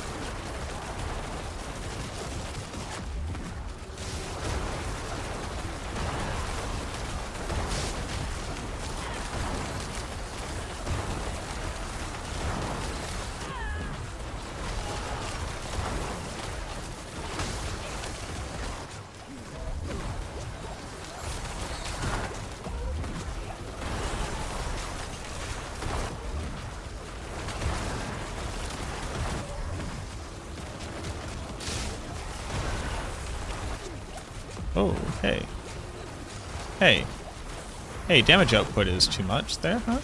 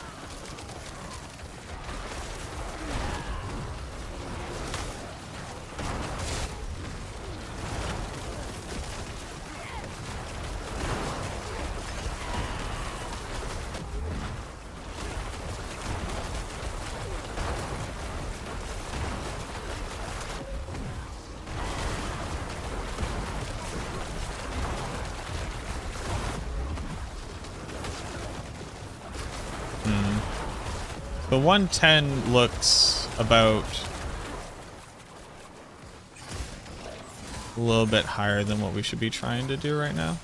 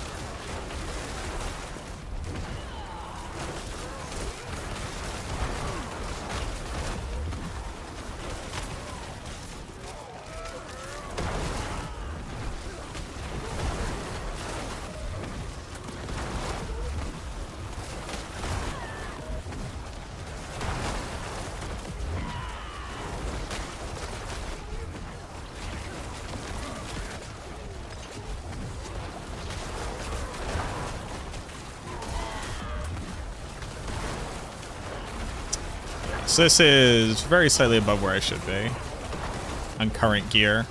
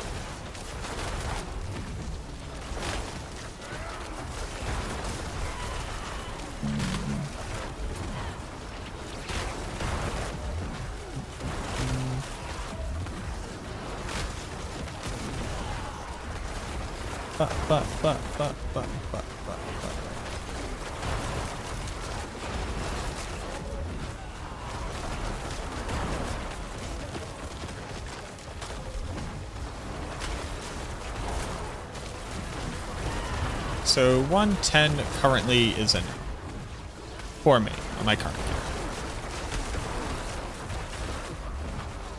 But it's like just barely a no.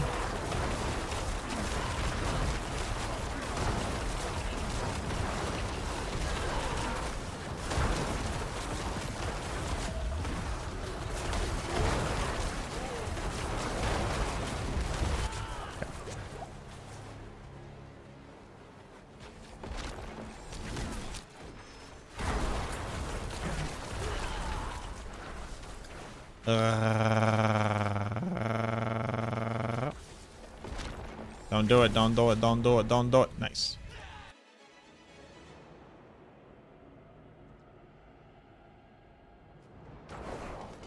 Also, the Hex of Flames just kind of feels bad. There's not really any other there's no other Eldritch to use.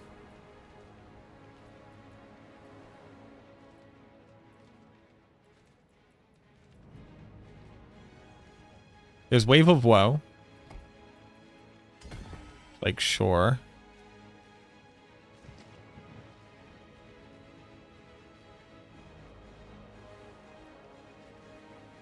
We don't spend fast enough for Abyssal Resonance to trigger.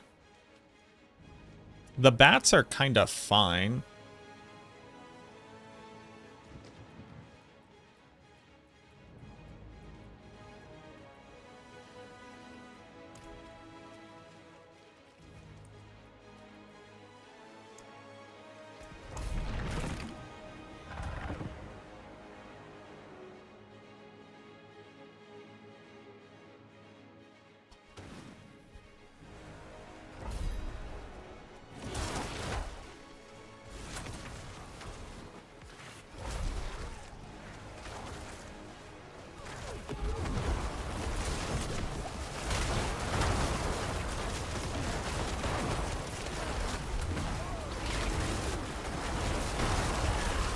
This is a 107.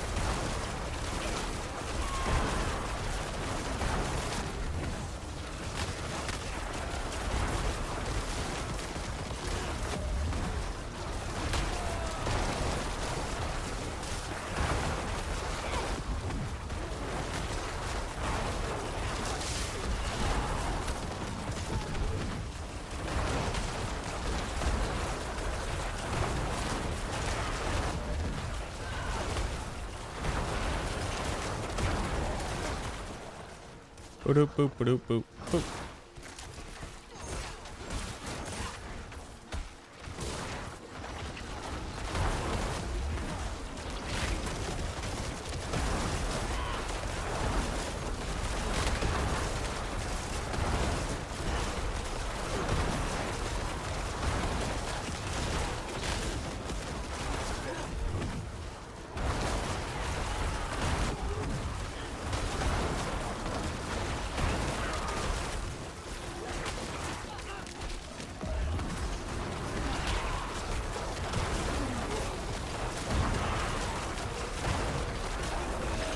That was 120 billion DPS on that target.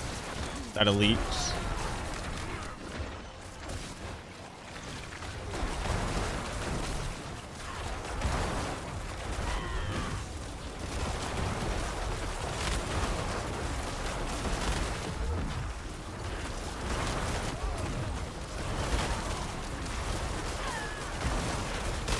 I don't think I'm ever really getting a real damage multi out of Subo unless it's against a boss.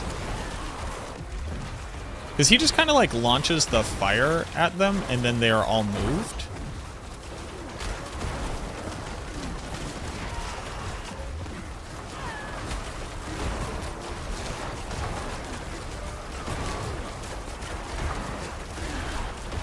So we just topped out there at 100 billion against the elite. Not bad.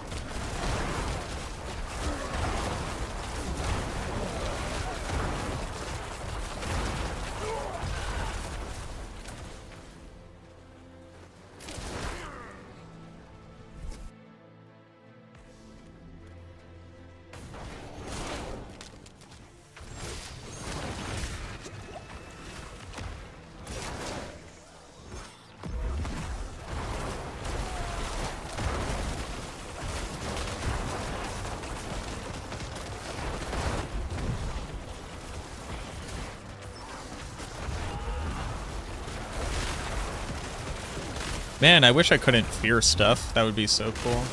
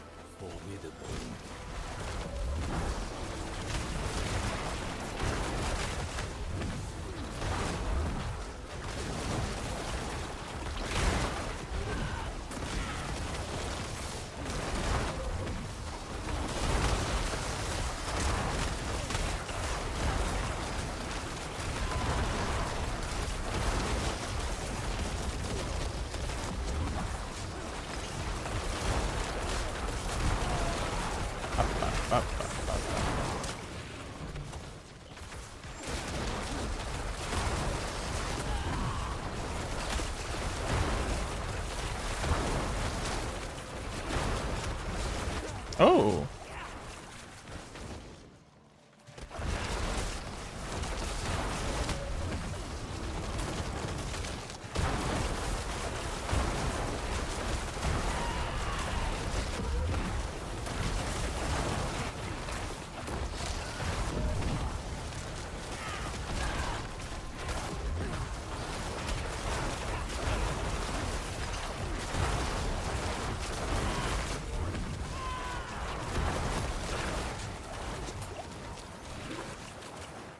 Apparat.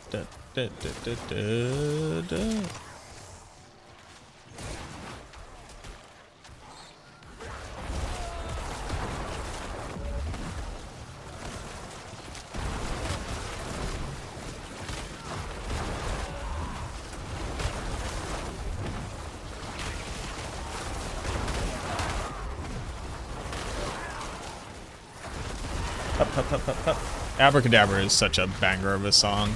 People have been calling it Old Testament Gaga, and it's so right.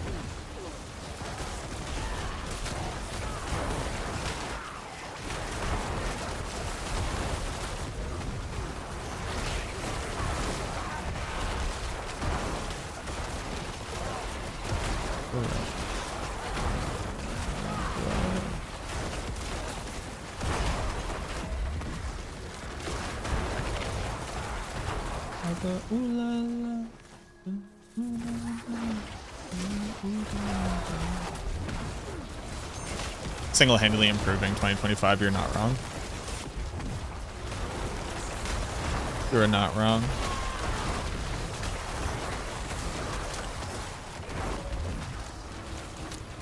Oh, but hold on, I am an idiot. I'm supposed to still be using it, right?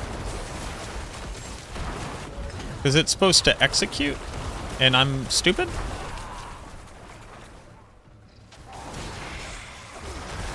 That's why you continue to use it? But I might be just a maniacal idiot.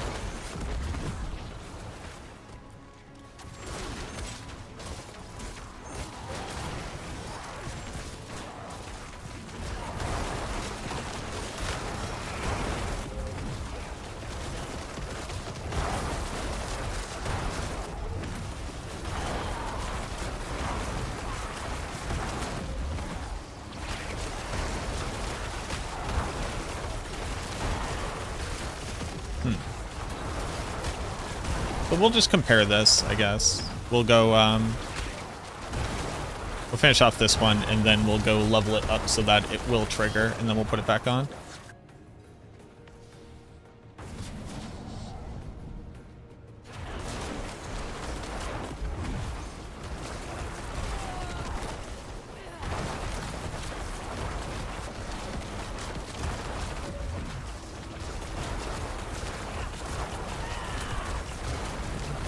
Maxed out at 120 DPS, 120 billion DPS, sorry.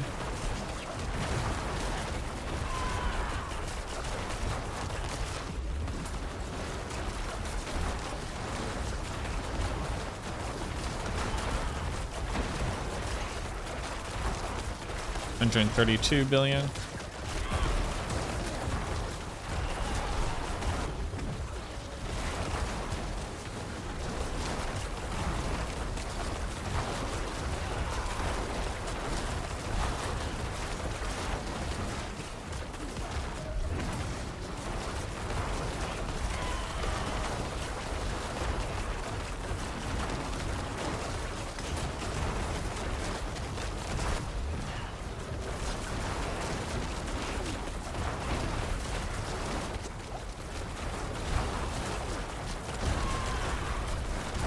Do I need to move? I did. Okay. Good to know.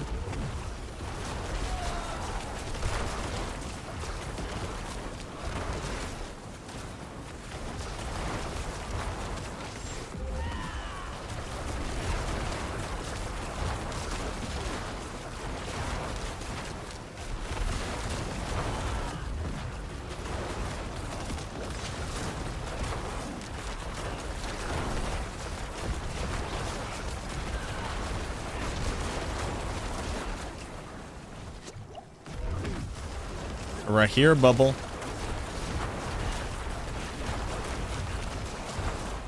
Alright, I'll move. Lame. Needing to move and interact with mechanics. Who thought this up?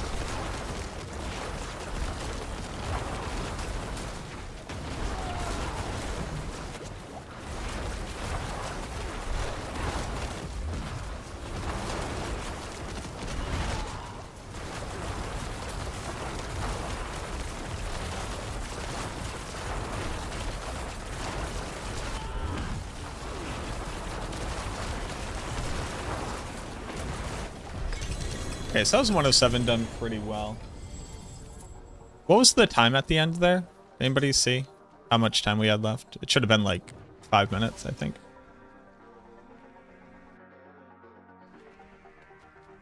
Free GA 2-handed axe in the body shop. Huge.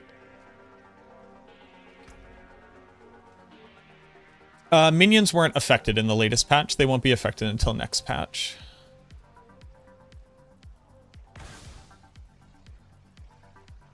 Is there a different one I want to be using, by the way? I guess these are all the best ones.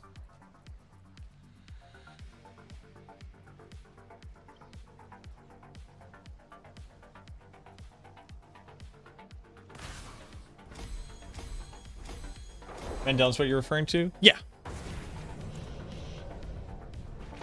Yeah, Mendelm was not fixed in the most recent patch. Int life, lucky hit resource. That's insane. Hey, Guppy, that's crazy.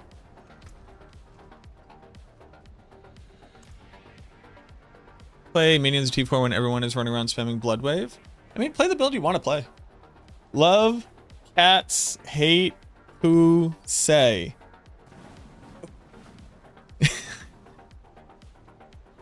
Love cats, hate Pusey. 213 was left in the run. Thank you. I need to know everything about your name. What build uses that? Blight.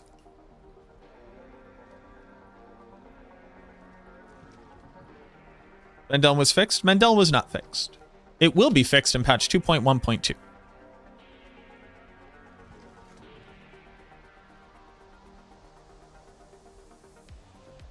I need to know everything about the name Love Cats Hate Pusey. Love Cats Hate Pusey. I need to know everything about this name. That is such a very specific name. And I demand the backstory.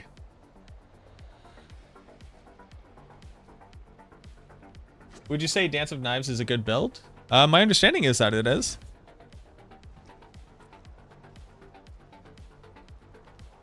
Love cats, hate Pusey. Just literal meaning.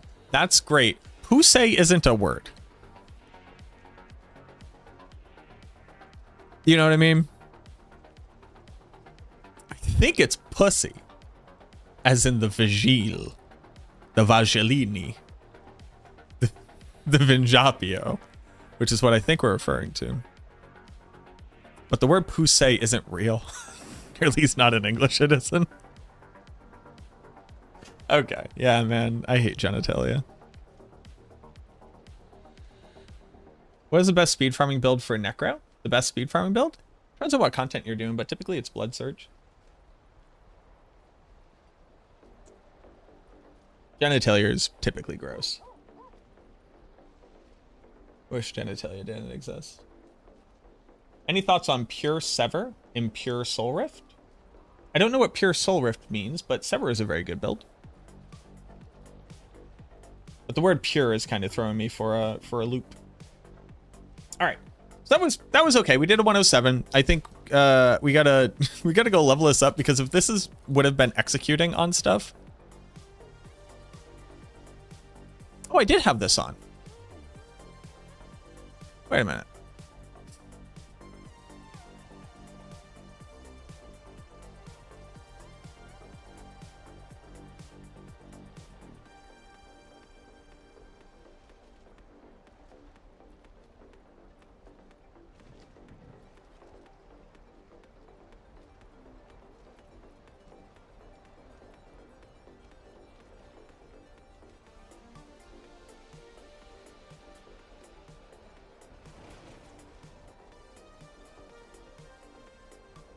So this is not doing anything. Fully build around those skills. Yeah, Sever and Soul Rift are both good builds.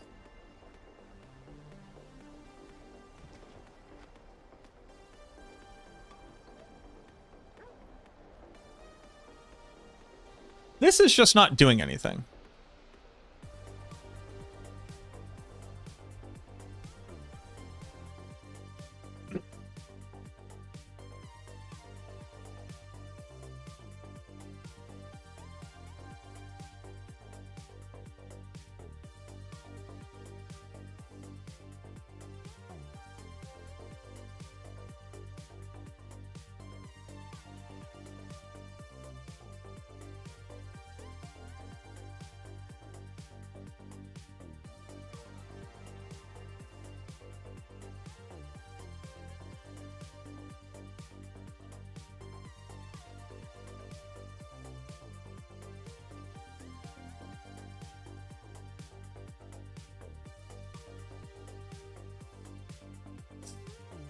Yeah, so this just doesn't do anything.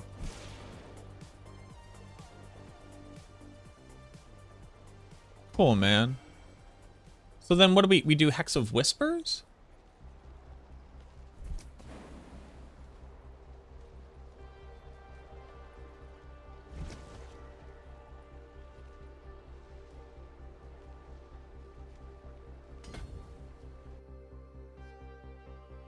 No, Decay got re-enabled. It's just not doing anything.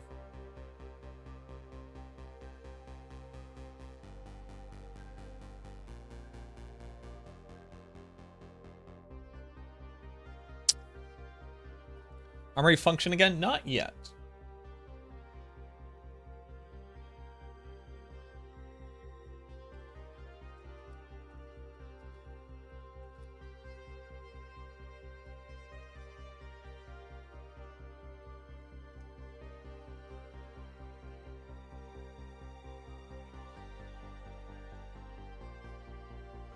Still cleansed farm above? I don't know. Probably. All right. Here's what's going to happen. I'm going to stand up. I'm going to get a snack. I'm going to get some water. I'm going to go to the bathroom. It's going to take me a few minutes. When I come back, we're going to do our squats. We do squats every day now. Excuse me. We do squats every day. Panda's going to do squats too. So thank you for hanging out. Stick around. Make me some ad revenue. Let's steal from the millionaires who think that by showing you stuff, you'll buy it. Don't buy that stuff. Fuck them. And I'll be right back. And thank you for the likes on YouTube. If you're watching on YouTube and you haven't already, if you could click the like button, that would be sick. If not, I get it. I'll be right back.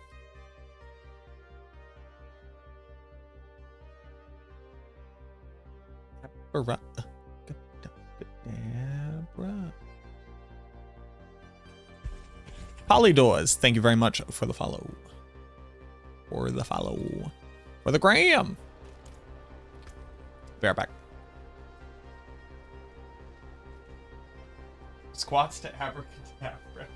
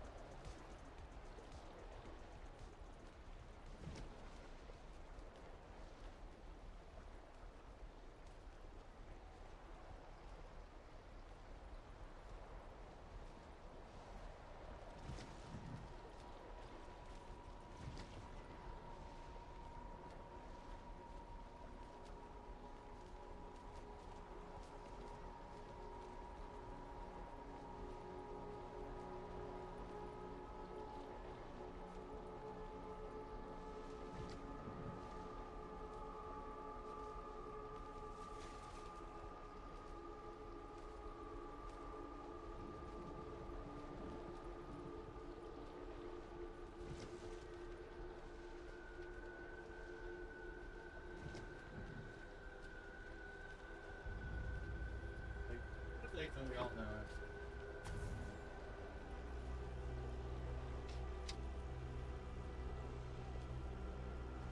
All right.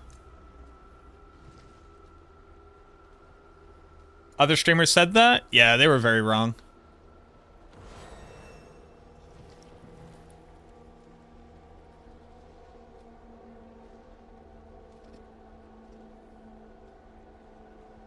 We're just misinformed.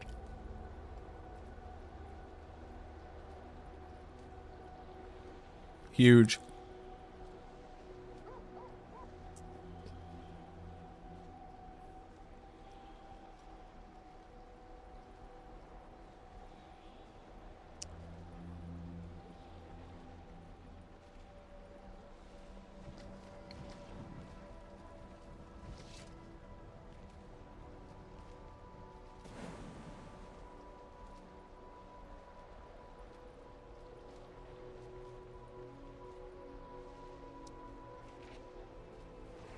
Blood wave.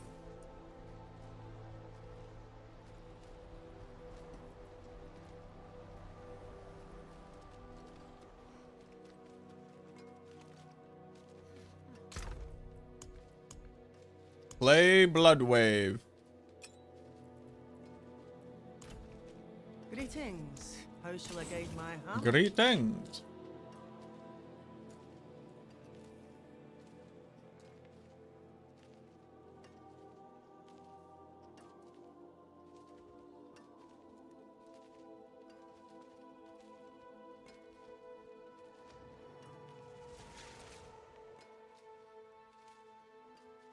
Or you can let the loot gods decide.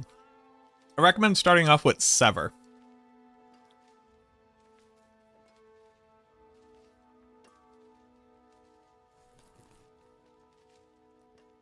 We all know that gamers are genetically incapable of being right. That's valid.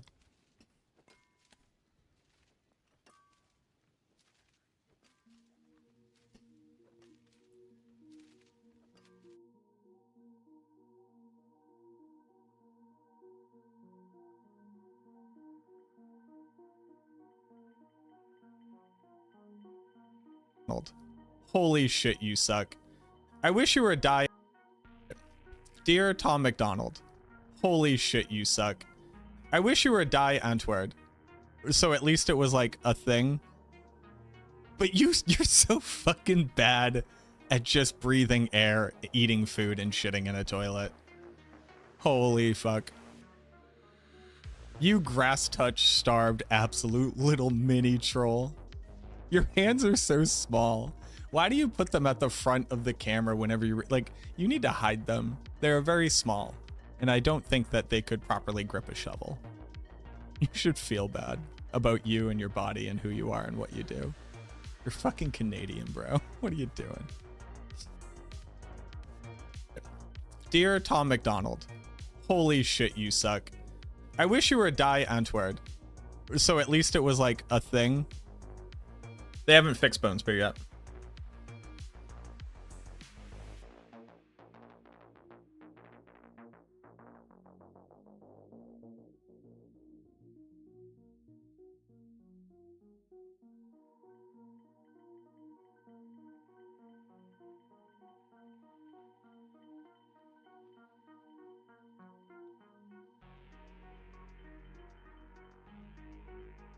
Tom McDonald is awesome. Hold on. But you're so fucking bad at just breathing air, eating food, and shitting in a toilet. Holy fuck. You grass touch starved absolute little mini troll. Your hands are so small. Why do you put them at the front of the camera whenever you like? You need to hide them. They're very small, and I don't think that they could properly grip a shovel. You should feel bad about you and your body and who you are and what you do. You're fucking Canadian, bro. What are you doing? Dear Tom McDonald. Holy shit, you suck. I wish you were a die Antword. So at least it was like a thing. But you're so fucking bad at just breathing air, eating food, and shitting in a toilet. Holy fuck. You grass-touch starved absolute little mini troll. Your hands are so small. Why do you put them at the front of the camera whenever you like you? Tom McDonald wishes that he was Eminem and that he was American and that Donald Trump would personally wipe his ass for him.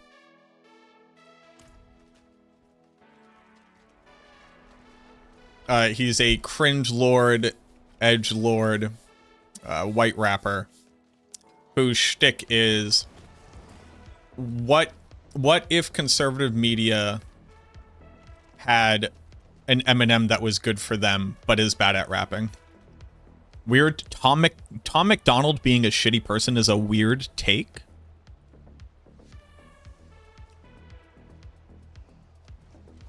His shtick is, I am shitty so that conservative Americans will love me. That's his intention.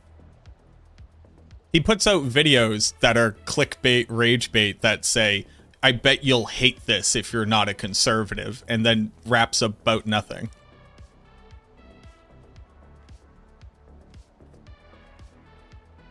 Are you a Tom McDonald bot? You know that people who make money can be bad, right?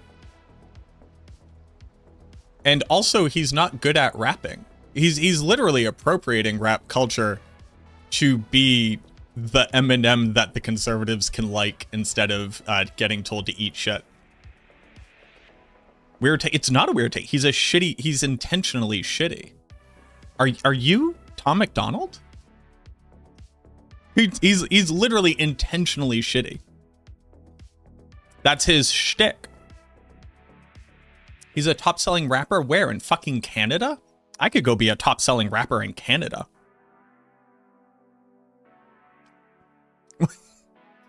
The two rappers out of Canada that you need to know about are Drake and Tom McDonald, apparently.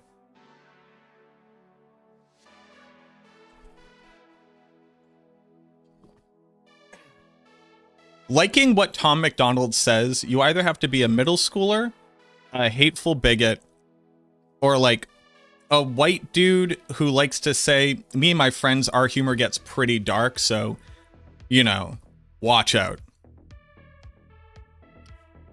Numbers are a measure of numbers. Yeah, metric means to measure. Number means a numerical character for the purposes of communicating math. Tom McDonald is a shitheel. These are all just truths about the universe.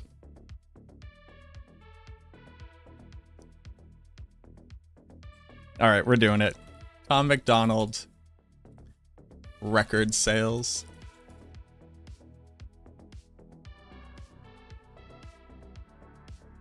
Let's look it up. Going to need an example? You believe that Tom McDonald is great, but you need me to explain why he's bad. That's really rough, because if you're a fan of Tom McDonald, you like know what he's about. And like, you know, it's intentionally hateful. So I'm confused. He has such great songs as Fake Woke, Snowflakes. Those ones are some pretty good ones. His music is characterized as MAGA rap. His genre is rapping so Donald Trump will love him. I don't think he's great. You said that. Sorry, you said Tom McDonald is awesome. I'm mad? No, I'm mad because he's a cringe lord. And he's literally intentionally appropriating a culture for the purposes of generating money off of a group of brainwashed people.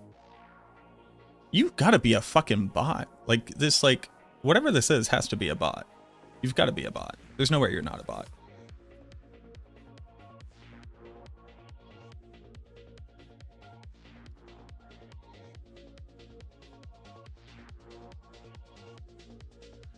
It's like he puts out songs that start off with, "You're gonna fucking hate me if you listen to this, millennials. I'm actually a real millennial where we do real stuff." Like he's an absolute cringe lord. And then he spreads false information through his music as well. Like he sucks. Like he sucks out loud. And it's intentional. Like it's working on me. He does it to make me mad so that he gets press. But he makes me mad because he raps about bullshit.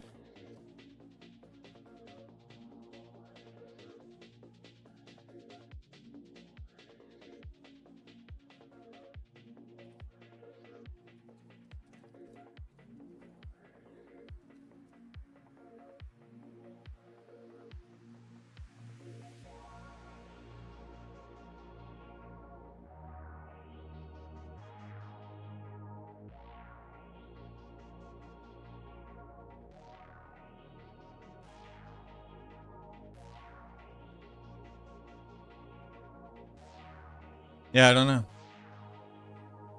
I don't know. I think that's all I got.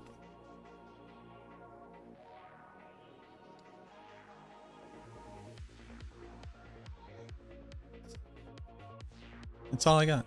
I think that's all I have the energy for. Yeah, so if you've never heard of Tom McDonald, he's a piece of shit.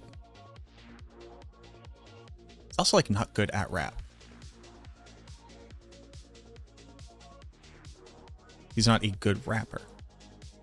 Just like double sucks.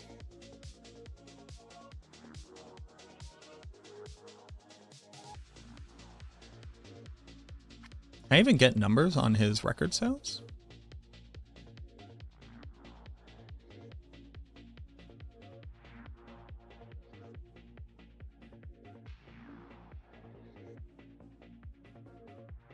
Where'd you get the numbers on his record sales?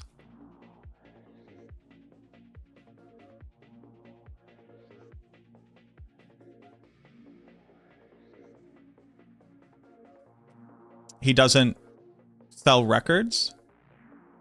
You've got to be a bot. He is a top-selling rapper. So where do you get digits on his record sales?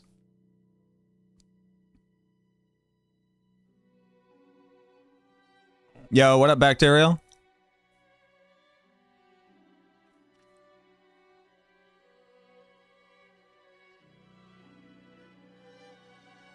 He does downloads. Downloads?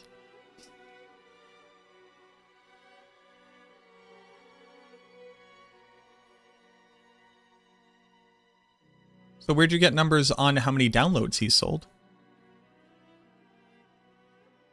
And just real quick, downloads and spins all get converted into a number that gets reconverted up to record sales for the purposes of determining when music has like gone platinum and stuff.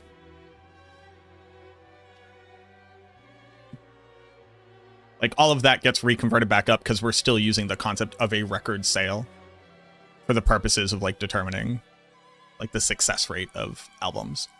It all gets converted up into it. Tom McDonald. Now this is all I care about. Tom McDonald net worth.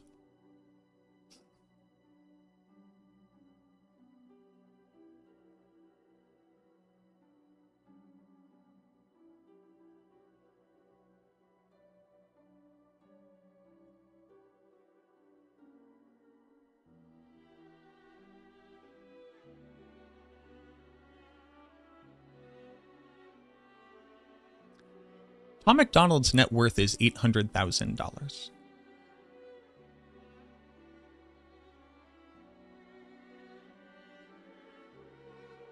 don't think he's a top-selling artist, my guy.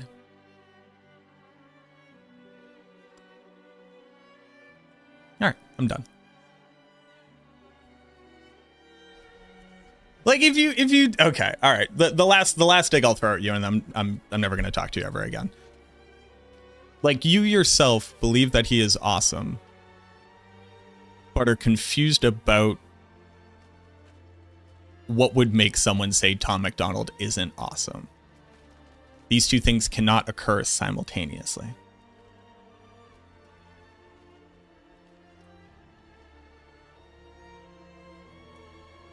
These can't occur simultaneously. I would love to know why you think that he is awesome. I would love to know, actually.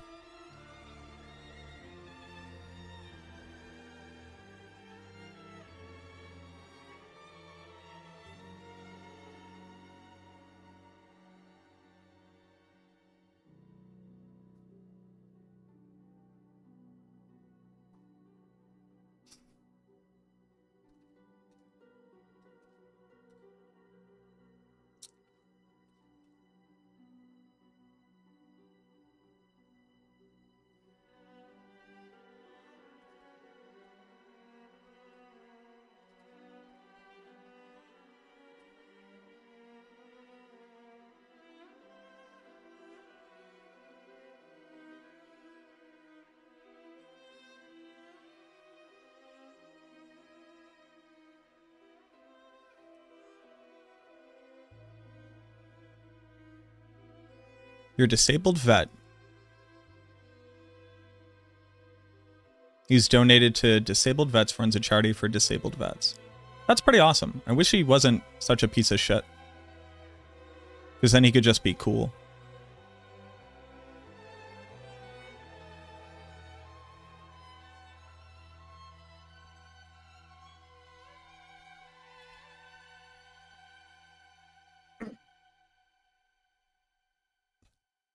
Like, that's truly awesome that he does that, if that's true.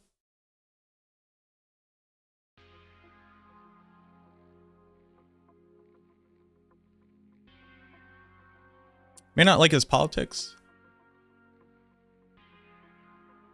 Politics do not always do the thing.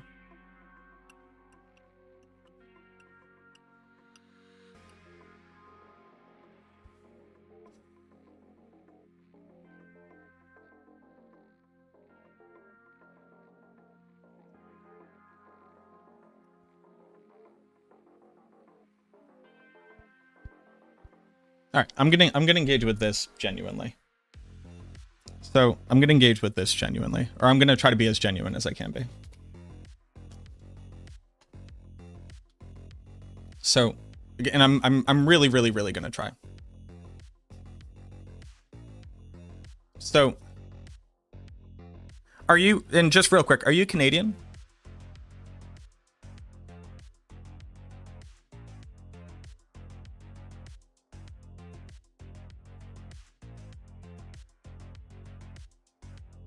You're not.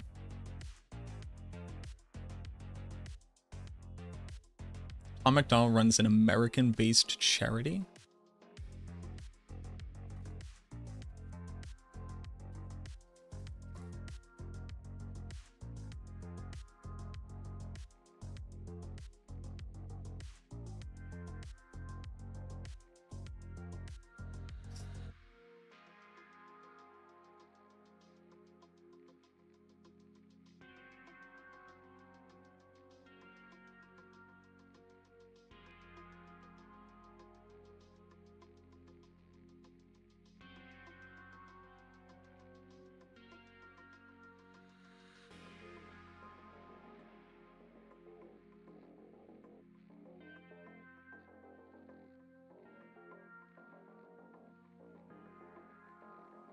Interesting.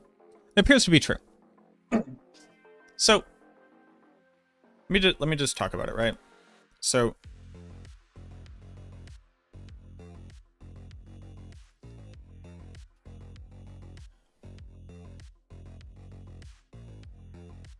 I want to make sure that I'm being genuine and I'm taking emotion out of it. So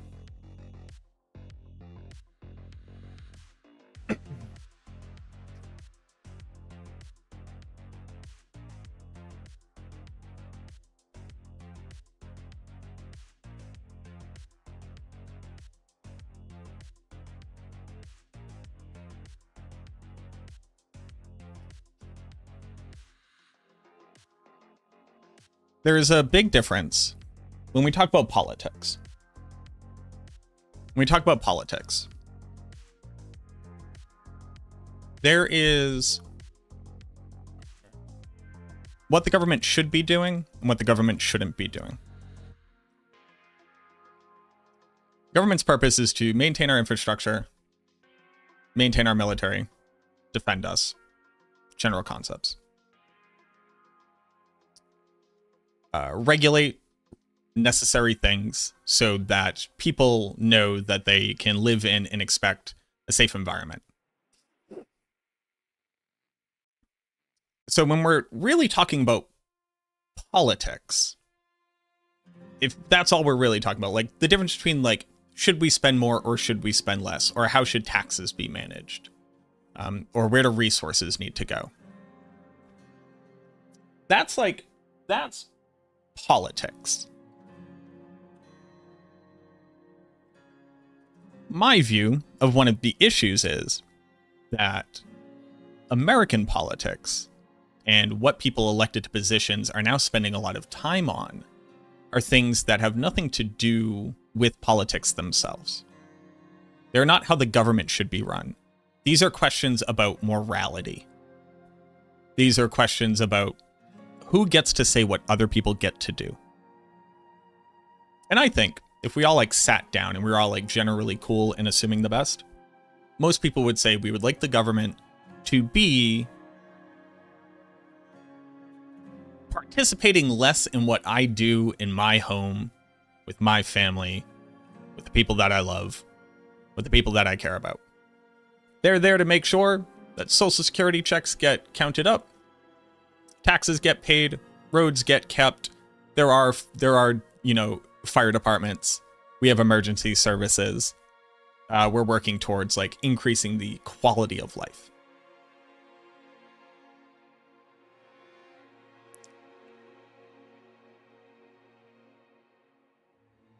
What has happened, though, is that we've allowed personal ideology, religion, and how people want their life to be lived to get into politics and start determining what other people get to do, how other people get to live, how other people, who are not hurting anybody, get to participate in society.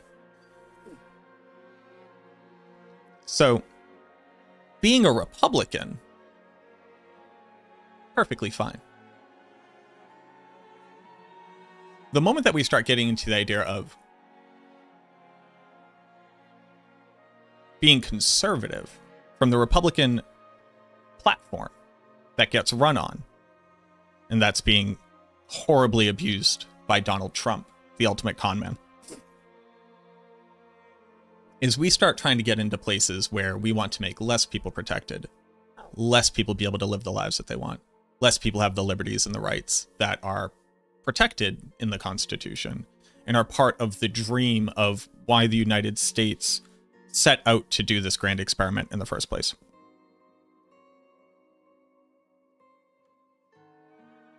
Because the government doesn't need to come protect somebody from being conservative. That's in the bag, baby.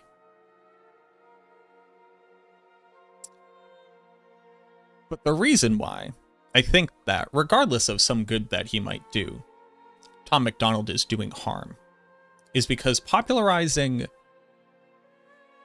the ideology and the putting forward of Trump as a person and catering to the very unhealthy fascination that the MAGA movement has with stripping the rights of other Americans away, which won't make their lives better in any way, shape, or form. Will not make their lives better. Will instead just make more people miserable. Is where I start to have a problem, and where I start to say you're doing harm.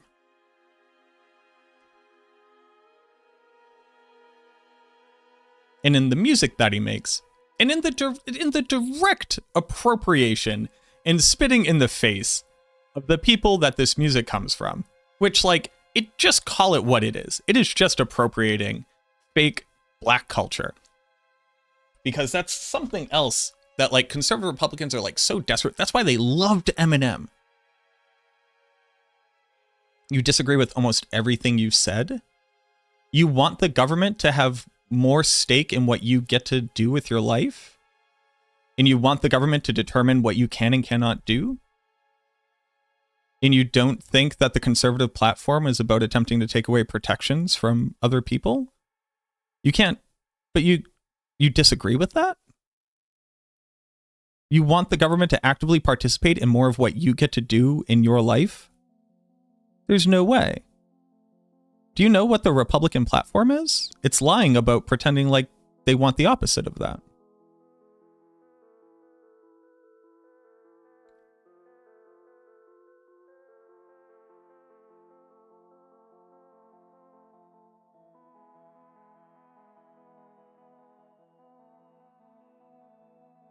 Give an example? So I'm going to continue to assume that you're being genuine and you're not walrusing, which is the disingenuous feigning of ignorance for the purposes of wasting someone's time because you want to commit harm of like theft of their time on them. So if you didn't know, the removal of the protection of Roe v. Wade made it so that women no longer have autonomy over their body, and instead left them to the devices of random states, random ideologies, so that depending on where you live right now, you can no longer receive the medical care that's required to save your life, save the life of a child, or perform required abortions. Luckily, a lot of states voted to codify Roe v. Wade on the state level. But many states did not. So there are now half of the population of many states no longer have the ability to seek medical care that's required of them. The government got to come in and decide that these women don't have choice over their body.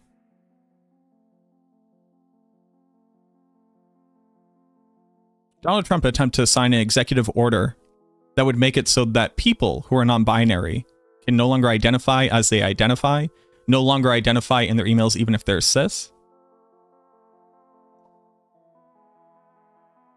You believe states should determine those laws and not federal? So you agree the federal government should not be making decisions about what you can do in your life. So you do agree with that. So you don't disagree with that. All right, we got there. Now, why should states make that decision?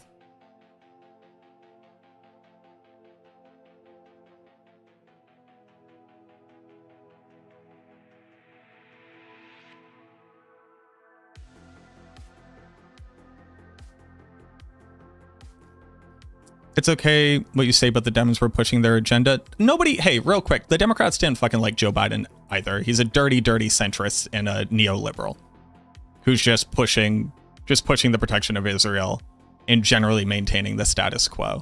Democrats also don't like these dirty centrists, just in case you're aware. The thing being that under the dirty centrists, at the very least, hyper-conservative Supreme Court judges are not put in for life to continue to overturn court cases that provide us protections.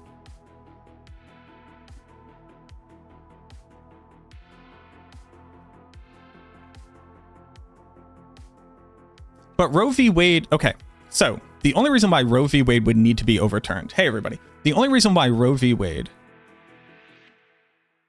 would need to be overturned is so that, at least in some places, women would no longer have autonomy over their body. Flat out. That doctors will face jail time.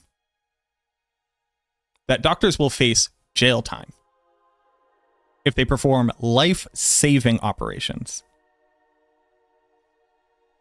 That's a truth. It doesn't need to go back to the states. We already had the ability to not get them or to get them.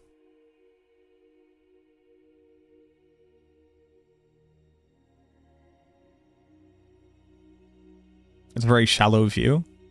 But it's so not. You're not a doctor. I'm not a doctor. Donald Trump's not a doctor. The Supreme Court fucking judges aren't doctors. But I'll let you know who are doctors. The ones who had the freedom to be able to perform these as required. And now states are looking to make it crimes for the purposes of committing these things. and women's health are now at stake. And it's real fucking easy for us to all pretend like this is just okay, and finally other people are forced to live the way that I want them to live.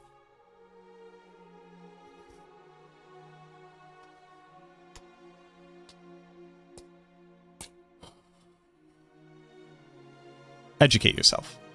Truly educate yourself. Truly spend some time and educate yourself. Truly educate yourself. Legitimately educate yourself.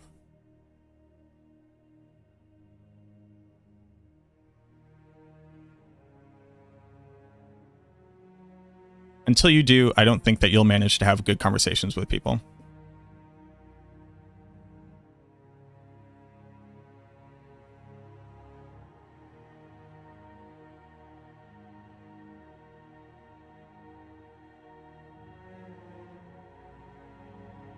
What up, femboy? I could say the same since what you said is half true. What did I say which is half true? Have you looked up all the various state rulings on what will happen when people attempt to get abortions? Like, have you gone and looked up what the various states have ruled on? Okay, so then you know. Like, you know what I just said is true. We can't exist in two different realities. If you have, you know what I just said is true.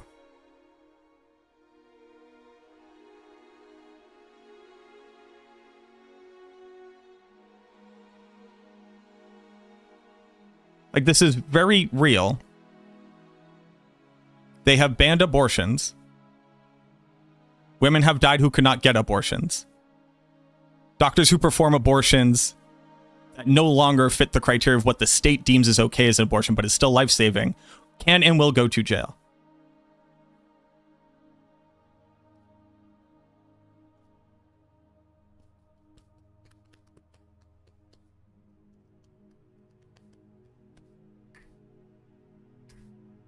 That's just true.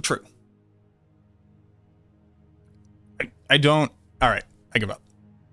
I tried.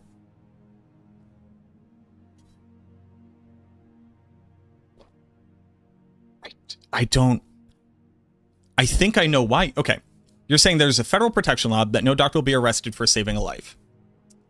What constitutes saving a life if they say that abortions are no longer required or not allowed? Then you can't get that thing done. And if the person dies, what happens? But what? It's crazy talk. Tom McDonald's a piece of shit. I'm glad you get some donations from him. I'm glad he uses some of the money for good. I give up, dude. I can't do it. I tried real hard. Oh. But this is an intractable argument. So I do give up.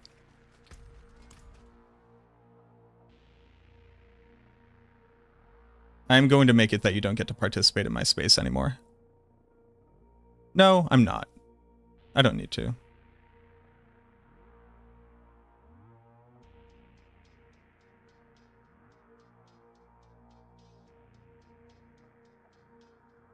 Thank you, Dark Bendover. I gave it to myself. What's going on, femboy? Yeah, we've had a pretty good day. It turns out that decay augmentation isn't working, which kind of sucks.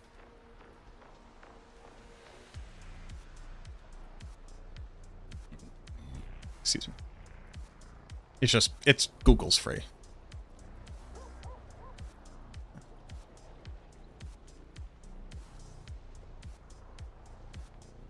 Yeah, they turned it back on, but it doesn't work for witchcraft effects, so we're thinking that it works for witchcraft powers. All people have their own stuff. You should not hate on someone who has a different opinion. No, I hate on people who commit harm. Retro.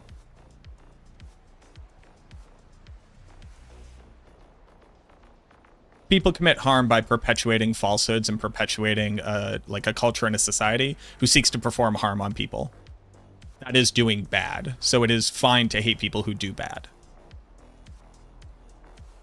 I think we've had like kind of similar discussions before. I do have very, very like strong opinions about these things. And it's not just like a hand-washy, like let everybody just be whoever they want. It's give everybody the ample opportunity to educate themselves.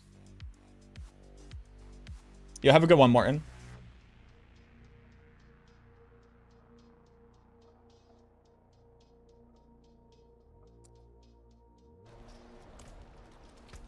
Like, all opinions are not valid.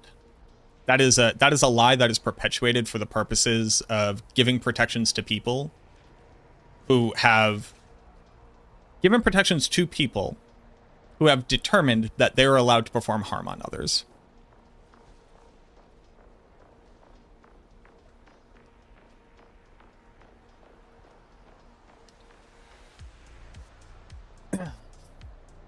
You know, Hitler had a lot of opinions I don't agree with.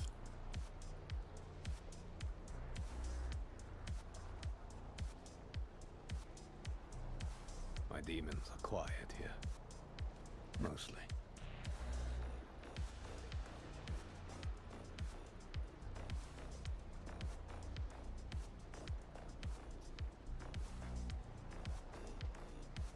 Like, you can't get, like, didn't like Florida ban Plan B?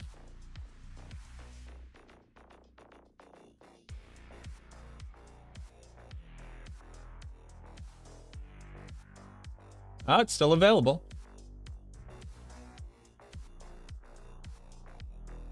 Still available. Pretty good. Will it be banned? All right, cool. That was not changed. Sick. See how I thought a thing and then I went and read on it and then educated myself? That was pretty easy. They were trying to. I think DeSantis was trying to push through something.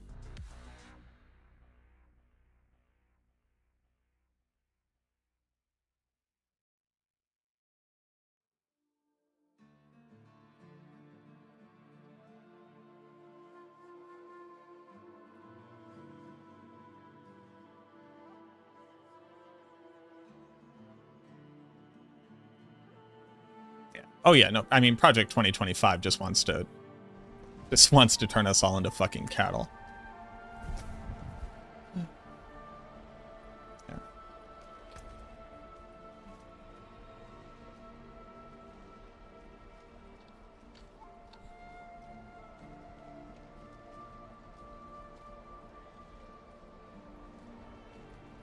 Yeah, no, I mean, I get it, Bruno. I just wish that like attempts were like in good faith and like sought to understand.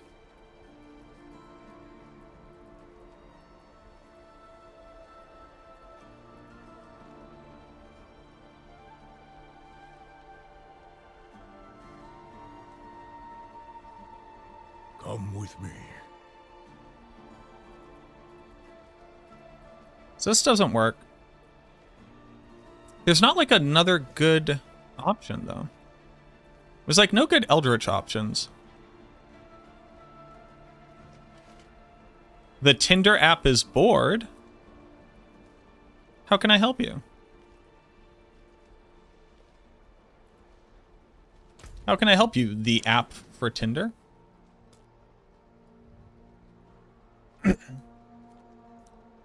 Looking for new builds to play? Have you played all the classes yet? Do you have a favorite?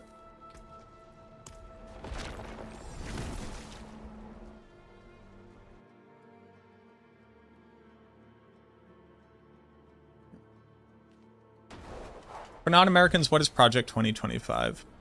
In very, very simple terms, there was a conservative think tank that created a set of guidelines for the Trump administration to dispense and ferret out any non-loyal, non-conservative federal employees and then replace them with loyalists to the conservative Republican platform.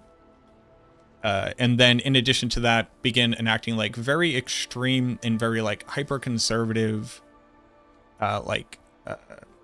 federal actions looking to disrupt a lot of like the key legislature that currently exists that provides protections and just like hyper accelerate us to like a very pro conservative Republican stance, and to solidify more power inside of the executive branch, to make the president a lot more like a king than an elected official of one of the branches of the government. And a lot of what Trump is currently doing is kind of directly out of that playbook. And he has also put into power people who have written that playbook. And luckily, at least the other branches of the government are afraid of the fact that like they will lose power. So they're all grubbing for power too. And a lot of judges are coming out and trying to stop a lot of the executive orders where Trump is using a lot of loopholes, like declaring emergencies that aren't real, just not real, to be able to use executive powers that were built for things like during the Cold War, to be able to do these things and push them through.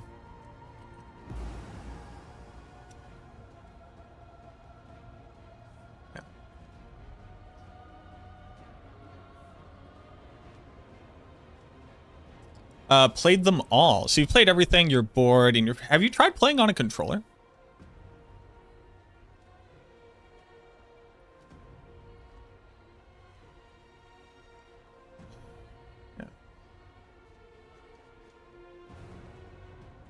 Yeah.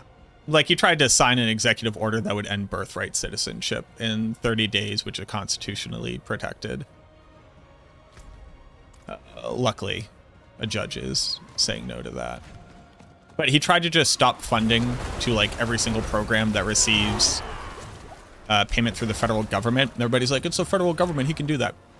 Funding is actually voted on by the Congress, and then it's the office, like the office of the president's duty to make sure that that money is actually granted. So it's like saying, somebody told me to give you this money, so I'm not going to do it anymore. Luckily, judges are pushing up against that as well. The issue is he's just doing everything according to the what Steve Bannon put forward as their primary way of managing things, which is basically just make a new outrage every day so that nobody can really react to the important things and keep getting stuck on, like, what's the most recent thing that you said.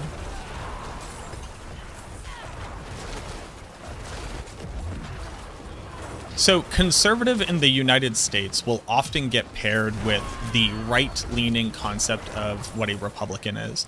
So a Republican platform is typically very small government, supporting of individual states' rights to be able to govern themselves, being very conservative as far as spending, and that's like that's the utopic ideal of what a Republican would be. Conservative comes down to maintaining white Anglo-Saxon Protestant ideology as it relates to like religion, how the family unit should operate, who should and should not be protected, whether or not we should be making space for individuals, it's also about maintaining status quo, but it's maintaining status quo without progressive ideology as part of it. So a conservative is typically ideals about how morality should impact what the government allows people to do, where that morality tending to be more old school. You know, we have a trans congressperson. They said, hey, we need to vote on what bathroom this trans congressperson can use. And they voted that they don't get to use the bathroom that they identify with. I guess because they think that this congressperson is a threat to the safety of people in that bathroom. Which, I gotta say, if you're not safe in the bathroom as a congressperson, I don't think somebody getting in there that you disagree with is going to make you safe. But that's typically what conservative means. The issue with conservative is that it's latched onto Republican, and the Republican platform has stopped being about really how to run the government, has instead become about how to minimize the ability to progress like socially and ethically. When someone says they're conservative, they'll tend to say a lot of things about it. Not all conservatives are made equal. It's similar to how the issue with calling somebody who's leftist liberal. Liberal tends to mean a Democrat who is progressive. But that's not what liberal really means. Liberal is really about maintaining the status quo also. But running on platforms, like, it's so hard. Liberal isn't really left. Left is much more progressive. You know, like, looking towards, like, a lot of, like, things that we demonize and call socialist when we're talking about having support structures in place for people who, like, need to take medical leave and stuff from jobs.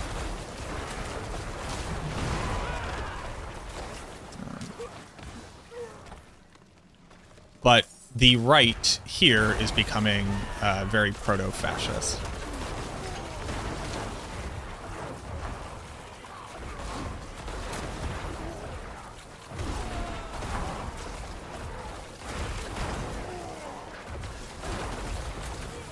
But the argument that a trans person should not be able to use the bathroom that they identify with, at best, has the argument, well, then they might commit sexual assault on people, which, like, demands that all men are seeking to perform sexual assault perpetually. And it's, like, really saying the quiet part out loud and really, like, telling on themselves that if you have this fear, like, what does that mean about you? As if being told you can't use that bathroom safely stops people from committing sexual assault.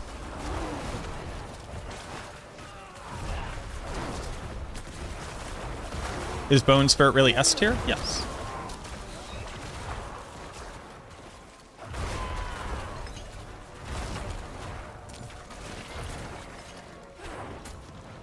Is there a build guide somewhere? Yeah, it's on maxwell.gg. Does Shattered Vow work with Blight? No, because you can't equip Shattered Vow, because it's a spear.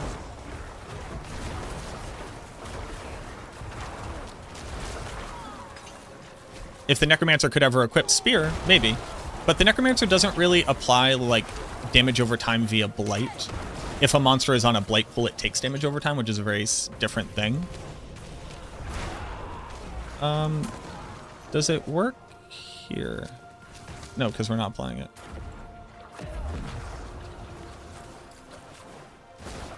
But there is no real argument about why a trans person shouldn't be able to use the bathroom that they identify with. And it's only going to make everybody more uncomfortable and worse, right? But as the medicine and the science of it all gets better and better and better, and we're able to, like, better assist people in being able to physically experience their gender, if they're then not allowed to be in the bathrooms of the gender that, like, a cis person is, you're just going to have women in men's bathrooms and men in women's bathrooms, and everybody will be very upset. And it's just going to lead to violence. It's going to lead to violence, and people just ignore this. For the betterment of nobody, because we're also talking about, like, a nearly statistically irrelevant portion of the population. But the Republican platform doesn't actually have anything to run on. They don't actually care about solving the immigration crisis because they had a bill to do that, and Donald Trump literally made them torpedo it so that he had something to run on. They want immigration to perpetually be an issue so that they have something to run on.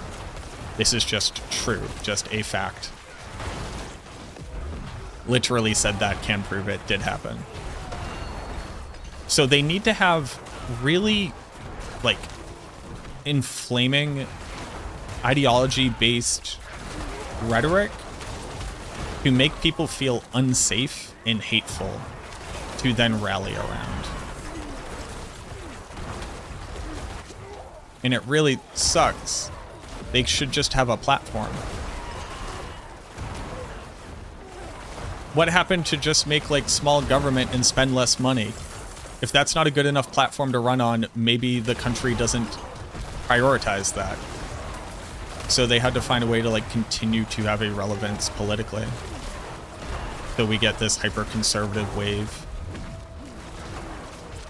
Donald Trump was a good enough con man to be able to elevate it even further. It sucks so bad.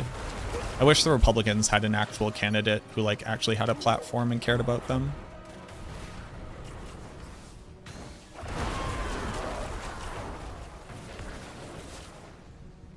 Opinions on gender affirming surgery medication used on kids younger than 15, 16. My opinions on gender affirming care is that I'm not a fucking doctor. And the only people who need to care about these things are educated doctors who have the research to be able to prove the efficacy of things, the family, and the child. We don't beg the question. We do not spend time begging the question about life-saving operations on kids in any other arena. The doctors know its efficacy. The parents believe in it. The child needs it. We don't have this conversation anywhere else. We just don't. It's not actually a conversation to be having. So while I appreciate the genuine nature of the question, Bruno, asking the question itself is feeding into the hands of those who want to mystify this thing and make it evil. Al Newcomb, thank you very much for the 3 months.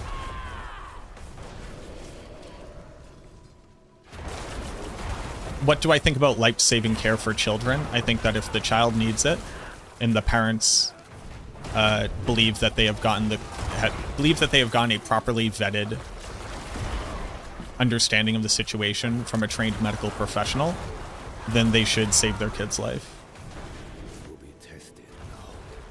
That's what I think.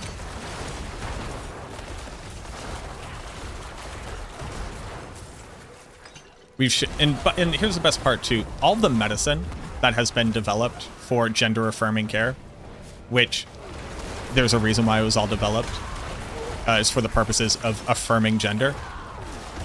It is solving these issues in cis children. They didn't all, it wasn't like, God, we got to save all the trans kids. It turns out all of these procedures exist for the purposes of being able to help vastly improve the quality of life for children. Children below the age of 16 get gender-affirming care and life-saving gender-affirming care all of the time. Go look up Lil Dicky.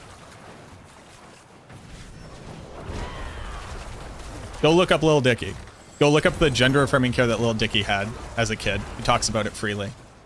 Nobody's like, oh my God, these doctors shouldn't have done that.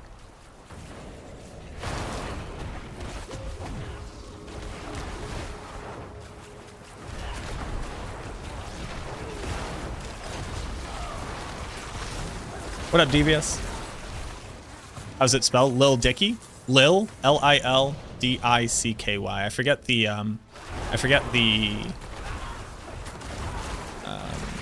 condition that he has, but basically it's when the urethra does not actually end at the tip of the penis and instead comes out of a different part of your genitalia. And the surgeries that he had to receive to resolve that. Yeah. But the majority of the time, it's puberty blockers. That's correct. And that is, one, completely reversible. It has not been shown to do any long-term harm to the child.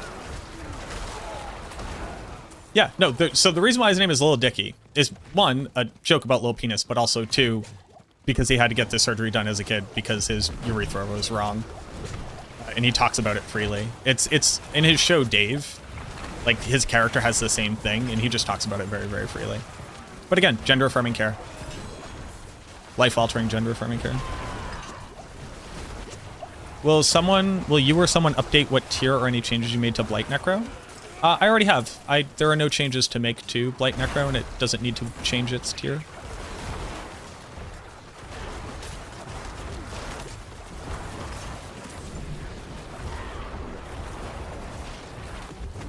Do you believe that there should be changes made to Blight?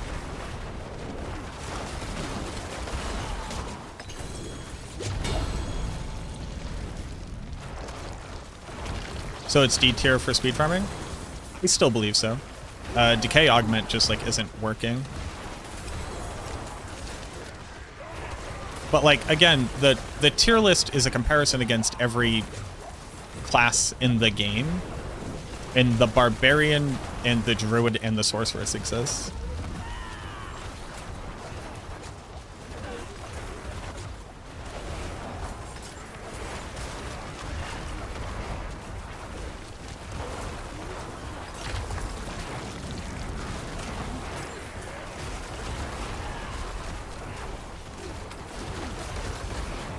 Is it not increasing damage? It is not. I also wasn't getting any execute triggers in the pit. So can you be much more specific?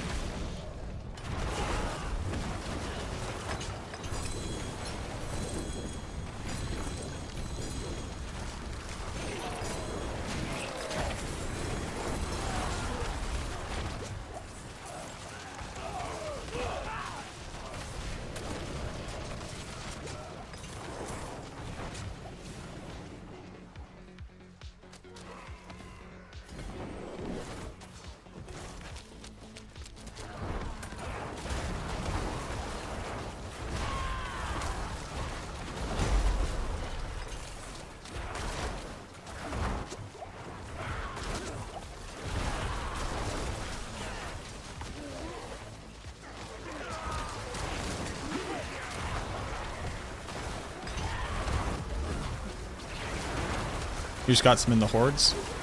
Are you running the rune word to apply Horde Decrepify?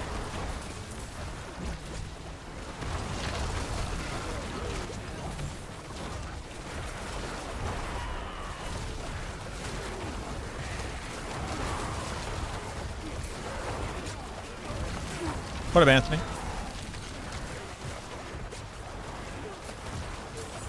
We're crying stun. Stun? Like petrify?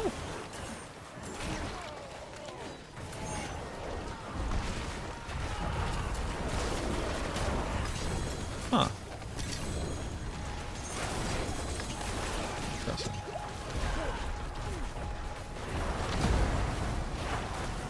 Mine's daughter had thyroid issues, so she had to take puberty blockers. Same friend. When the Roe v. Wade came out, started planning to leave Missouri. Yeah, it's scary, man. It's fucking terrifying.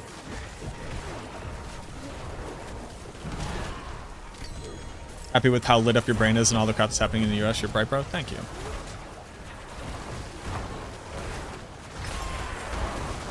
When can we expect to see more PoE 2 streams? Basically when I feel like I'm done with this season. So sometime in between now and the mid-season patch. And the mid-season patch will come back and we'll update stuff and we'll test things and see how it's all going. That'll probably be like another like 2 weeks and then probably back to PoE 2. I think someone called me a tourist in PoE 2 recently. Which is very interesting because tourism in like a culture or in like diagnosis or in like a social class or something is like a thing.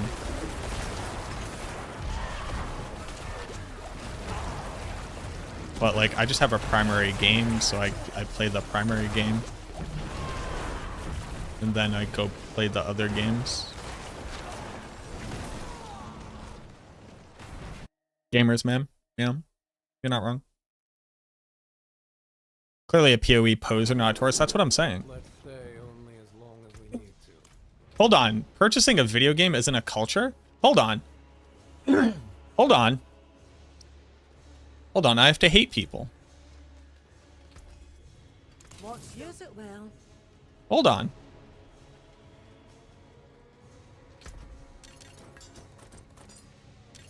Hold on. My video game isn't my culture.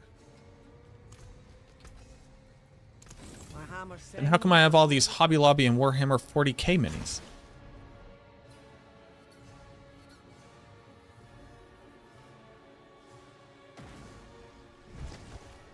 How will I know who the out group is?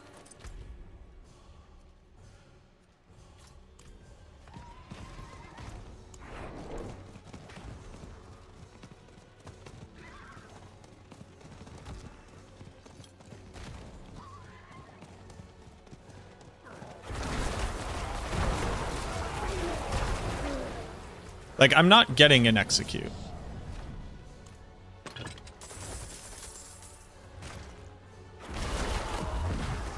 It's not that the Zam rune proc only works every other time that you cast it, Jerome. It's getting eaten up by other stuff.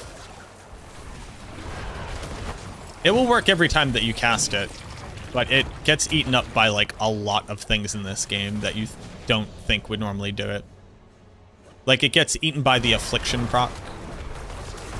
It gets eaten by, like, Bone Storm from Lidless Wall going off.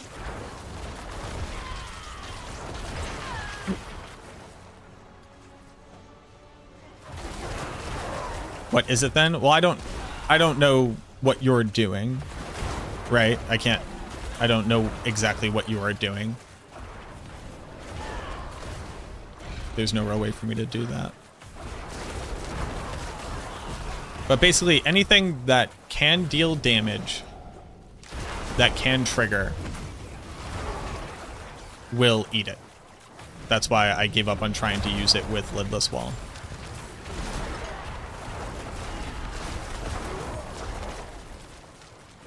Another thing is, like, let's say you're using Igni or whatever, and you cast Blight to trigger Zan.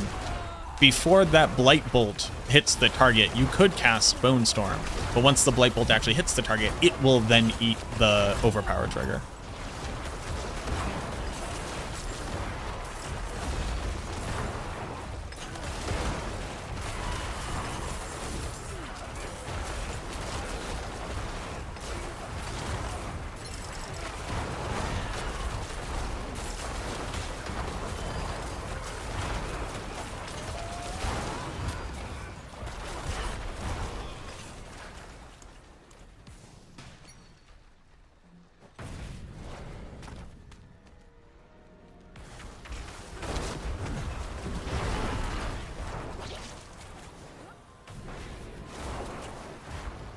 The daughter of hatred demands blood.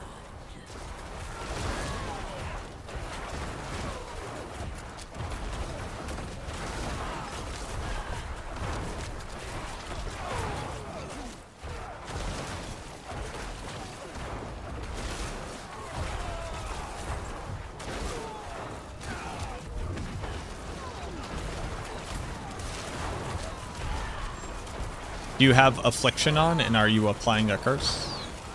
Via Cursed Aura? Do you have Cursed Aura on?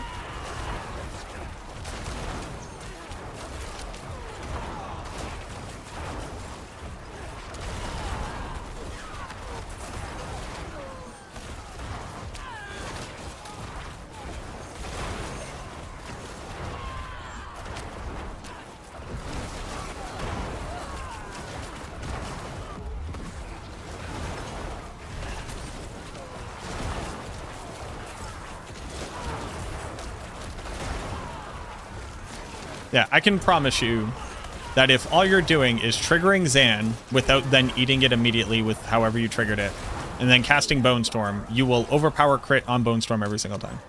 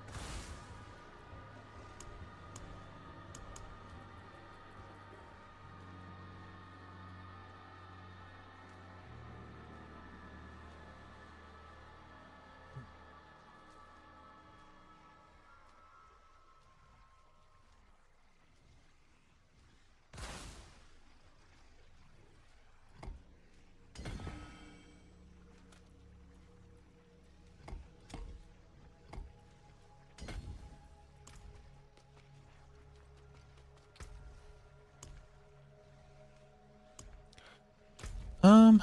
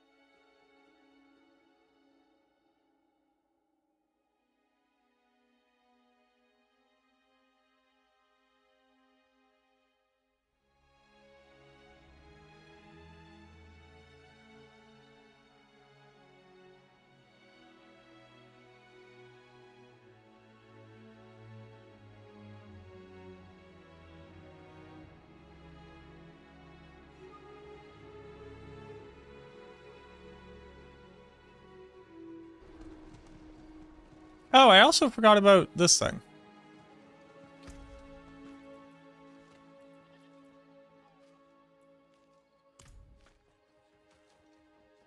Why are caches still account bound?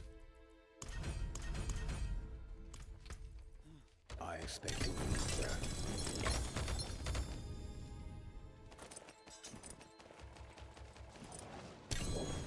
Ancestors Magic Runes cache.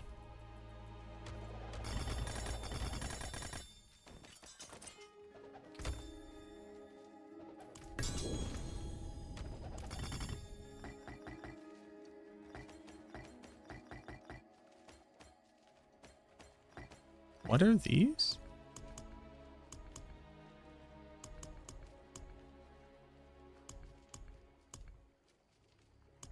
Wait, what were those?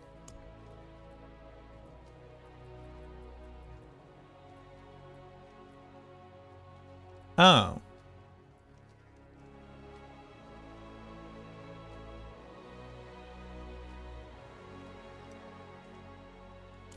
Okay.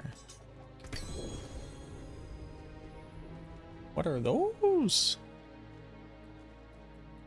Man, I wish helmets mattered. What up, Nolan? What's my favorite thing to do in Diablo 4? Mostly just test stuff.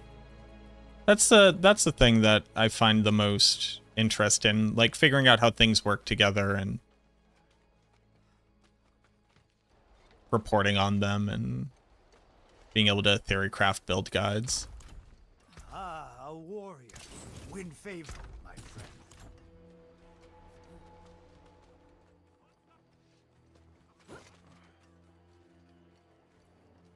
Ah, you?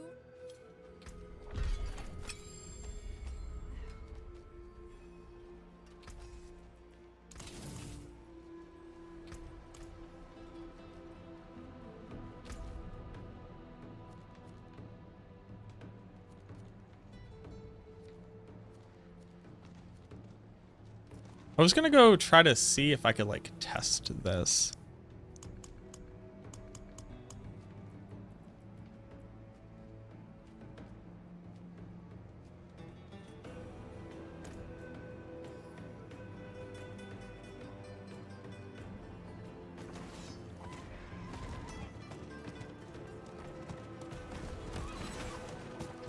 Hell yeah, conduit. Let's go.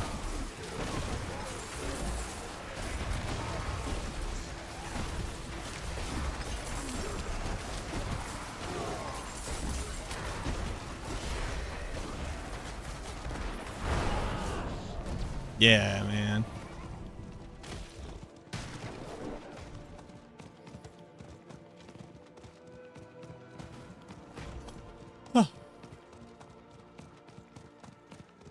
Another one. Let's go, double conduit.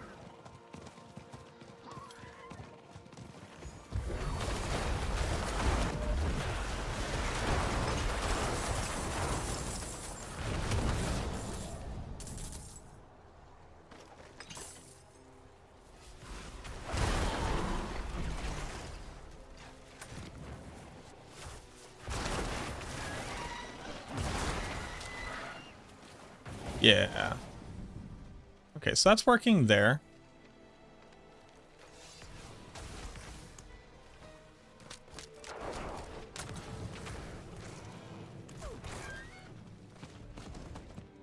Because you definitely do not get the damage over time effect of it.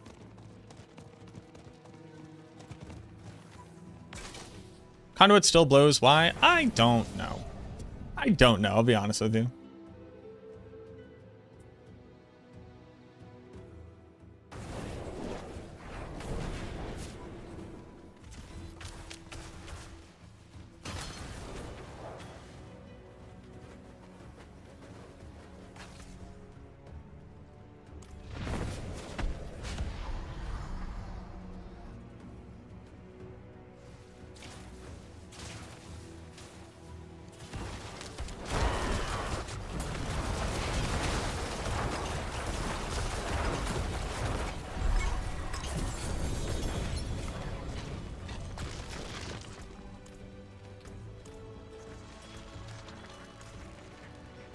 Yeah, I just kill him too fast.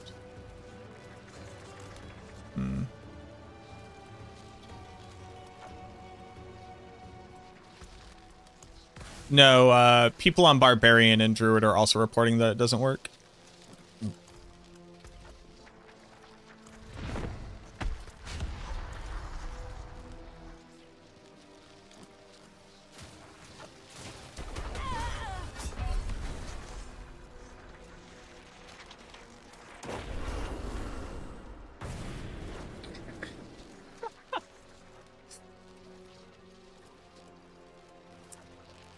Witchcraft abilities are.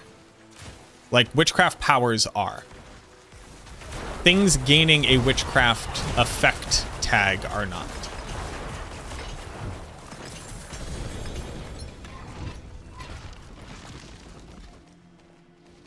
Yeah. Is Force of Will any good? It appears to be pretty decent, yeah.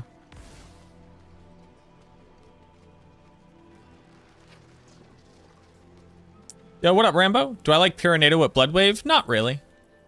I think it's fine, but in reality, the Pyronado ends up just like pulling you around in a unproductive way. So the flowers are just kind of better.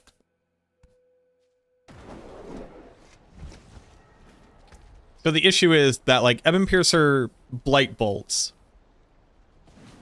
when I have Decay on, does not add on an additional 40% damage over 5 seconds when I have the trigger of my Eldritch effect from this. That did not modify damage output.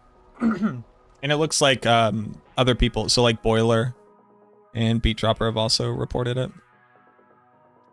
Doom Orb works. Bleed. Remove Doom Orb. Test with Hoda. Does not work. No bleed.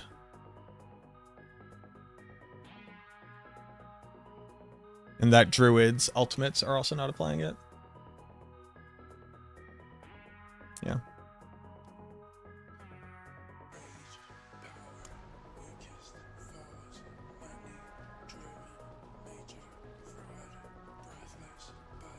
But I had this on in the pit and it didn't make me go faster. Like I wasn't executing. Let me know if they want the pull whip blood wave ignite cries.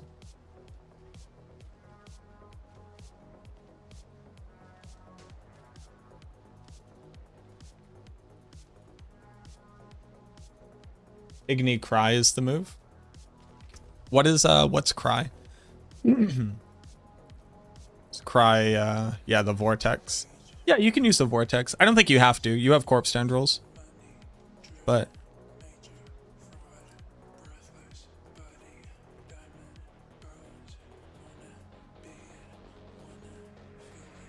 Hey, thank you, Jerome. I'm glad you appreciate them. It's like, I'm not seeing executes here except other than decrepify.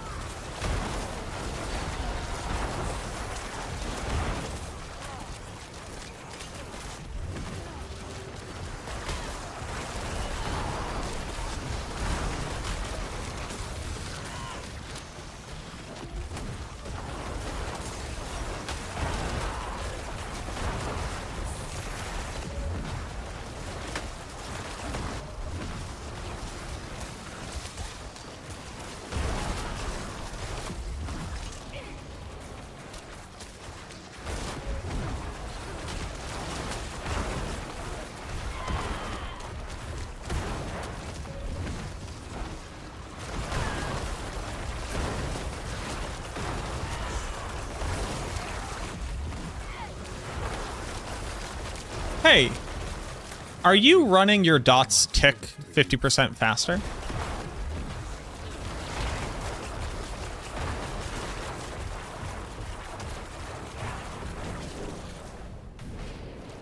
Does Grasping Veins aspect do anything? Grasping Veins says that you do 50% more damage when you successfully crit.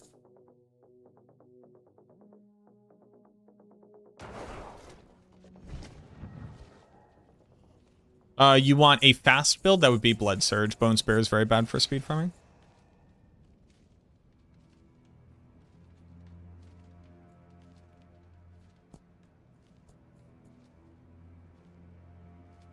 Have they acknowledged mini Necromancer damage is incorrect yet? Yep.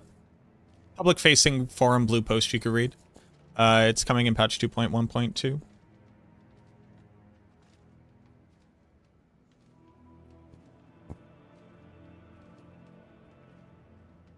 When is the PoE 1 kind of like mini season thing?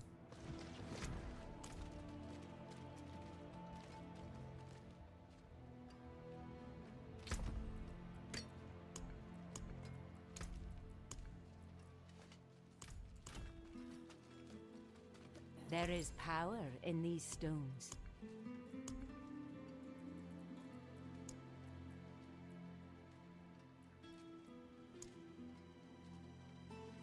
Cam Cax Zan. Really envious, my friend. You subscribe to a bad content creator. I have one Tam.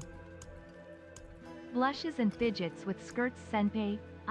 I've been meaning to tell you this for so long. My heart races every time I see you on my screen. Why your content, it's just so amazing.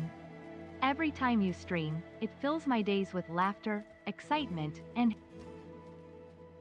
happiness. I've watched you for so long and I just couldn't keep these feelings inside anymore. But thank you, senpai. Thank you for all of your hard work, the laughs, the late nights, and the unforgettable moments. I'll always support. Yatta! What up, Soup?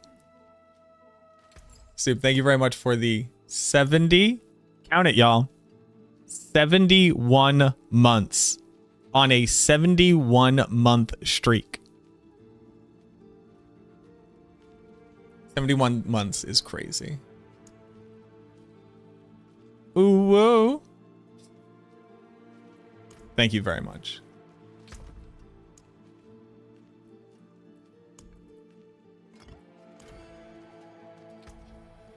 Hey, y'all.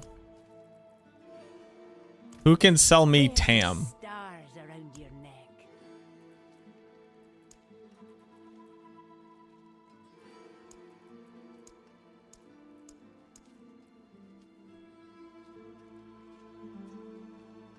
Who has 5 Tams?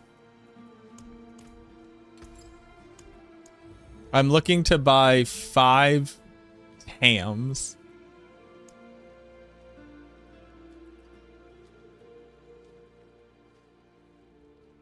How much are Tams?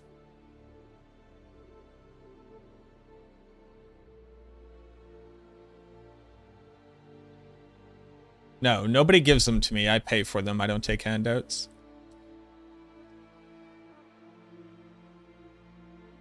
Hopefully they're cheap.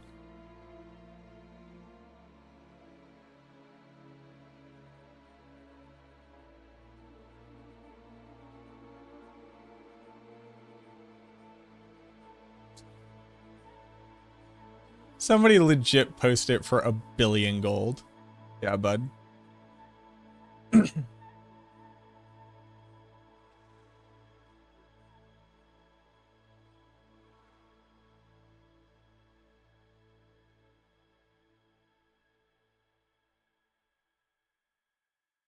They're selling between 50 and 150 mil. I would like to buy Tam runes for 100 million gold, please.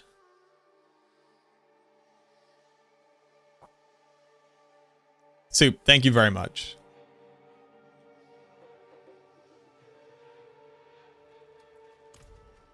Della, do you have Tams?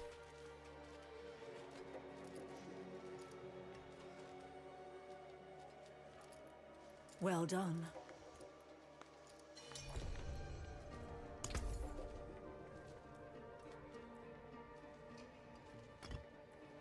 Five Tams. Add gold. Thank you very much. 500 billion gold. Thank you. Everybody, we're crafting an Endarials.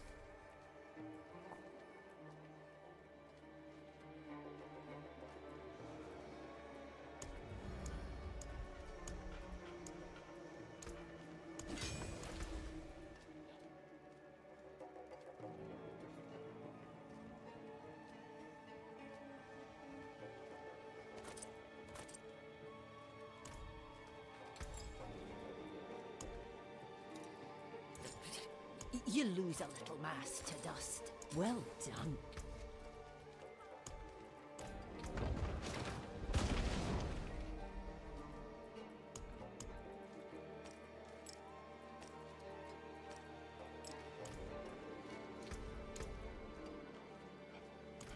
See some steel you need? More there than I thought.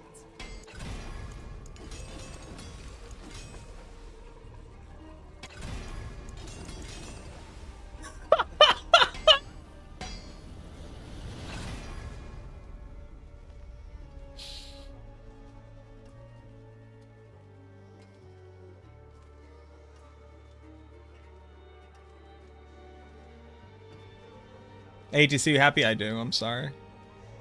Hey.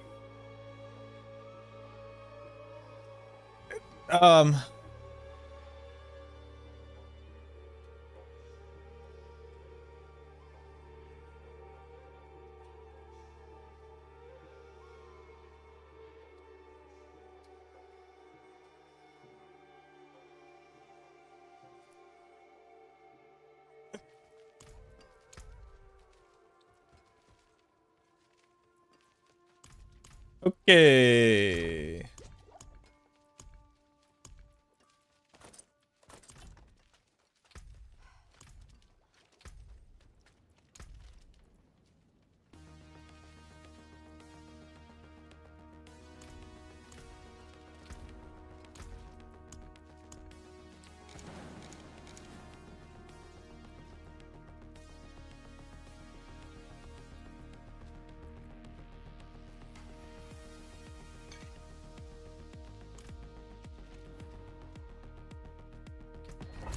What did Masterworking hit? I triple Masterwork crit on maximum poison res on my Andariels. First try.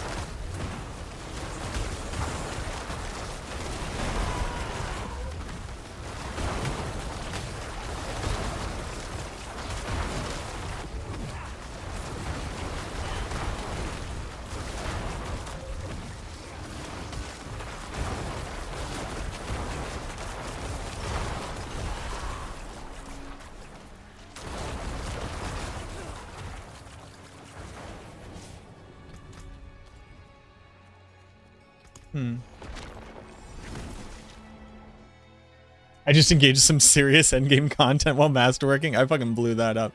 Hey, Soup, thank you again. I appreciate you. We're gonna test Mendel when fixed? Oh, yeah. Yo, what's going on, Victor? How you doing?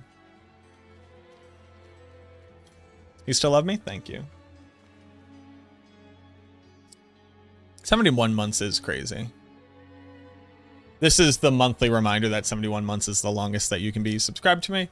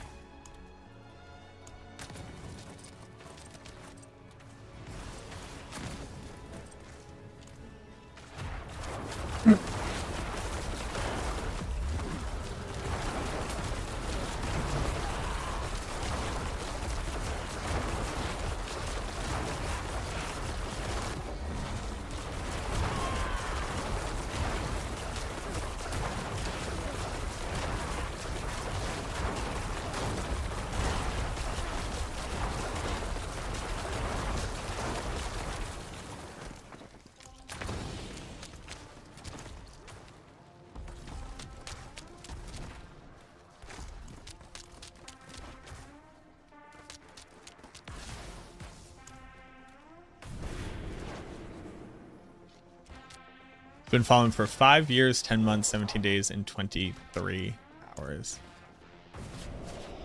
Insane.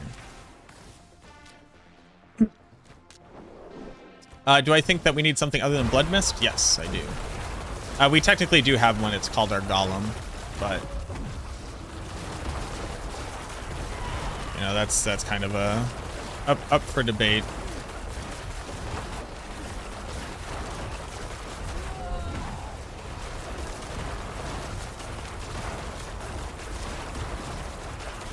$27 billion.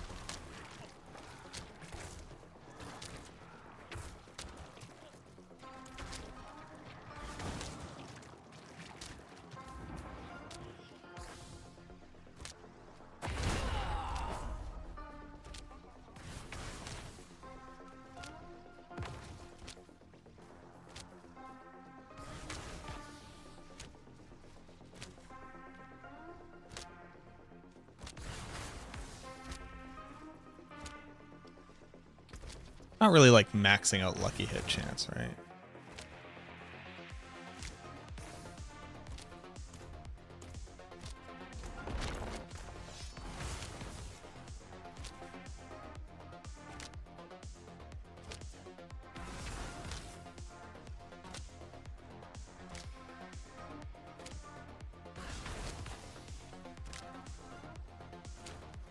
This isn't...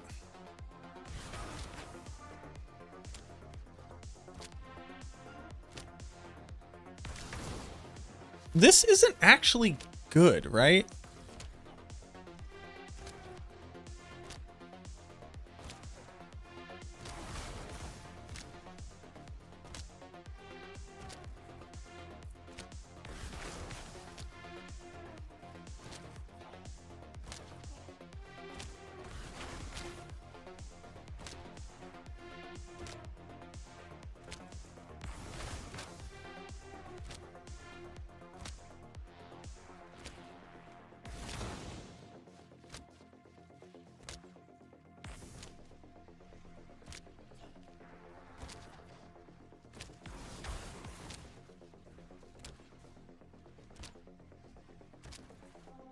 Oh, no, I'm sorry. I'm not talking about Ring of Starless Skies. I'm actually talking about your damage over time effects tick 50% faster.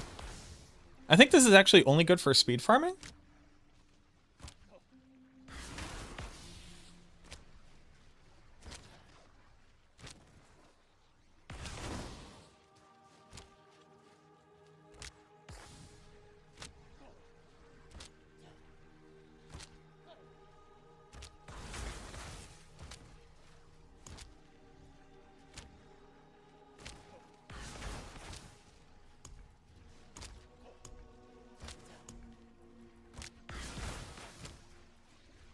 I think I actually want the one that says it's a 50x. It isn't actually at all.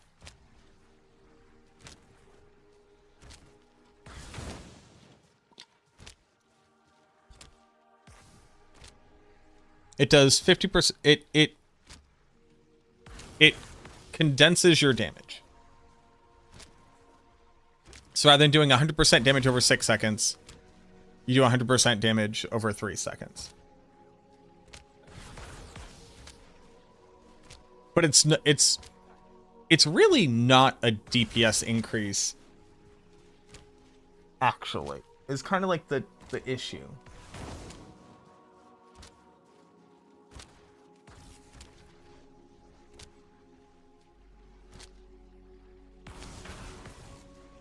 For speed farming, it is. So let's think about this.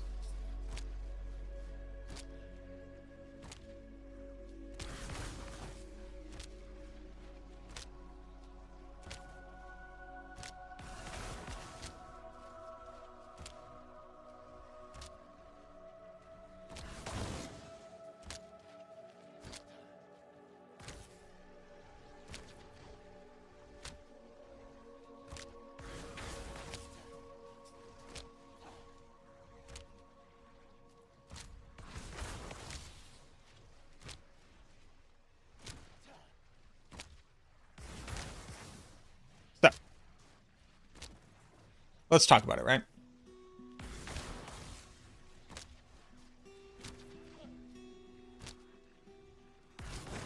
We have to cast Blight X number of times to kill a target. Right? Can we all agree to that? If you take the average damage output of Blight, let's just say everything's average. It's the exact expected average damage output. You trigger everything the average amount that you would. And I have to cast Blight 10 times to kill a target.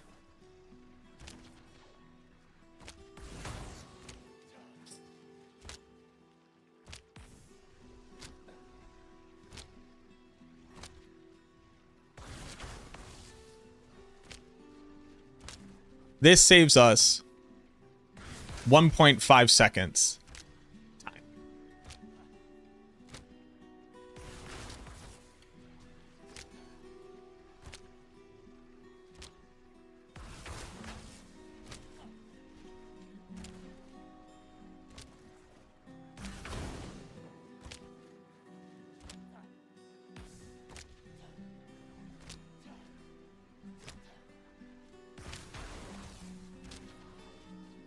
Because let's think about it, right? What breakpoint am I at for Blight?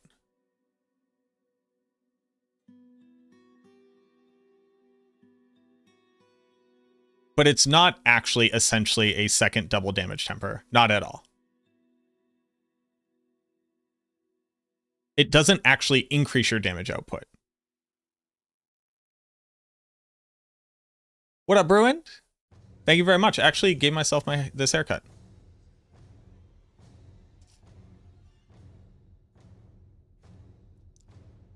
So let's look at it.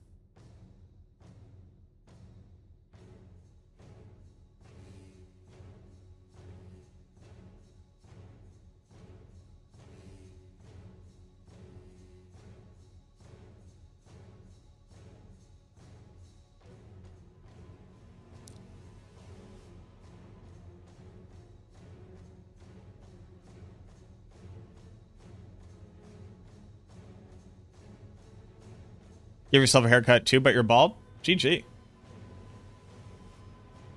So, here. Monster. Monster health. It's like increasing attack speed. It's not, and that's actually the problem. Monster health. We're going to measure the monster health in number of blights it takes to kill them.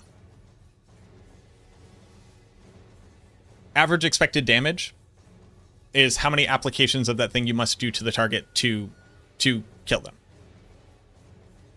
Right? Because if a monster has 1,000 life and I do 100 damage, how many attacks does it take to kill them? You take total life divided by total damage is 10 attacks.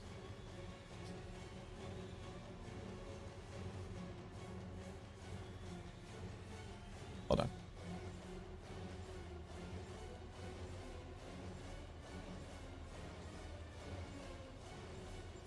Do we all agree?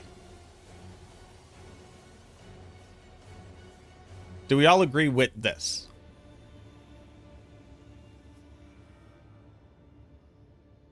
Is this a true statement?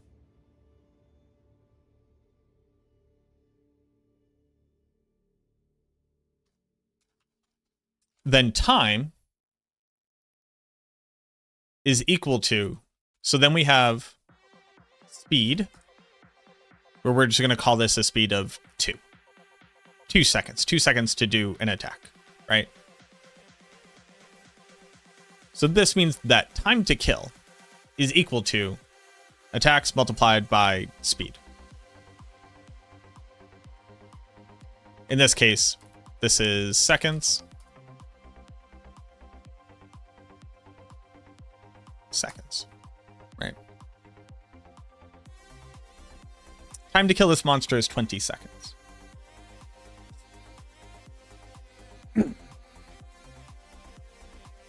Blight's predominant damage, almost all of it, comes from Ebon Piercer. Ebon Piercer does its damage over 3 seconds. So let's use attacks per second in 3 seconds.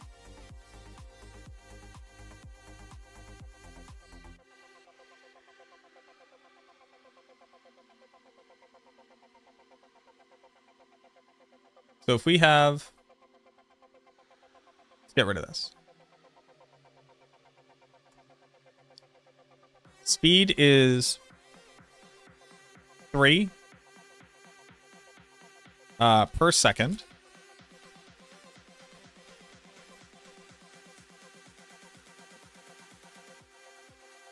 We do 3 attacks per second. And damage length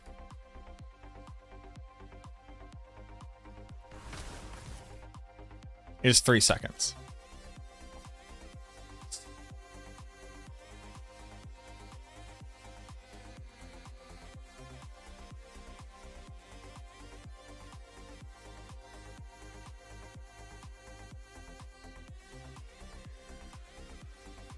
Each attack is doing 100 damage over 3 seconds.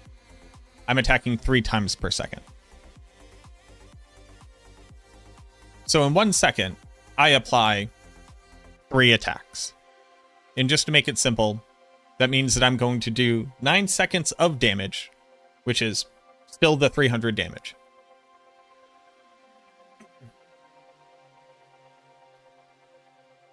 I have to get to the 1000 damage mark.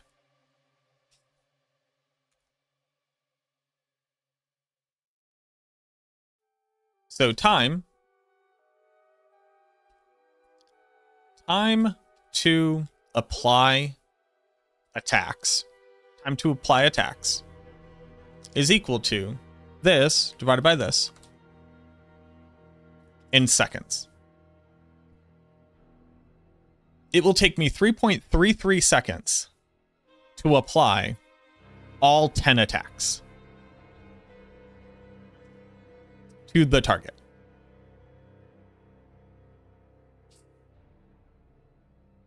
In 3.3 seconds, how many of the attacks have done their total damage? So to figure that out,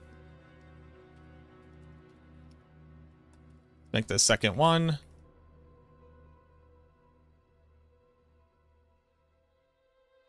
Second 2. Second 3. And second 4. Let's calculate how much damage we have applied in each one of these. So in the first second,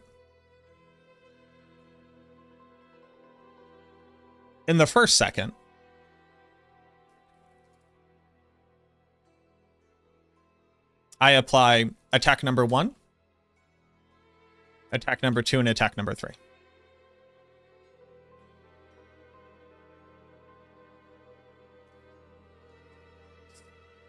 In second 2, I'm going to apply attack number 4, attack number 5, and attack number 6.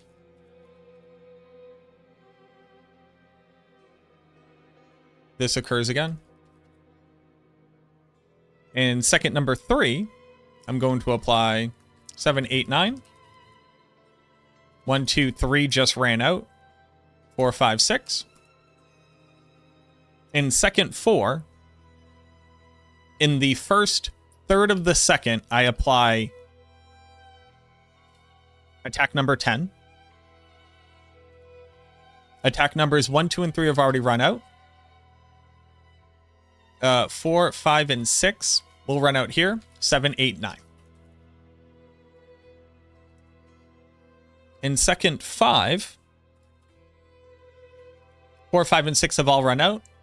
7, 8, 9, and then 10.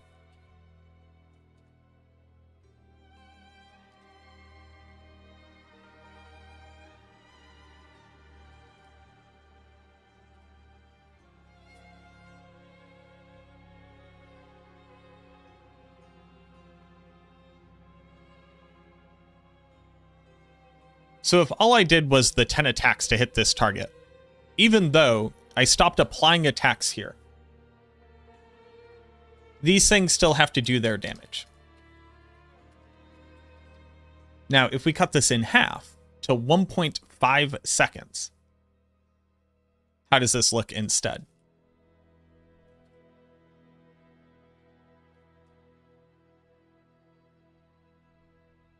So this is...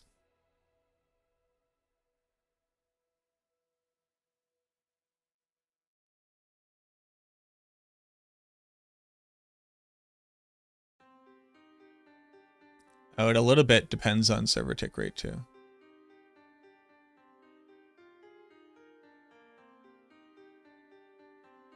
Because you get 2/3 of this one is done.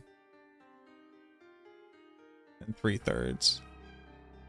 1.5. And then 2. Then 3, and then 3 finishes here. So 1, 2, 3 get applied. Here, 1 runs out.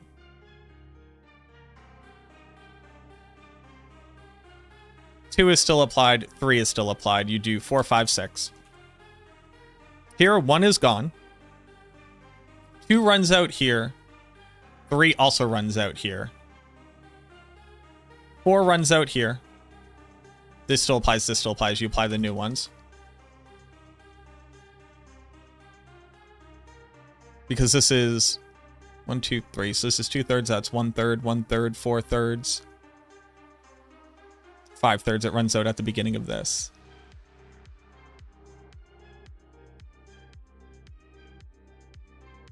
$10 gets applied.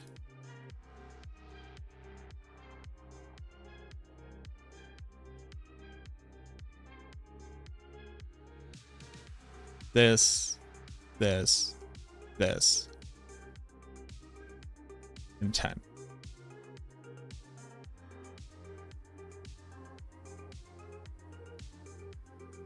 What you save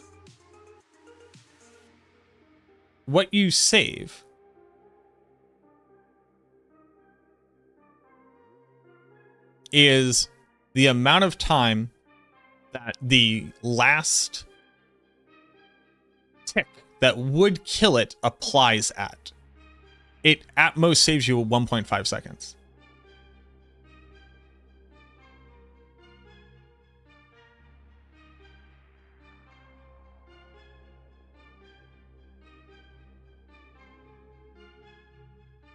In a fight where you do not one-shot the target, the amount of time saved should not be noticeable.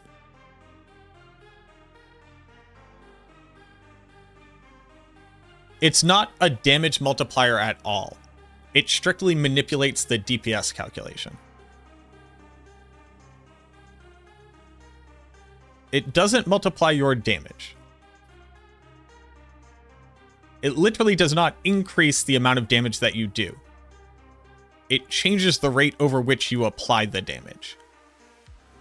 So when speed farming, rather than having to wait the full 3 seconds for the monster to die, you instead wait 1.5 seconds. Because it would die in that 1 attack. Even dying in 2 attacks, you like, if a monster would die in 1 to 3 attacks, it is dead at the end of 3 seconds instead of dead at the end of 6 seconds.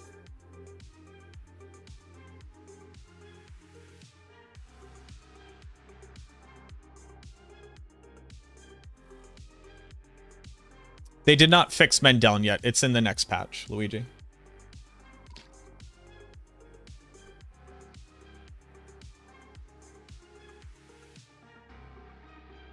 Like, this is absolutely goated for speed farming. But it's because those monsters would die in 1 to 3 attacks. Like, instead of dying over the length of 3 seconds, it dies over the length of 1.5 seconds. You think my calcs are wrong? How so?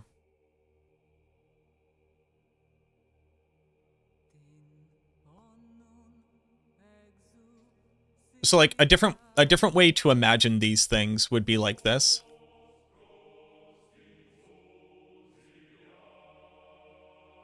One, two, three. Each one of these is actually 3 because I applied them in 3 times per second. So 1 is applied here. I have 2/3 of a second. Over the next second, I will complete because 1.5 seconds in thirds. Excuse me.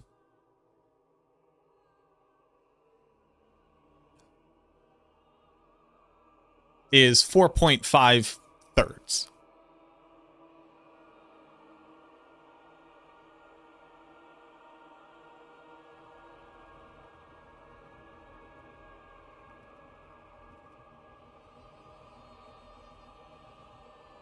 That's exactly what I'm doing.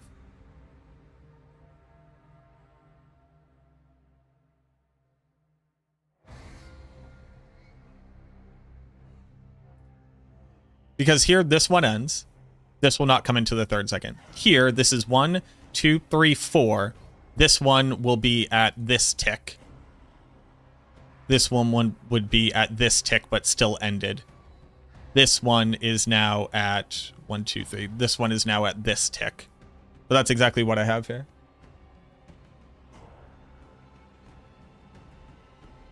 Make them into a reputation turn-in. Also, thank you for checking out the video. Make them into a reputation turn-in? Yeah, that would, I mean, can you expand on that? Wouldn't, by that logic, against a single target, the monster die faster? No. Well, it will die. The final bolt of Blight, which would apply to the target, which would kill it, does its damage in 1.5 seconds instead of 3 seconds. So against a boss, while the number that you see will be higher, it will also fluctuate significantly more.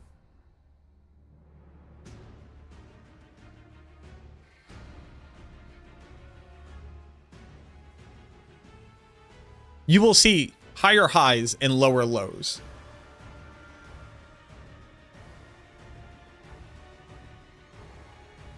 I don't have to consider if there was a way to increase the dot's duration because there's no way to increase the dot's duration. Right. We can't attack fast enough. We can't attack faster. This is only a DPS increase if we could also attack 50% faster. Because it's still the same number of total blights required to kill the target.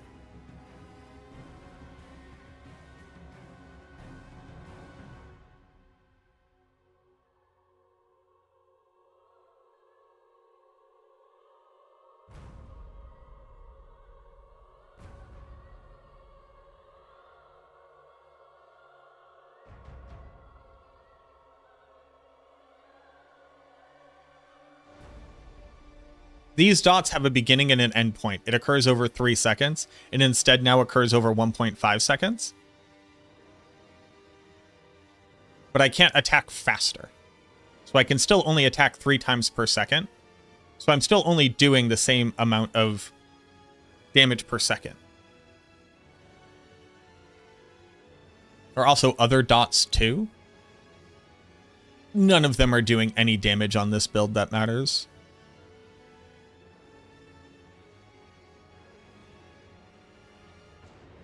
I'm pretty sure I will get a better clear speed here, putting on the one that increases hex damage.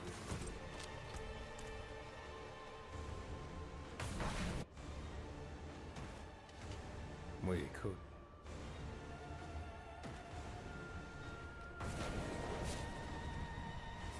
Like if I sat here doing this,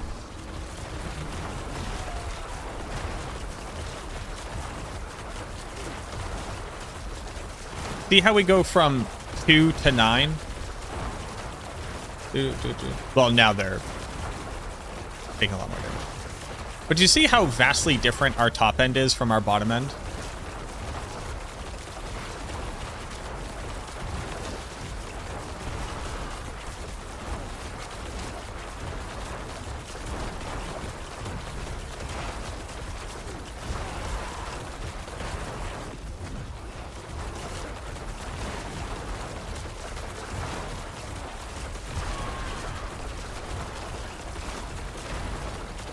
It's because a bunch of them all fall off simultaneously.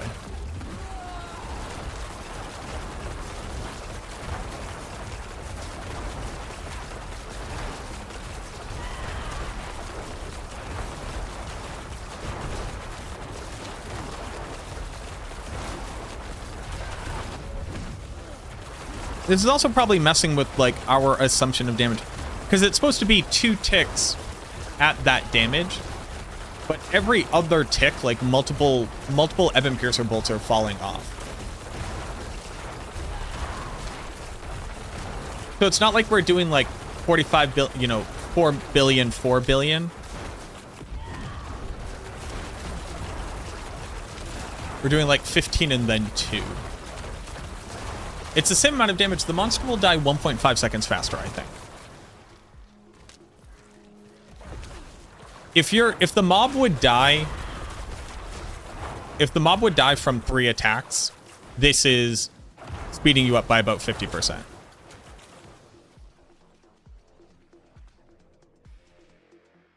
Because it very clear, like if I take this off, let's go. Oh, I need a different ring. This absolutely speeds you up for speed farming because the monsters would die in 1 application of Ebon Piercers. So rather than having to wait for 3 seconds or slightly more than that, you actually only end up having to wait 1.5 seconds. So that's the amount of time of you hitting it 1 time and then running towards them, as opposed to attacking, and then running towards them. Because to get to the same clear, because this is how it works, right? You apply it. Normally, to do the amount of damage that it will do in 1 application, you would have had to have cast it twice to get 2 of them. So in speed farming, this absolutely saves you the time, because 2 total applications over like their whole length would kill. Well, hold on.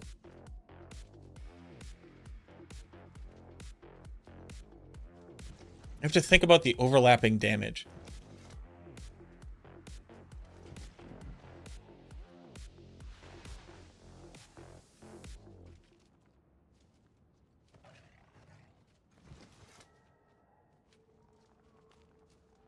Yes, what I'm about to, it was true. I was about to say it slightly wrong.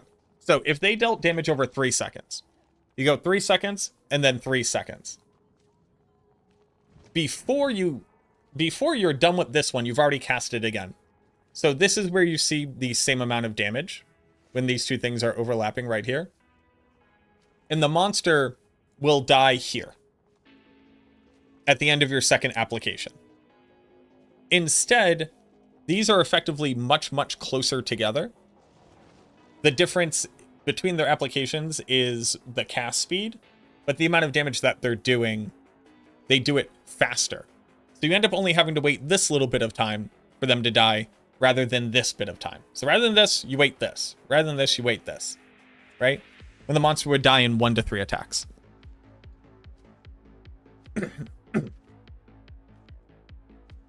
every amount of time, every amount of casts that you need to apply to kill the target minimizes how much faster they would be dying.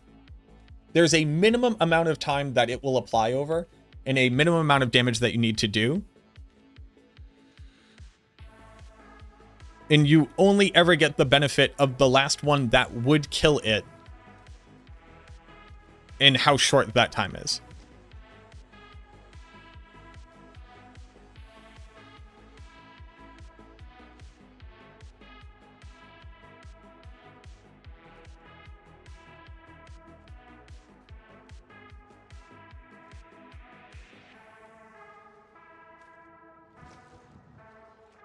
When I'm speed farming, I click Blight and I start running forward. If the things don't look like they're going to die immediately, I click Blight again and I start running forward.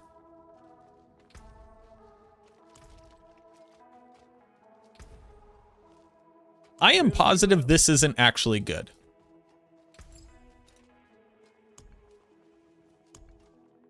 And it leads to a higher high number and a greater difference between your high and low. And instead, I should be using the one that says when you apply hexes and auras, you do bonus damage.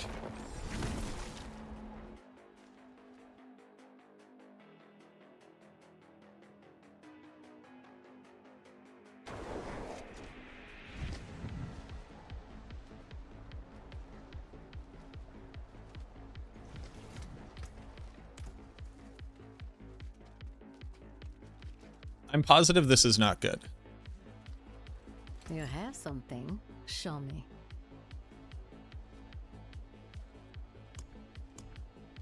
Which one is the one that I want?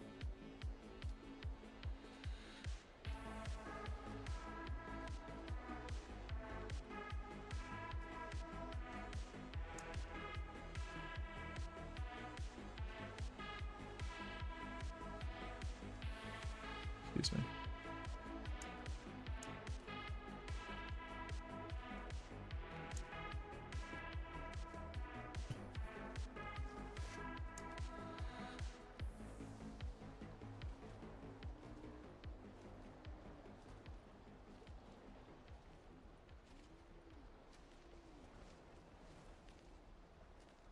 It's a fucking legendary one.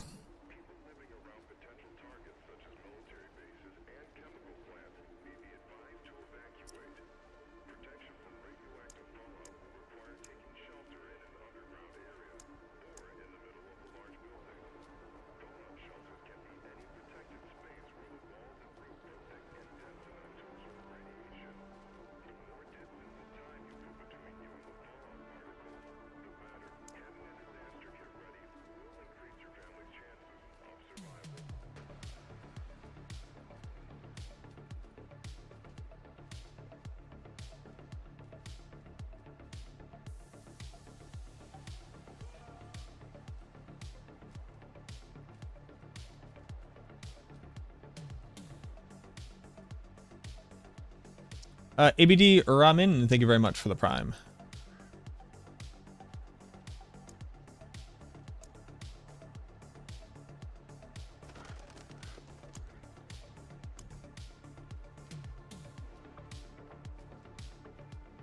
Hey, no problem, man.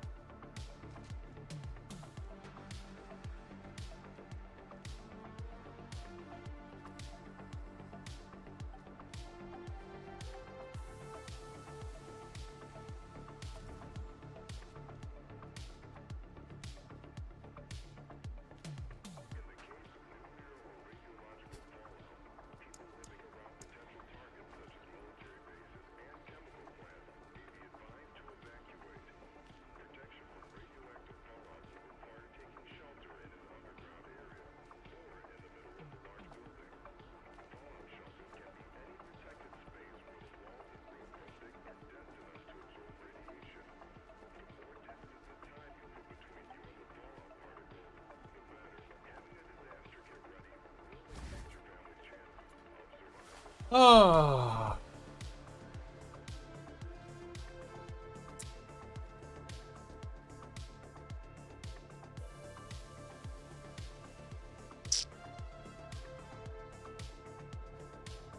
I don't want to farm for this.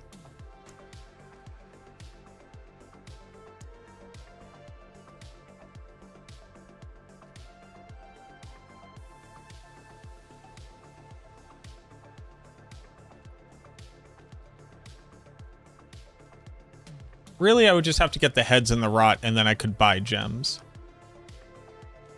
You have an extra shroud. Should I make a necro? Sure.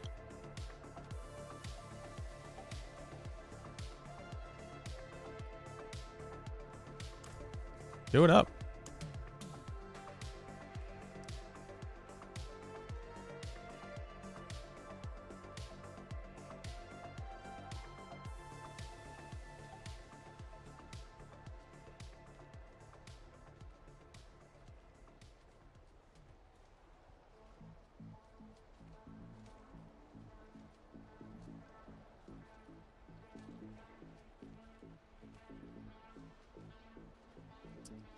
Which am I crafting? The one that says you deal damage equal to the number of hexes and auras you have on the target.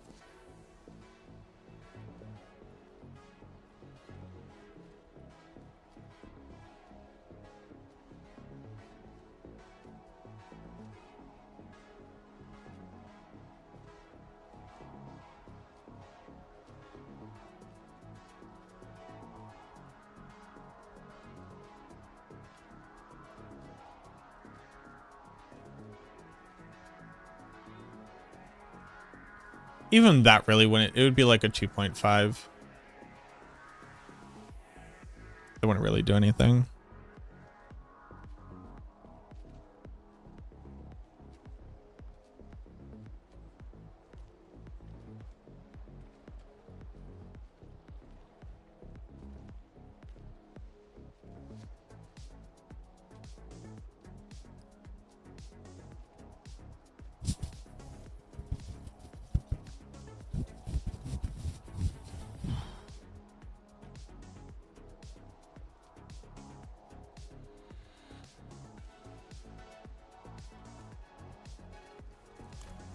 Taking the gem out made the run feel slower.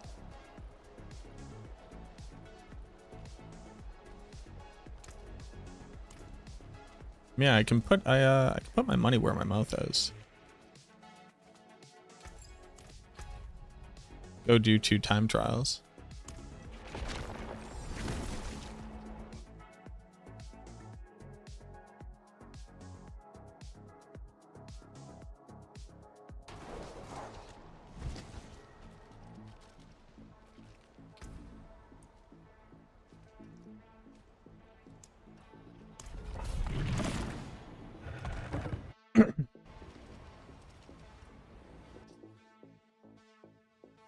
So we'll get a we'll do 2 time trials. This should be hold on. Damn it.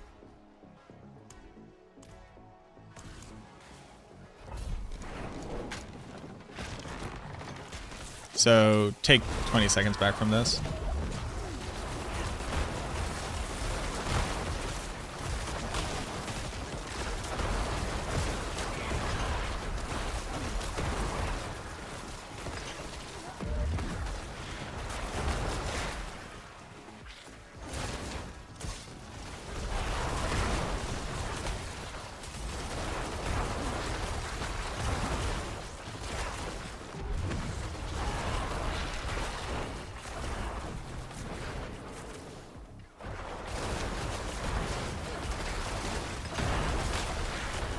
I'll basically just go pack to pack because we can actually kill them fast enough to do this.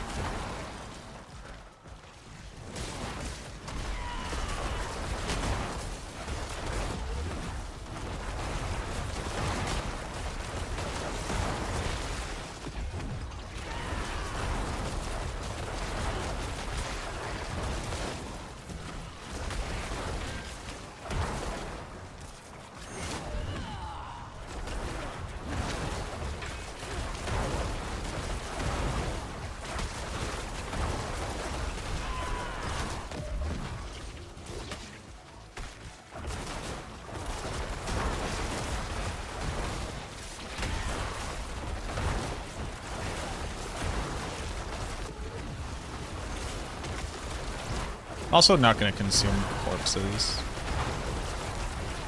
I'm gonna try to just have it be like just Blight applying and doing damage.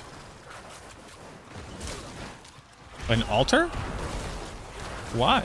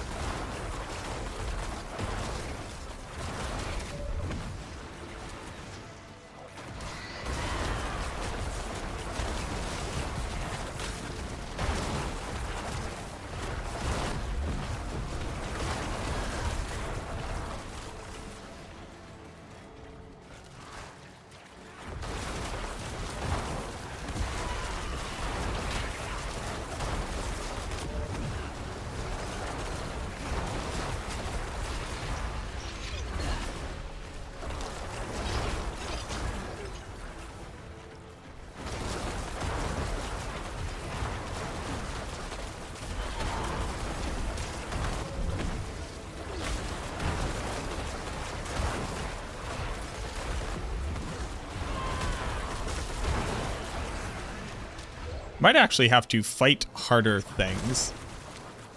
These things might die too easily.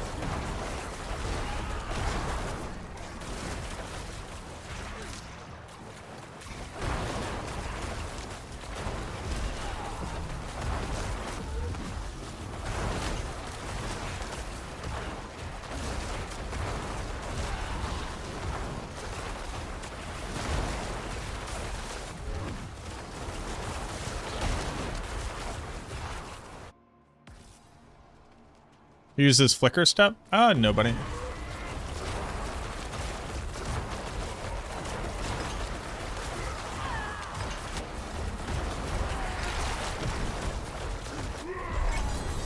So that was 9:30, so 5:30.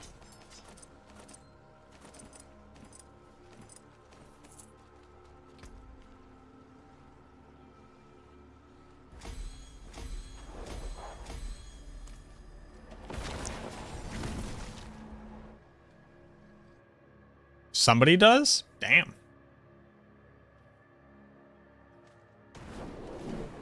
How do you have the monster showing on the minimap like that? That is Subo. As an effect that Subo grants you. Sork uses flicker step, I'm getting from YouTube chat. Stars guide you.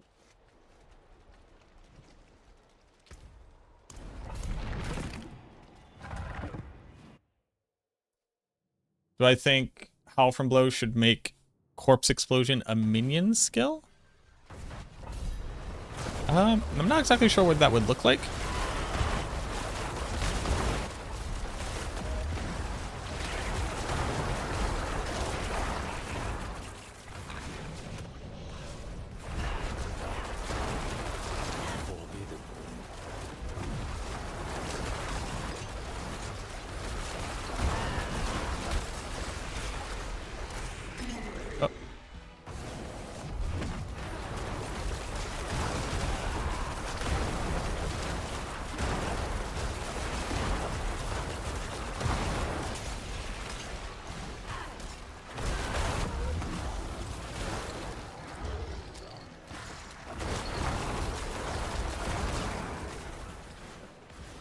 But that's a cool concept.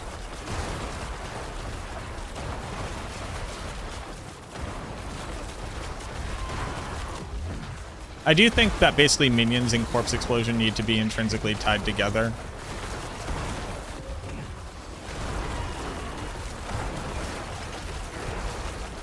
If, like, we're not going to get, like, an alternative to that concept.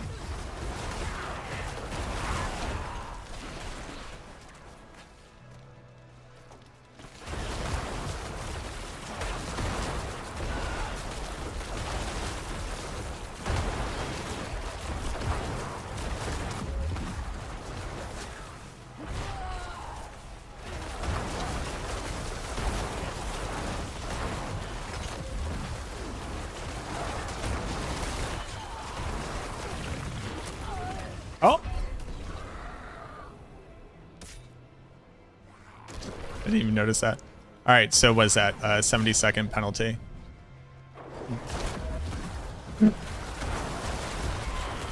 What I get for not actually looking at it. I've just been trying to, like, really pay attention to monsters' health and how long it's taking them to die. So that'll be a 70-second penalty. We'll have to remember.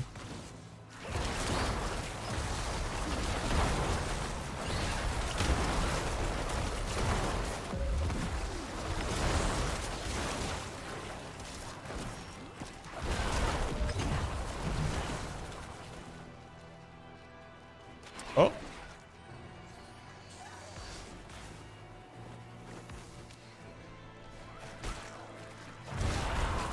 75 seconds. Never had to backtrack.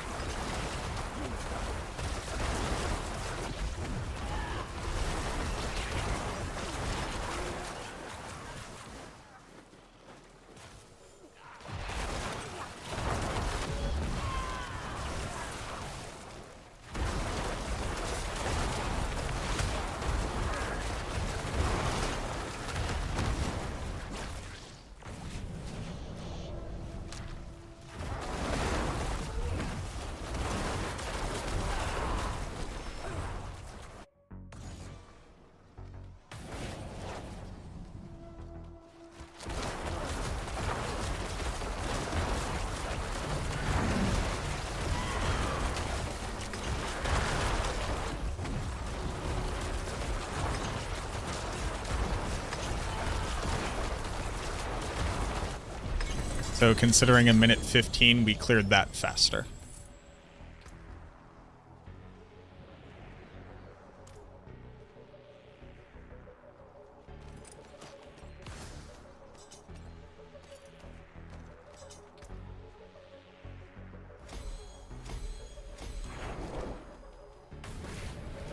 Yeah.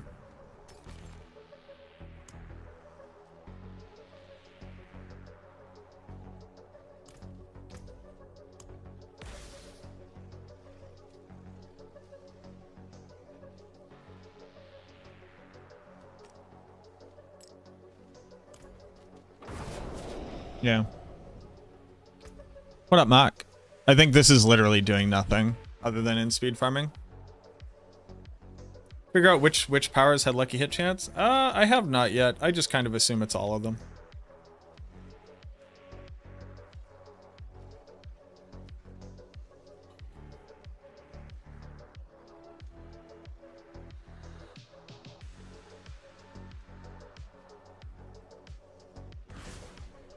Is lucky hit chance working again? What do you mean?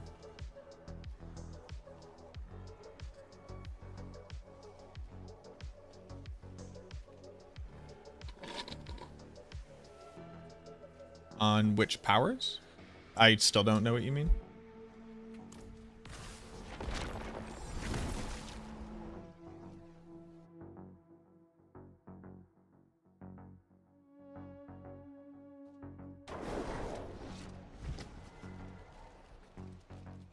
Working again means that at one point you believe it was working and then it was not, and that is not my understanding. So I'm not sure.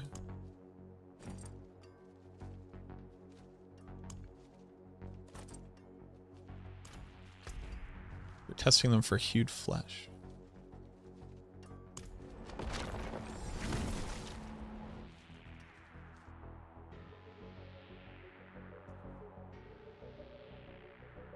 What up, Edward?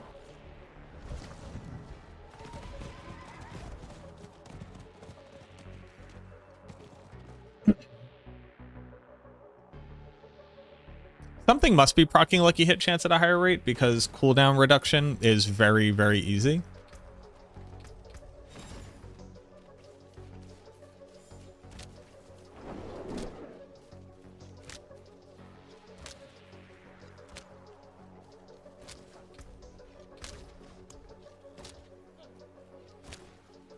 I don't have any points in hewed flesh. Wow.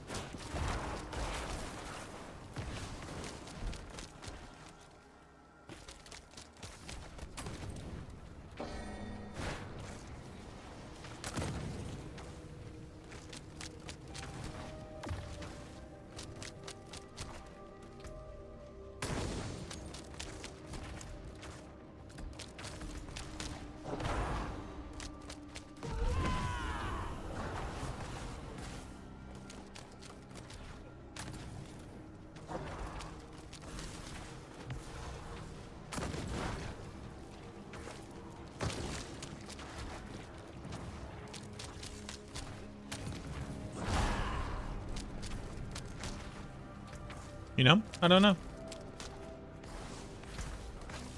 I don't know. It doesn't appear to be proccing anything. So I don't know. I don't know, and I'm not going to immediately investigate it. Which powers are considered your damage?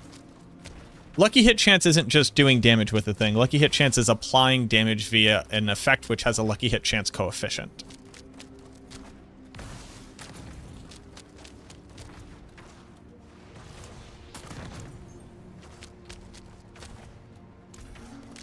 It's not just doing damage, it's doing damage with a skill, typically. Mercenaries also proc lucky hit chance. Which is just kind of funny.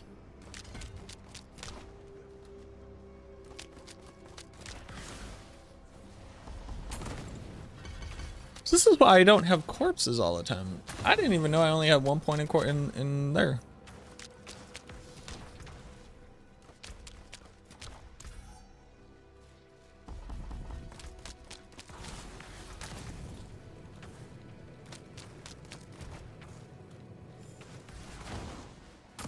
I've been running Blight without imperfectly balanced? At least I can put my skills to use.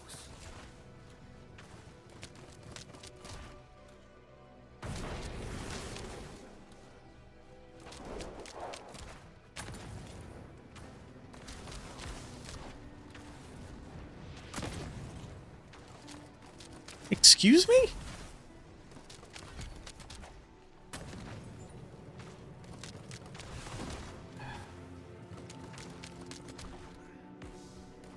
Have a good night, Drendari. Hey, y'all. I sure have been running this build with minus 20% damage. That's crazy. That's crazy. That's great. That's crazy. That's crazy.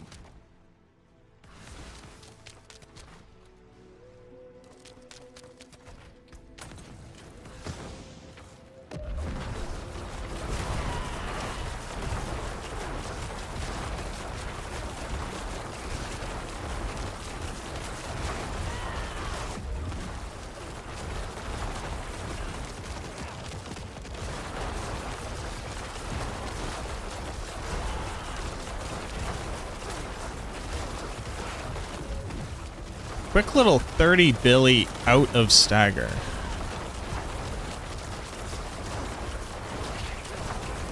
$31 Billy out of stagger.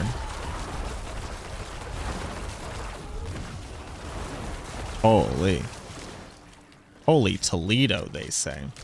You know, I hear them sometimes, they say, Holy Toledo.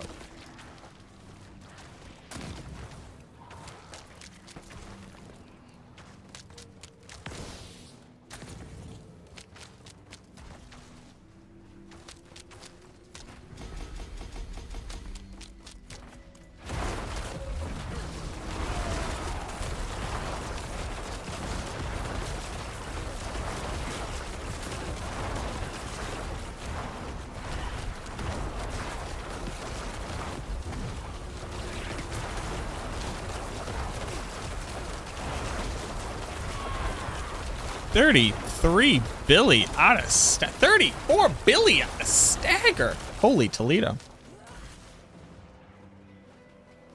I actually want to test one more thing real quick.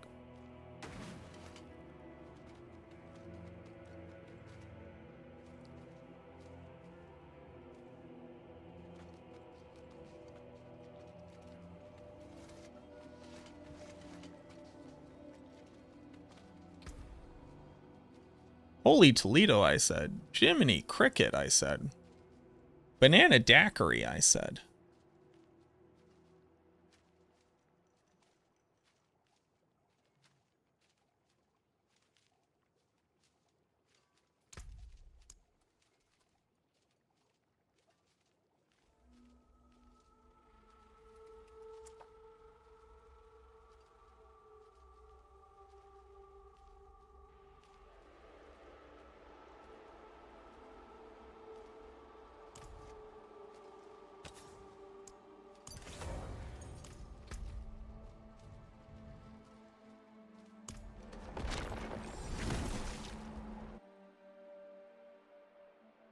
Do one more quick little run.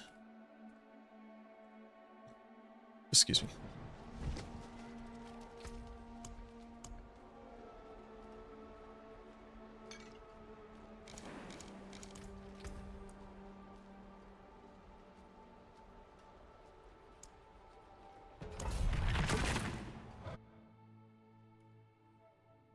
Any witch powers I think will become a permanent part. I definitely think that like some part of the witch powers will become a permanent fixture. Just not exactly sure what. Oh, Jiminy Crickets.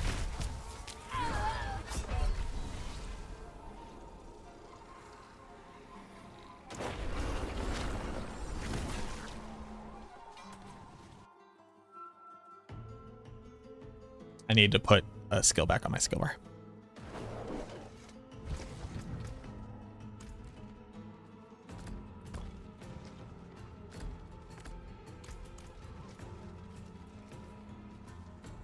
So plus 20% damage I just didn't have before. Well, I had plus 5% damage, but quadrupling that little bonus.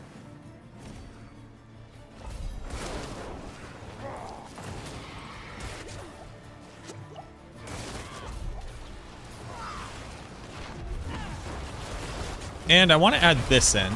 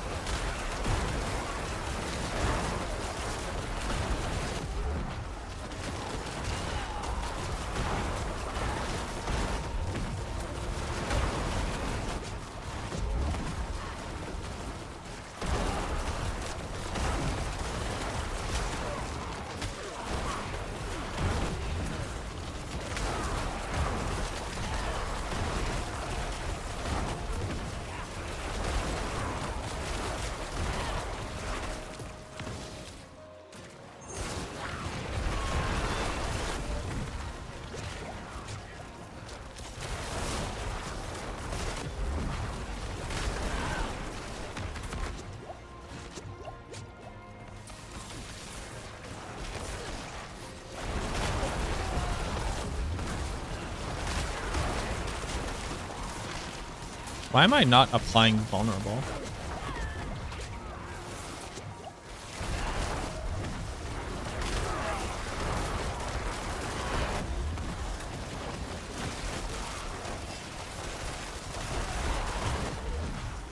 Like, everything is not vulnerable.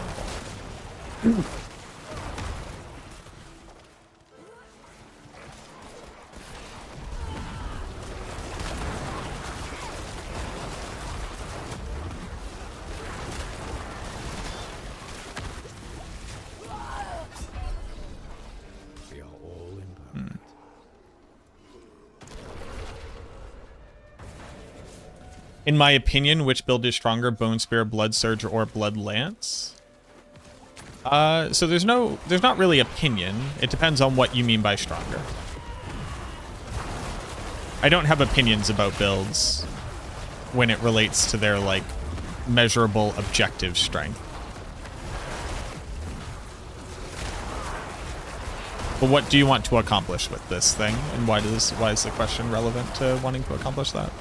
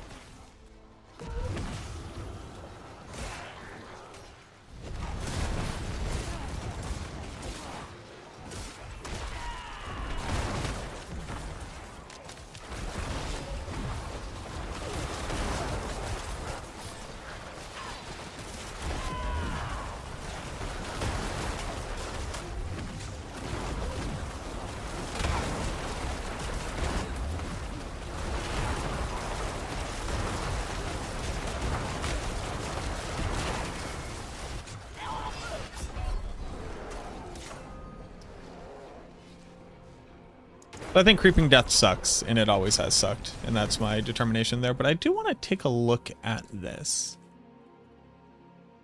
Not twat. Twitch.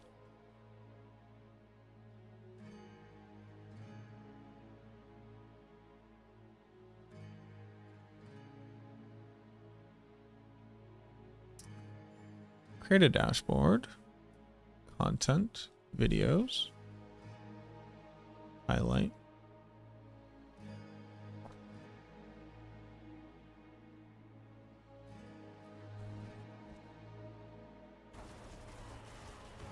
Okay, so let's like really look at this.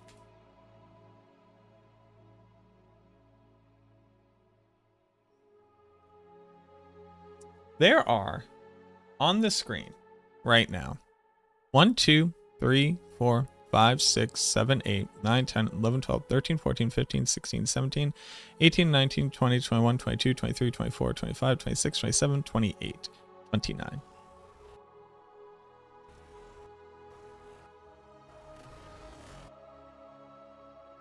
So that explosion of damage, it happens.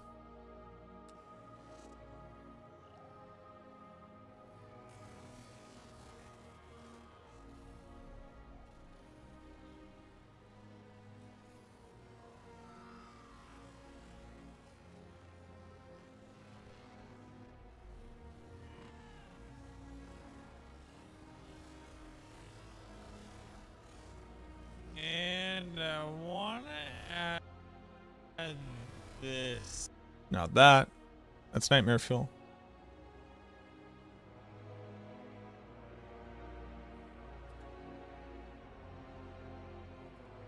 So I think this might be a really good example.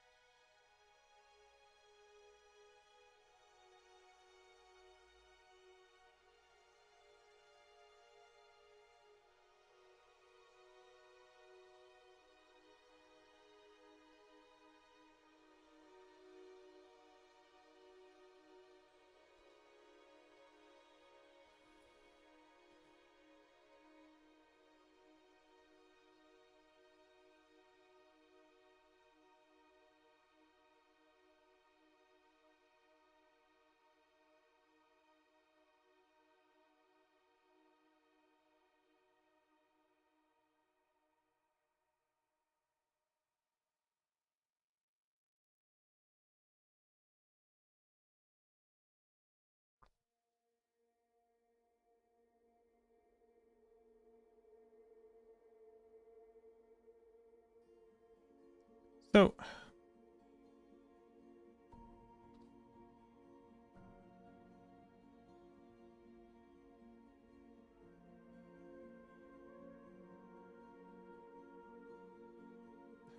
this is really, really hard to like show.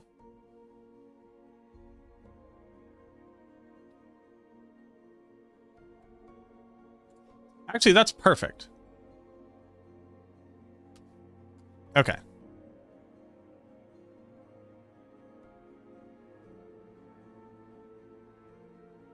Publish this. Dots not applying. We have thought that if you're applying dots to too many targets simultaneously, they don't do damage for a very long time.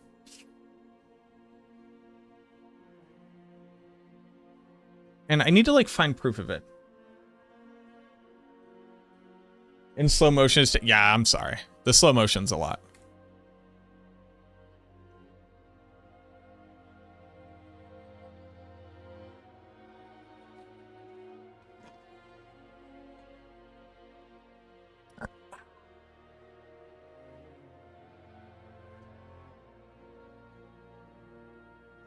Process this highlight. It's a 15-second highlight.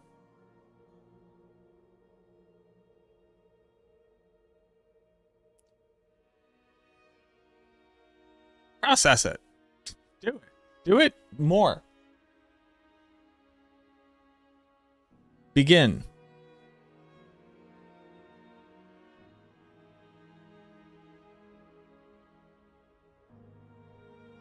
Also, 2 hours ago, somebody named Baranosaurus Rex followed me. And if you're still here, I want you to know, I appreciate you following me.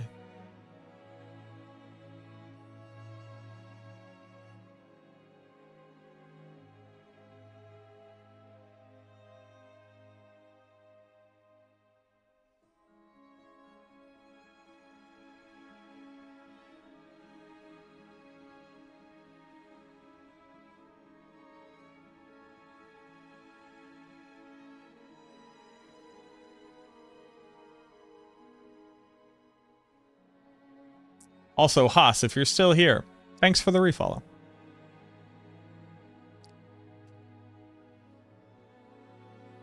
Okay, so here's what we're looking at.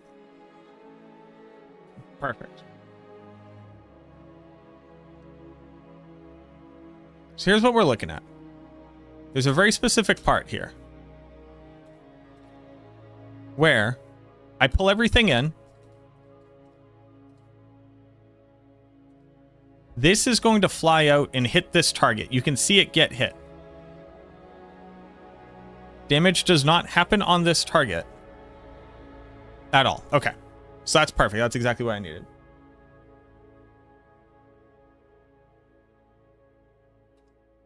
So right here, I want to call out this.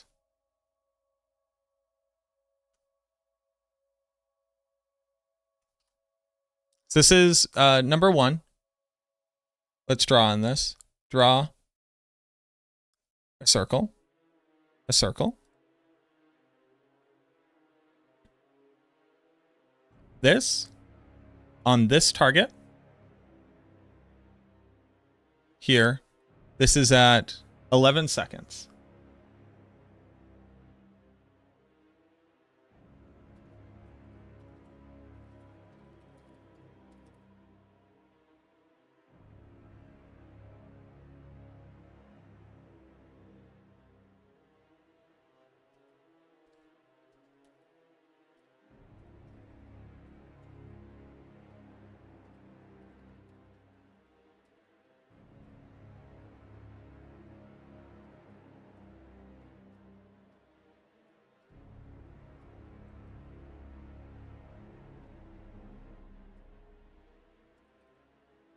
This is picture number 1.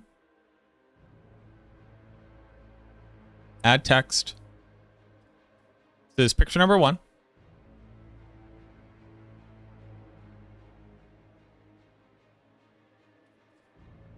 This is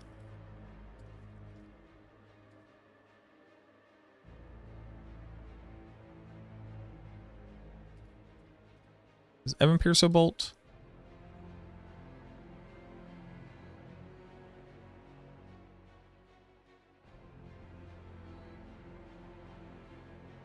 This is Goat Man.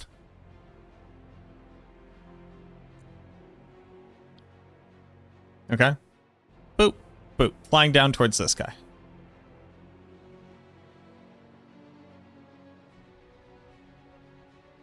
Save this as Goat Man 1. Okay. Then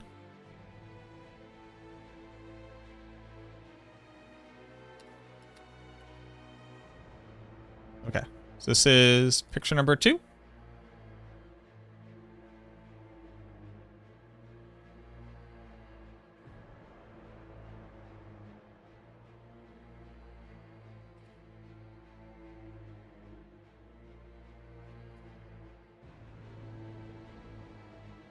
This is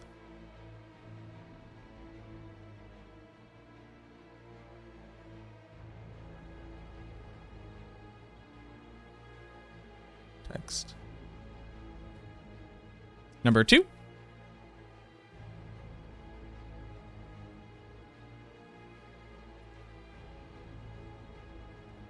Go, man. Hit.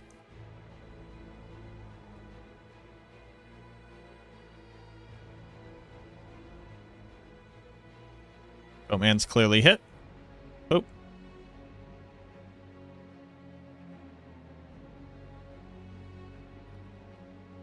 Two.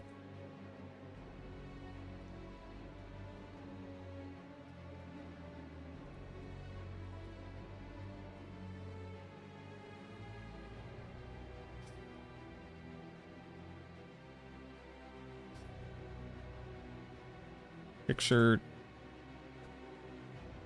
number 2.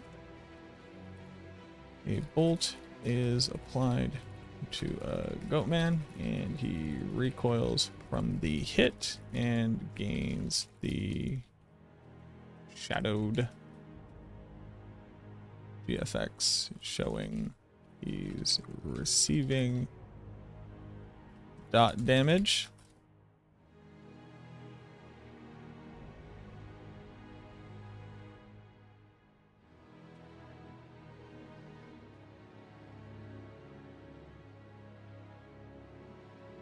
Um, 12 seconds and further. You never see a basic damage value above this target. So while the dot is applied, it does not appear to do damage. You never see a damage value over this goat, even though it got hit by an Ebon Piercer bolt. So either dots aren't actually applying. Like, okay. This is going to be, this is going to sound crazy. But we have thought for a while that when you apply dots to too many targets,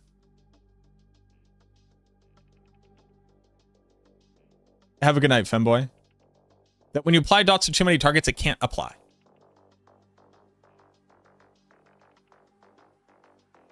Basically. No damage seen above the target.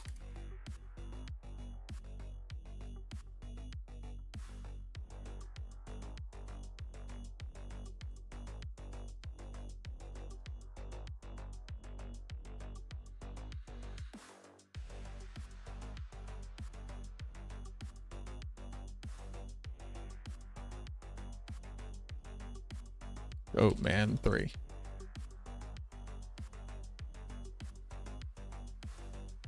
Khazra equals broke. Goatman equals woke. Exactly.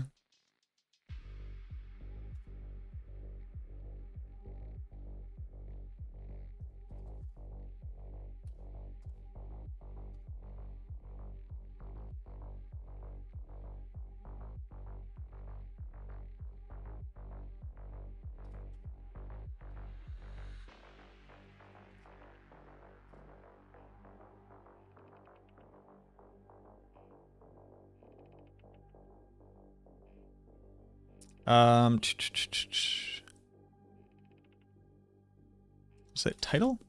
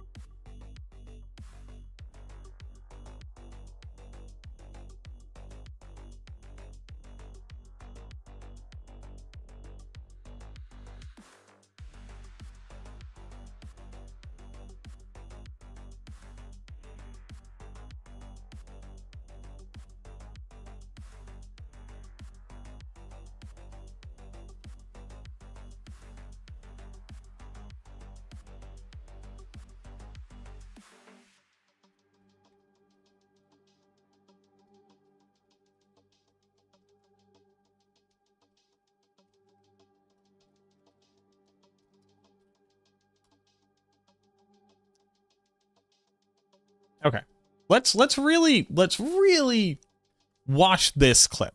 Let's really watch this clip. And let me see if I'm completely crazy.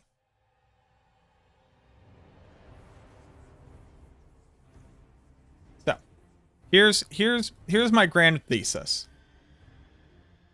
Here I'm going to corpse tendrils in the targets. They all get corpse tendrils. My Ebon Piercer bolts are going to fly out and hit this target. Another one is going to hit it. In fact, another one hit it. Multiple have hit it. Only this one is showing damage over time over it. I'm pointing at my screen like you all can. Okay. Here, I pull everything in. Right here, this bolt hits this target. This target has now had an Ebon Piercer bolt applied to it. A second one has applied to it. They have now applied to these two targets as well. All of these have had Ebon Piercer bolts tied to them.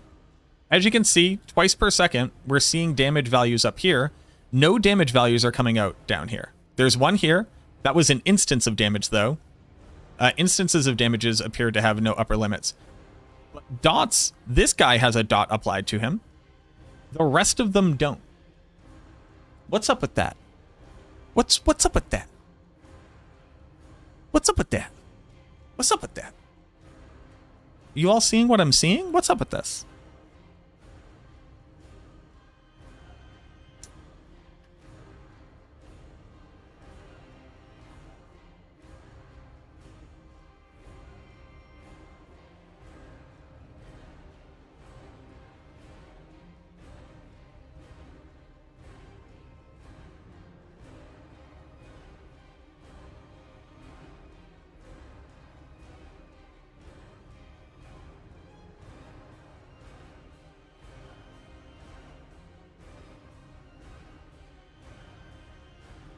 What's up with that?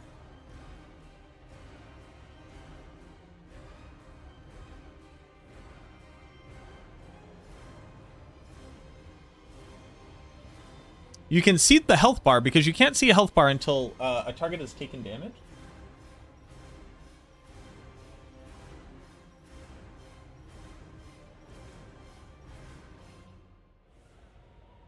What's up with that?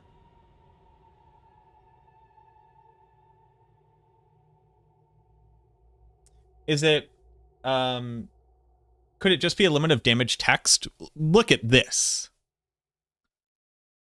If it was a limit of damage text, it would never be an issue with instances of damage. It would be an issue with instances of damage as well.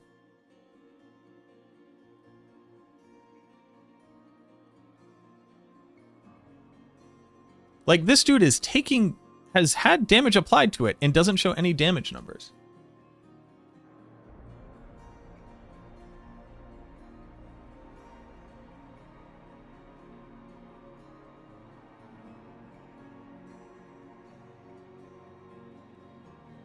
What's up with this?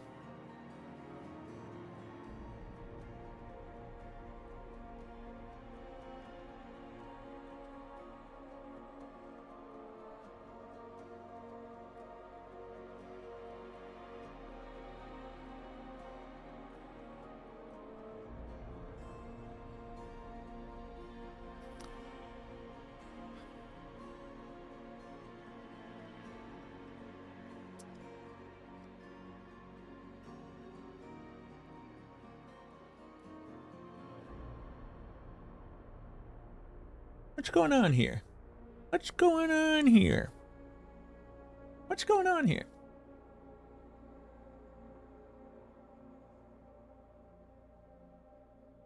What's going on here?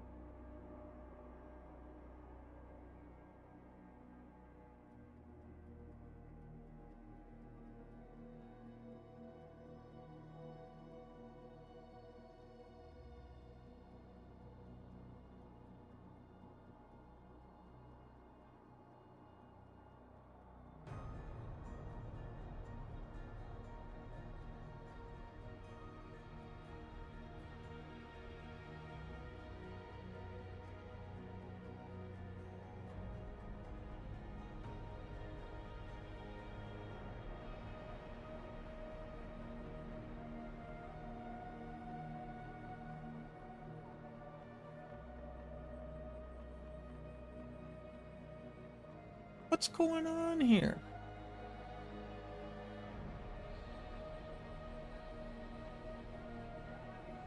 No, you don't need to hit a target with the Blight Bolt. We already know that that's true. You can individually hit a target with just the Ebon Piercer Bolt. An Ebon Piercer does need to travel through the target to apply its damage.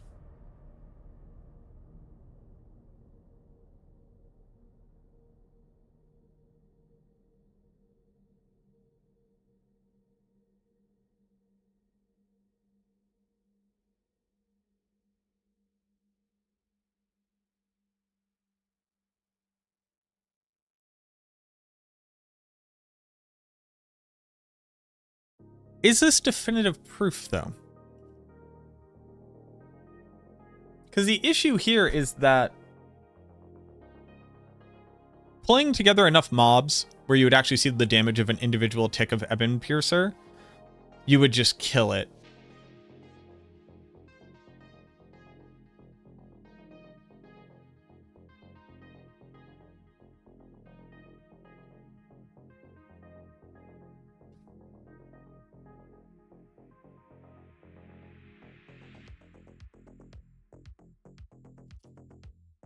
Who else has reported on this?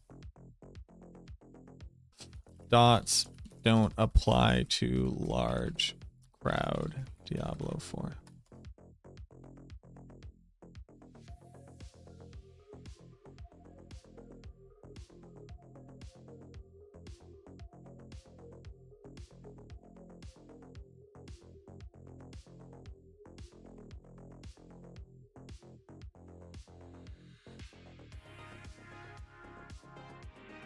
Also late. I already have this clip. If I want to cover it in a video, I guess I can.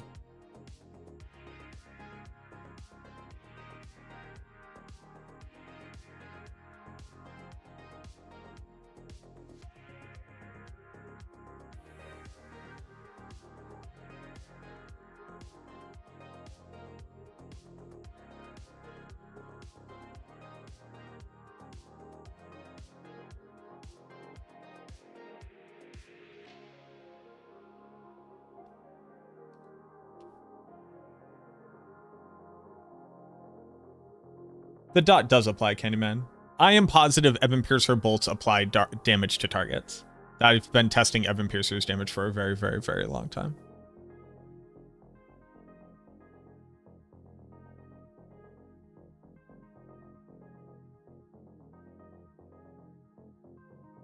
There is not like a distance of dot application. Because as you can see, this target is actually taking dot damage right now. That's dot damage on the target.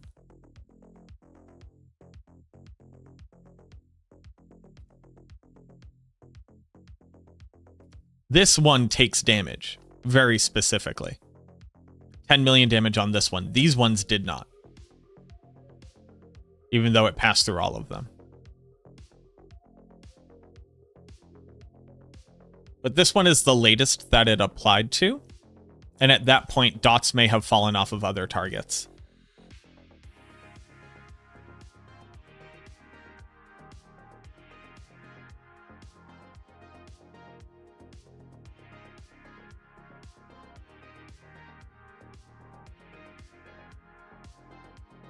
Monsters still take damage when they have damage resistance aura.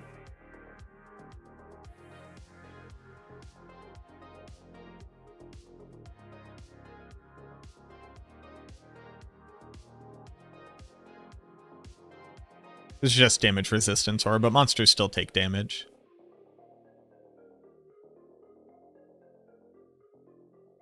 Is the 10 mil normal for a single tick from a single Ebon Piercer on a non-vulnerable target? I'd say yeah. I'd say yeah, probably.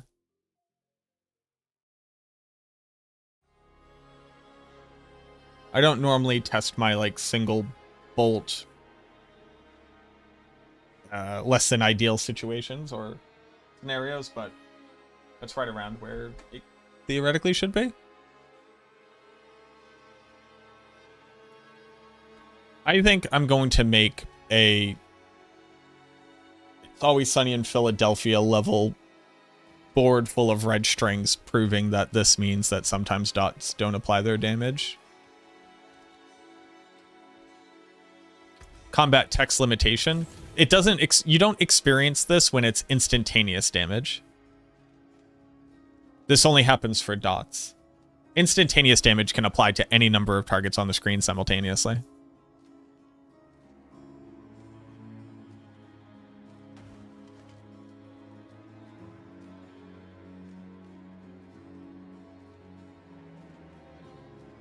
Bacterial, you remember hearing about dots not applying with enough targets, right?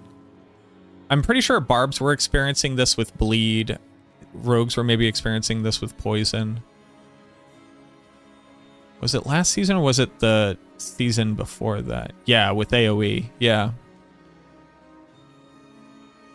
I just can't remember the context.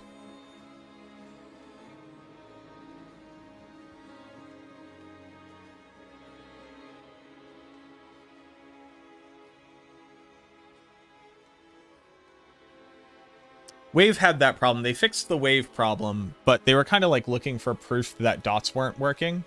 It's just really, really, really hard to do it. I'm gonna send it off to them.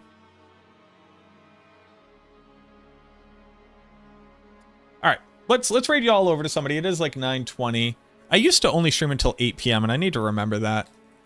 I'm like a human. I need to eat food and like be an adult and look at my girlfriend. You know, all the normal stuff.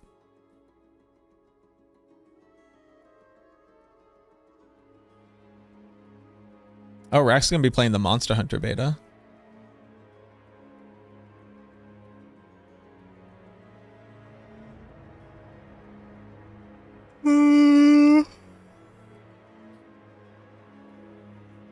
My friend Siebes is playing Outer Wilds. I'm actually going to show you all to one of the best games ever made.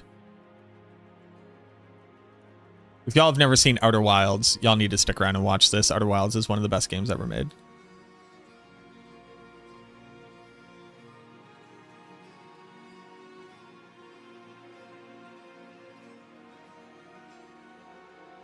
All right, y'all. Everybody, have a great night. Yo, have a good night, Lewis. Be good, Candyman, Nukem, Chaos, Bimmer Bot, Billy Jack, Bacterial. Everybody, thank you very much. Y'all have a great night. T-Bolt. As always, auf Wiedersehen, au revoir, arrivederci, sayonara, so long, ciao, kapkun, krap, sawadi, gute Nacht, hasta mañana. I'll see you all again. Tomorrow, we're going to be pushing on Blight. I want to go make the other occult gem. And then we'll probably do like a video guide covering it. But yeah, there you go. That's it. Have a good one. I'll see you all again. Cheers. Bye-bye. Oh, hey, real quick. Look out for your fellow working person. We all have value. It's us versus the billionaires. Don't let them tempt you. Elon Musk and Donald Trump suck. Never forget that. Okay, bye-bye.